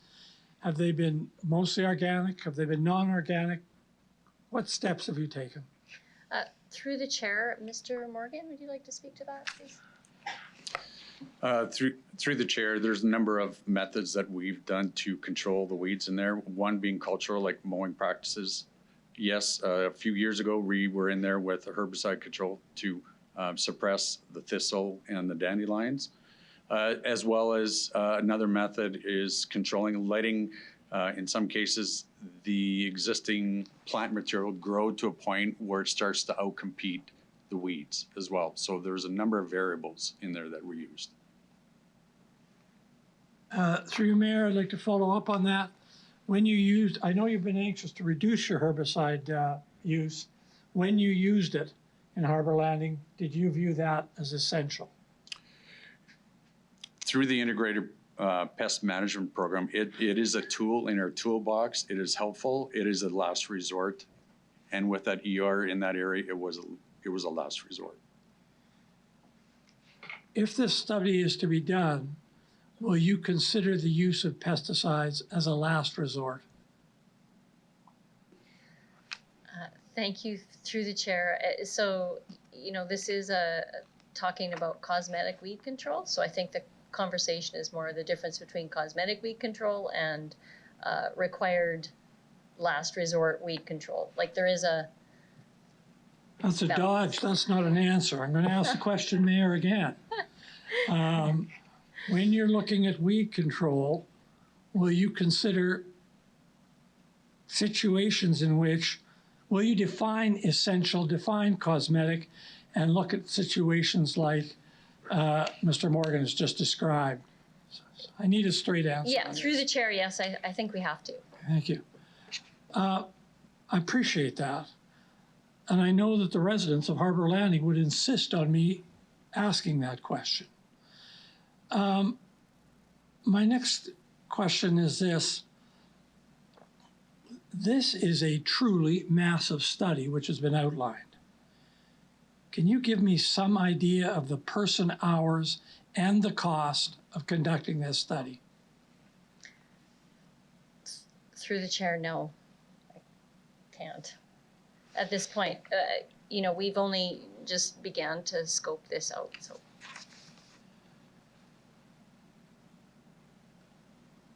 If the study is to be done, and I want to come back to that point through you, Madam Chair, if the study has been done, would you undertake to include in that report the person hours and the cost of producing the report?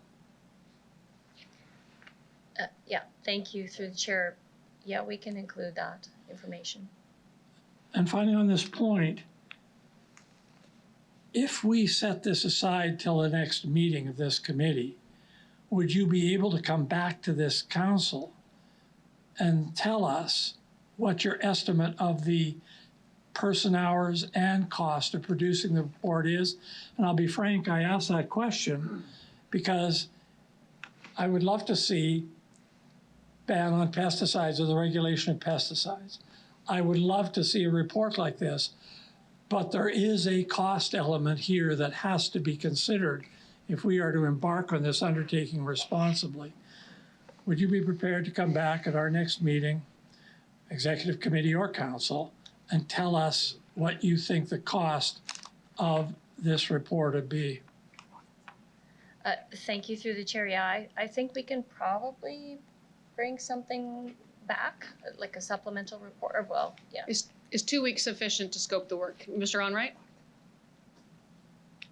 Through the chair, I would agree, Councillor, that an estimate of the cost should come before approval of the motion, just to give council a little bit of insight as to what that cost. And also, as Ms. Bryden had indicated in her opening, the ability for administration to be able to deliver this in Q3 or Q4, I believe is what is asking for in the motion, that there would be an extension. There's an extensive amount of work, and I think listening to the delegations, there are a number of concerns that need to be researched, and it is a very large project. So maybe if it could come back, maybe not the next meeting, but the following meeting, to give them approximately a month to pull the information together, 3 weeks, somewhere in there, come back to exec committee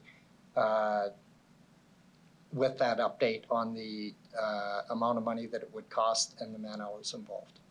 And it would be a high level estimate, but I think that would give council a better indication of the amount of work that will be involved to do this.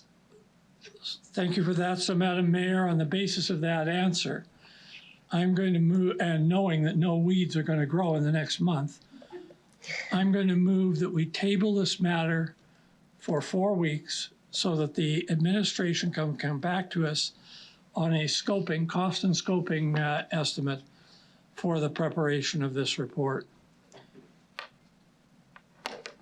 Tabling motion is on the floor. We go straight to vote. Can I get a second? Sorry, I apologize. Can I get a seconder on the tabling motion? Oh, sorry, Councillor Pandura? Bresciani. Thank you, Councillor Bresciani. Tabling motion on the floor, and the tabling motion is for administration to bring back the scope on hours and cost, as well as the outline of your understanding of what's being asked of you. Okay, that's the vote on the floor. City Clerk, please call the vote.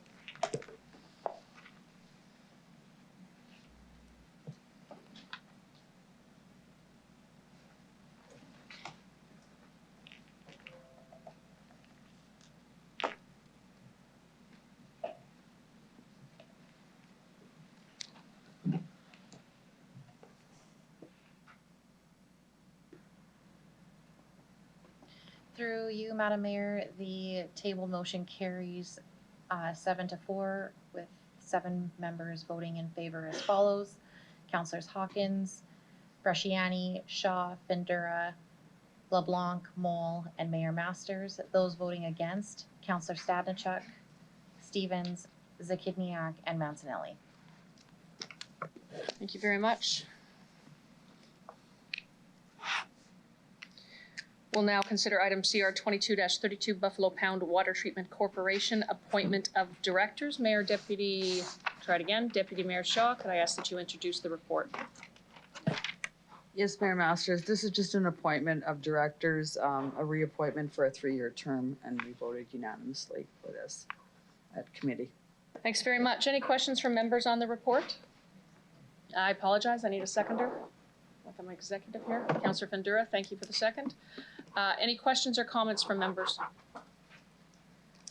Seeing none, Councillor Shaw, did you wish to close off debate? No, that's Thank fine. you. City Clerk, please call the vote.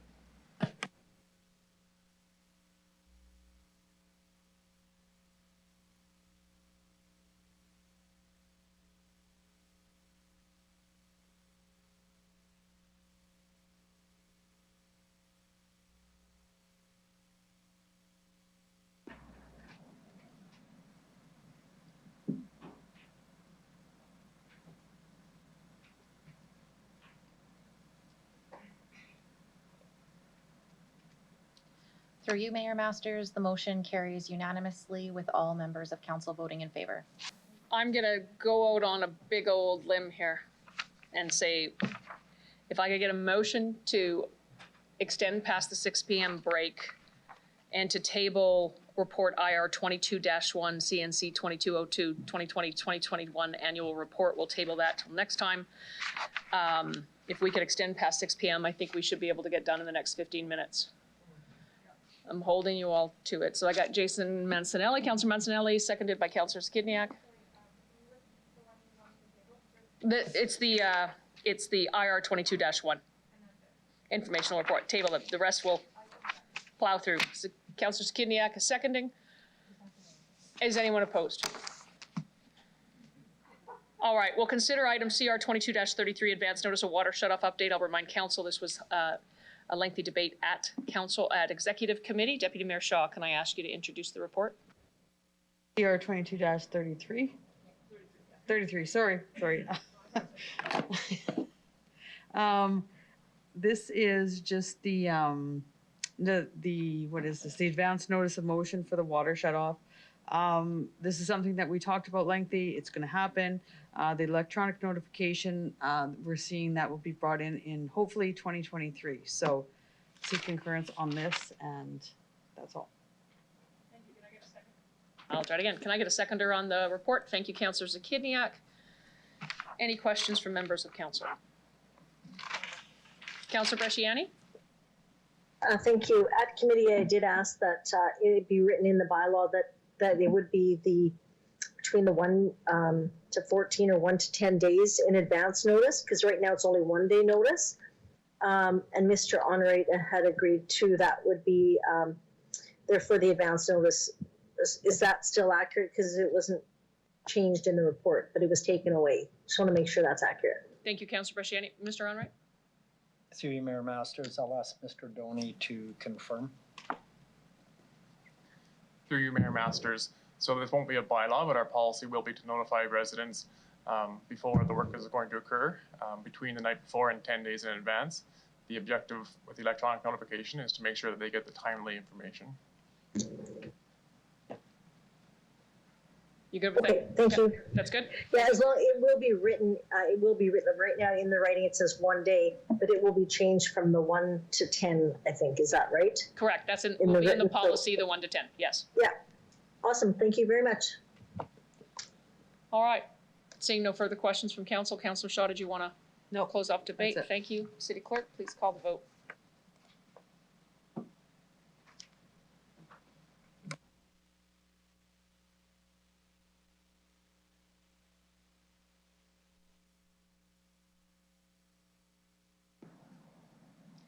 Through you, Madam Mayor, the motion carries unanimously with all members of council voting in favor. Thank you very much. We'll consider item CR 22-34, cemeteries funding structure, fee schedule, and bylaw amendments. Deputy Mayor Shaw, could I ask that you introduce the report? I do believe we have an amendment. Okay, sorry. The main motion is just to restructure the, further recommendations that cemetery's financial funding model be changed to the upgrade for the administration building, maintenance shop, and future expansions. Thank you. Can I get a seconder? Thank you, Councillor Mancinelli. Could I have a just one moment, please. Councillor Hawkins. Thank you very much, Mayor. Through you, the administration has asked me to move the following amendment to Appendix B to this report, and Council will be familiar with this from the debate at Executive Council. So remove 39.4 of Appendix B.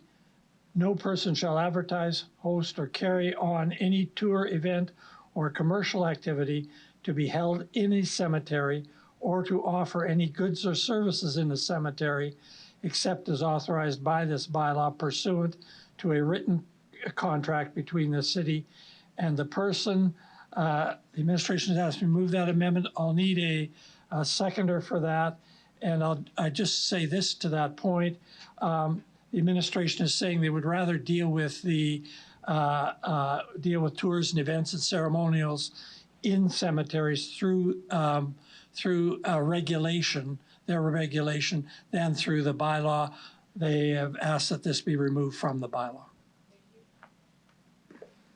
Councillor Shaw, a second. Thanks. Any questions from Council on the amendment? Councillor Zakidniak. Just, just looking for some clarity about like how, so does that mean that they're going to be working on a policy in relation to regulating this? Just to make sure I understand. Yes, that would be the case. Who would like to speak to it? Ms. Bryden? Thank you, through the chair. So, through the mayor, sorry. Yes, we've determined that we would rather deal with this in a policy and give our staff the tools to work with people who want to visit or tour in the cemetery, and we can do that with our own policy. So a policy will be coming forward to us at a later date? No, it'd be an administrative operating policy for the cemetery. Okay, thanks. That's all I have.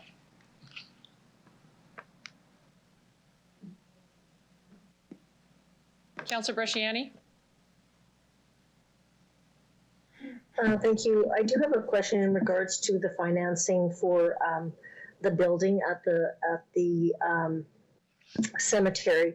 As we're looking at hubs or certain areas Sorry, apologies, Councillor Bresciani. Is this relative to the amendment that's on the floor right now? Oh, sorry, I apologize. No, I'll wait for that. No, it's all good. Just checking. I'll come back to you on the main motion once we vote on the amendment. Okay, thank you. Council, before you is an amendment. I see no further questions. An amendment to pull 39.4 out of the bylaw to replace with an operational policy by. Thank you, 38.4 for the record. To replace by policy by administration. Clerk, can I ask that you call that vote?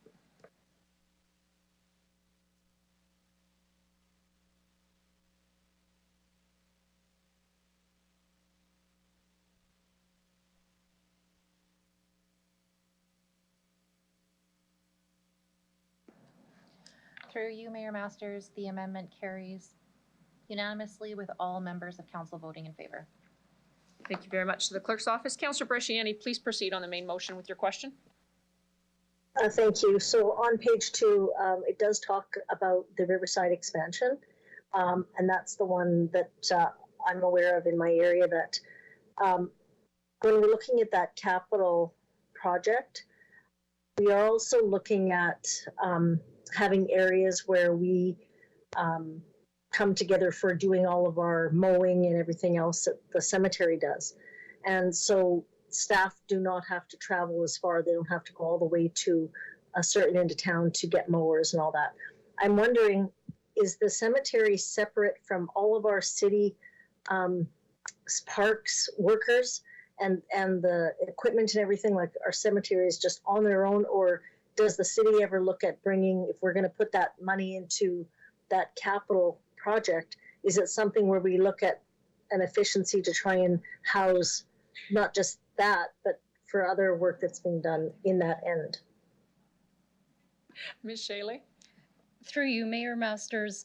So right now, the Riverside Cemetery does have its own shop. And so the majority of the equipment that we require, all of the equipment we require on a regular basis is housed out there. When it's time to undertake this upgrade to the admin building and the shop, we will look at the needs at the time. And if an expansion is required, that will be included through the budget process. So we are including what you're asking for. Okay, thank you very much. Thanks very much, Councillor Bresciani. Councillor Mancinelli. Sorry, through the mayor, I just wanted to follow up. You indicated all the needs of the cemetery would be looked after. I believe Councillor Bresciani was indicating the needs of a maintenance depot for the east end of Regina might be an applicable site for that. I just want to make sure the question didn't get convoluted. I believe she was indicating that. Through you, Mayor Masters, my apologies, I misunderstood the question. We also have in our capital budget plans to add an additional maintenance facility sub-depot in the east end of the city. We've not yet determined the site, but we will be exploring all options. Our priority right now is adding a sub-depot to the north end of town, and then after that's complete, we will be moving to the east end of town, and staff are currently exploring various alternatives. We will look at this site as a part of that research. Appreciate it. Should we catch Councillor Mancinelli? Thank you for the answer. Ms. Shaley. Deputy Mayor Shaw, did you want to close off debate? No, I'm fine, Mayor Masters. Thanks very much. Clerks, can I ask you to call the vote?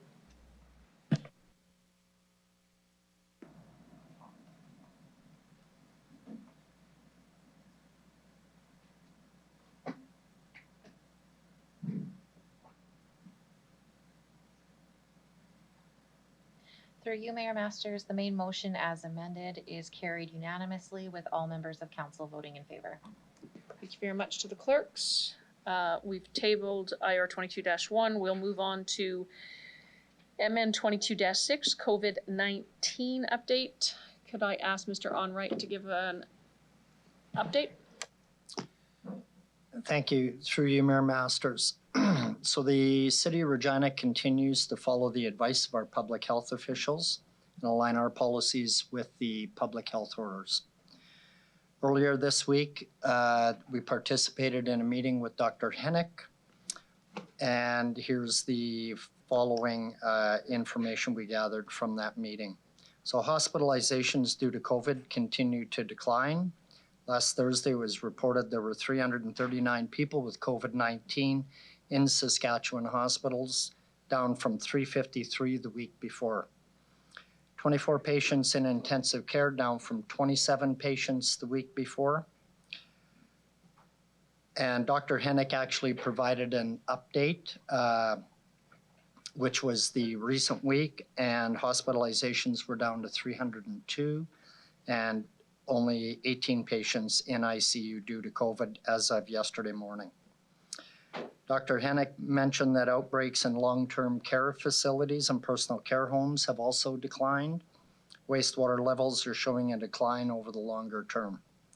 Staff absenteeism within the healthcare system has also declined from a high of about 17%, and it is now down to 7 to 10%.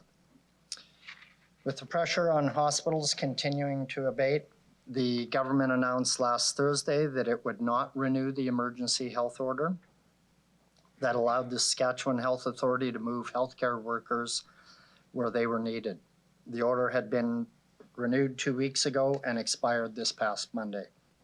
Vaccination rates continue to remain fairly stable in Regina, 86% of the eligible residents having received at least one dose and 82% having received two. Dr. Hennick noted further that 68% of those aged 6 to 11 have received their first dose and 48% have received their second doses.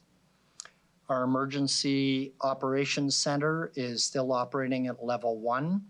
and we continue to monitor and participate in provincial conversations regarding the pandemic. I can also note mask usage on transit is declining. Mask usage in our paratransit system has remained stable. We're back up to about 70%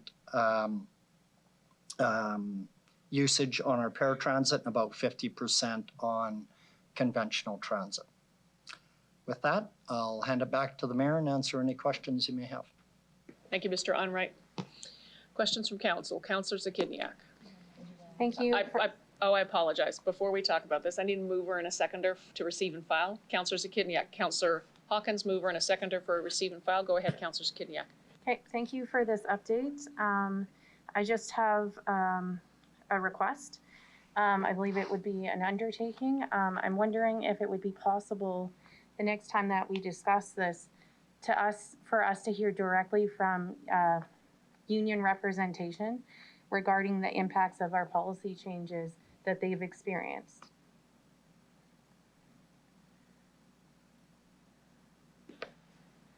Sorry, Councillor Zakidniak, you're asking administration to bring union representatives forward to council? It could be that they come to council, it could be a submission, like it could be a report, but I'm asking to hear directly from, it doesn't have to be all of the leadership, but just a perspective from the union leadership in relation to what they've heard from their members. I think we're diving way past executive administration on that one, but I would ask either Ms. Folk or Mr. Onright to speak to it. Through you, Mayor Masters, I appreciate the request, and I do think Mayor Masters has quite clearly outlined the delegated authority for administrative decisions related to with employment matters that are delegated to the city manager. Again, that would not typically be something that would occur in terms of facilitating that, but we can take a follow-up conversation back and maybe put a suggestion in front of you. But it would be my recommendation to strongly advise against that. And that, again, is in alignment with the city manager's bylaw and quite clear around delegated authority when it comes to employment matters. Thank you. What's fine for now? Thank you. Do you have any other questions? Any other questions from council on the COVID update? Seeing none, can I have Councillor Shaw? I have a question. If you'll just give me a minute here, I'd like to say a few things. Over the past 2 years, people across the globe have put their lives on hold. We were told to social distance for each other, remain in our homes, cancel our weddings, our anniversaries, birthdays, and celebrations. Do not visit our loved ones in care homes. We're all in this together. The rules that we as officials have elected officials have set, I feel that this is our mandate to follow them, to lead by example. That to me is a true definition of a leader. I have a message to my fellow councillors. If you insist on preaching your choice to others, wear your masks when the cameras are on and take them off when the cameras are off. You are hypocrites, you're not leaders, and you don't deserve my respect or the citizens' respect.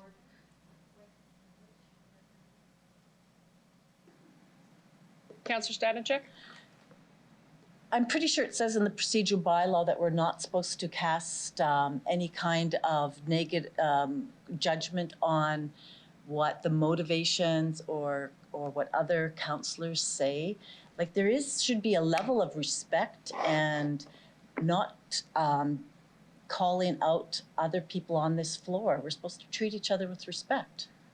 I never called anybody out on this floor, Councillors. The people that are doing what the opposite of. Thank you. Councillor Shaw, do you have a question for administration on COVID? I do. We're sending the message that we strongly recommend mask use, although leaders. Asked and answered previously.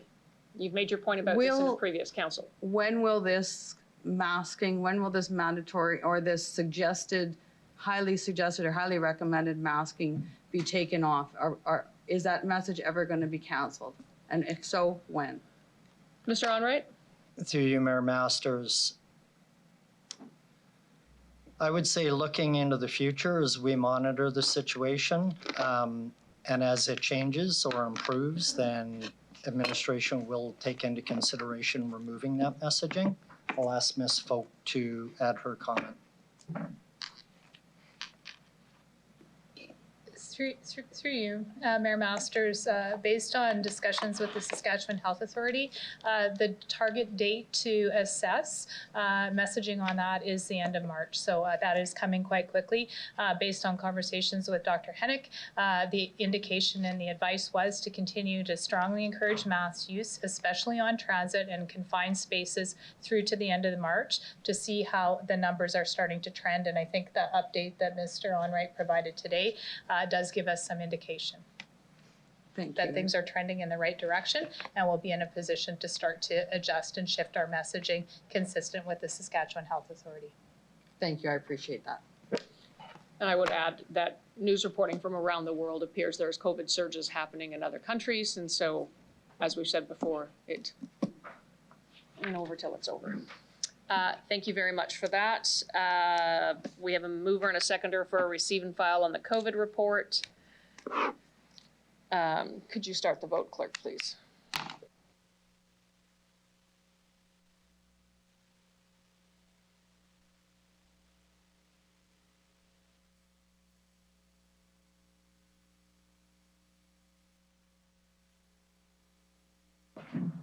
Through you, Madam Mayor, the motion carries unanimously with all members of council voting in favor. Thank you very much. Last, we have a reading of a notice of motion. I'll call on Councillor Dan LeBlanc to read notice of motion MN 22-3, ending homelessness. Just read after the whereas statement, sir. Thank you. This would be for debate June 15, 2022. Therefore, be it resolved that administration be directed to include the following in the 2023 proposed budget. 1. Full operational funding to solve homelessness throughout the city using a housing-first supportive housing model. This draft funding to be clearly demarcated in a line item of its own. 2. Any supplemental report required to explain the costing of point 1 above. 2A. This report will provide the estimated number of chronically homeless persons in Regina, the anticipated cost per individual to provide supportive housing to these individuals, the anticipated timeline to house these individuals if the draft funding were approved, and the means by which the city would deploy the funding if approved, including working through service partners. And 2B, this report will also describe the financial cost of continued inaction on this issue. This analysis will outline the current ongoing costs of unaddressed homelessness throughout the city. Thank you. Thank you, Councillor LeBlanc. And just to be clear, as he referenced, at the request of the remover, request of the mover, all questions, discussions are held until June 15th, 2022 City Council meeting. Can I have a motion to adjourn? Councillor Hawkins, seconded by Councillor Vendura. Any opposed? None. Have a good night, Landon, and have a good night, Lori. They're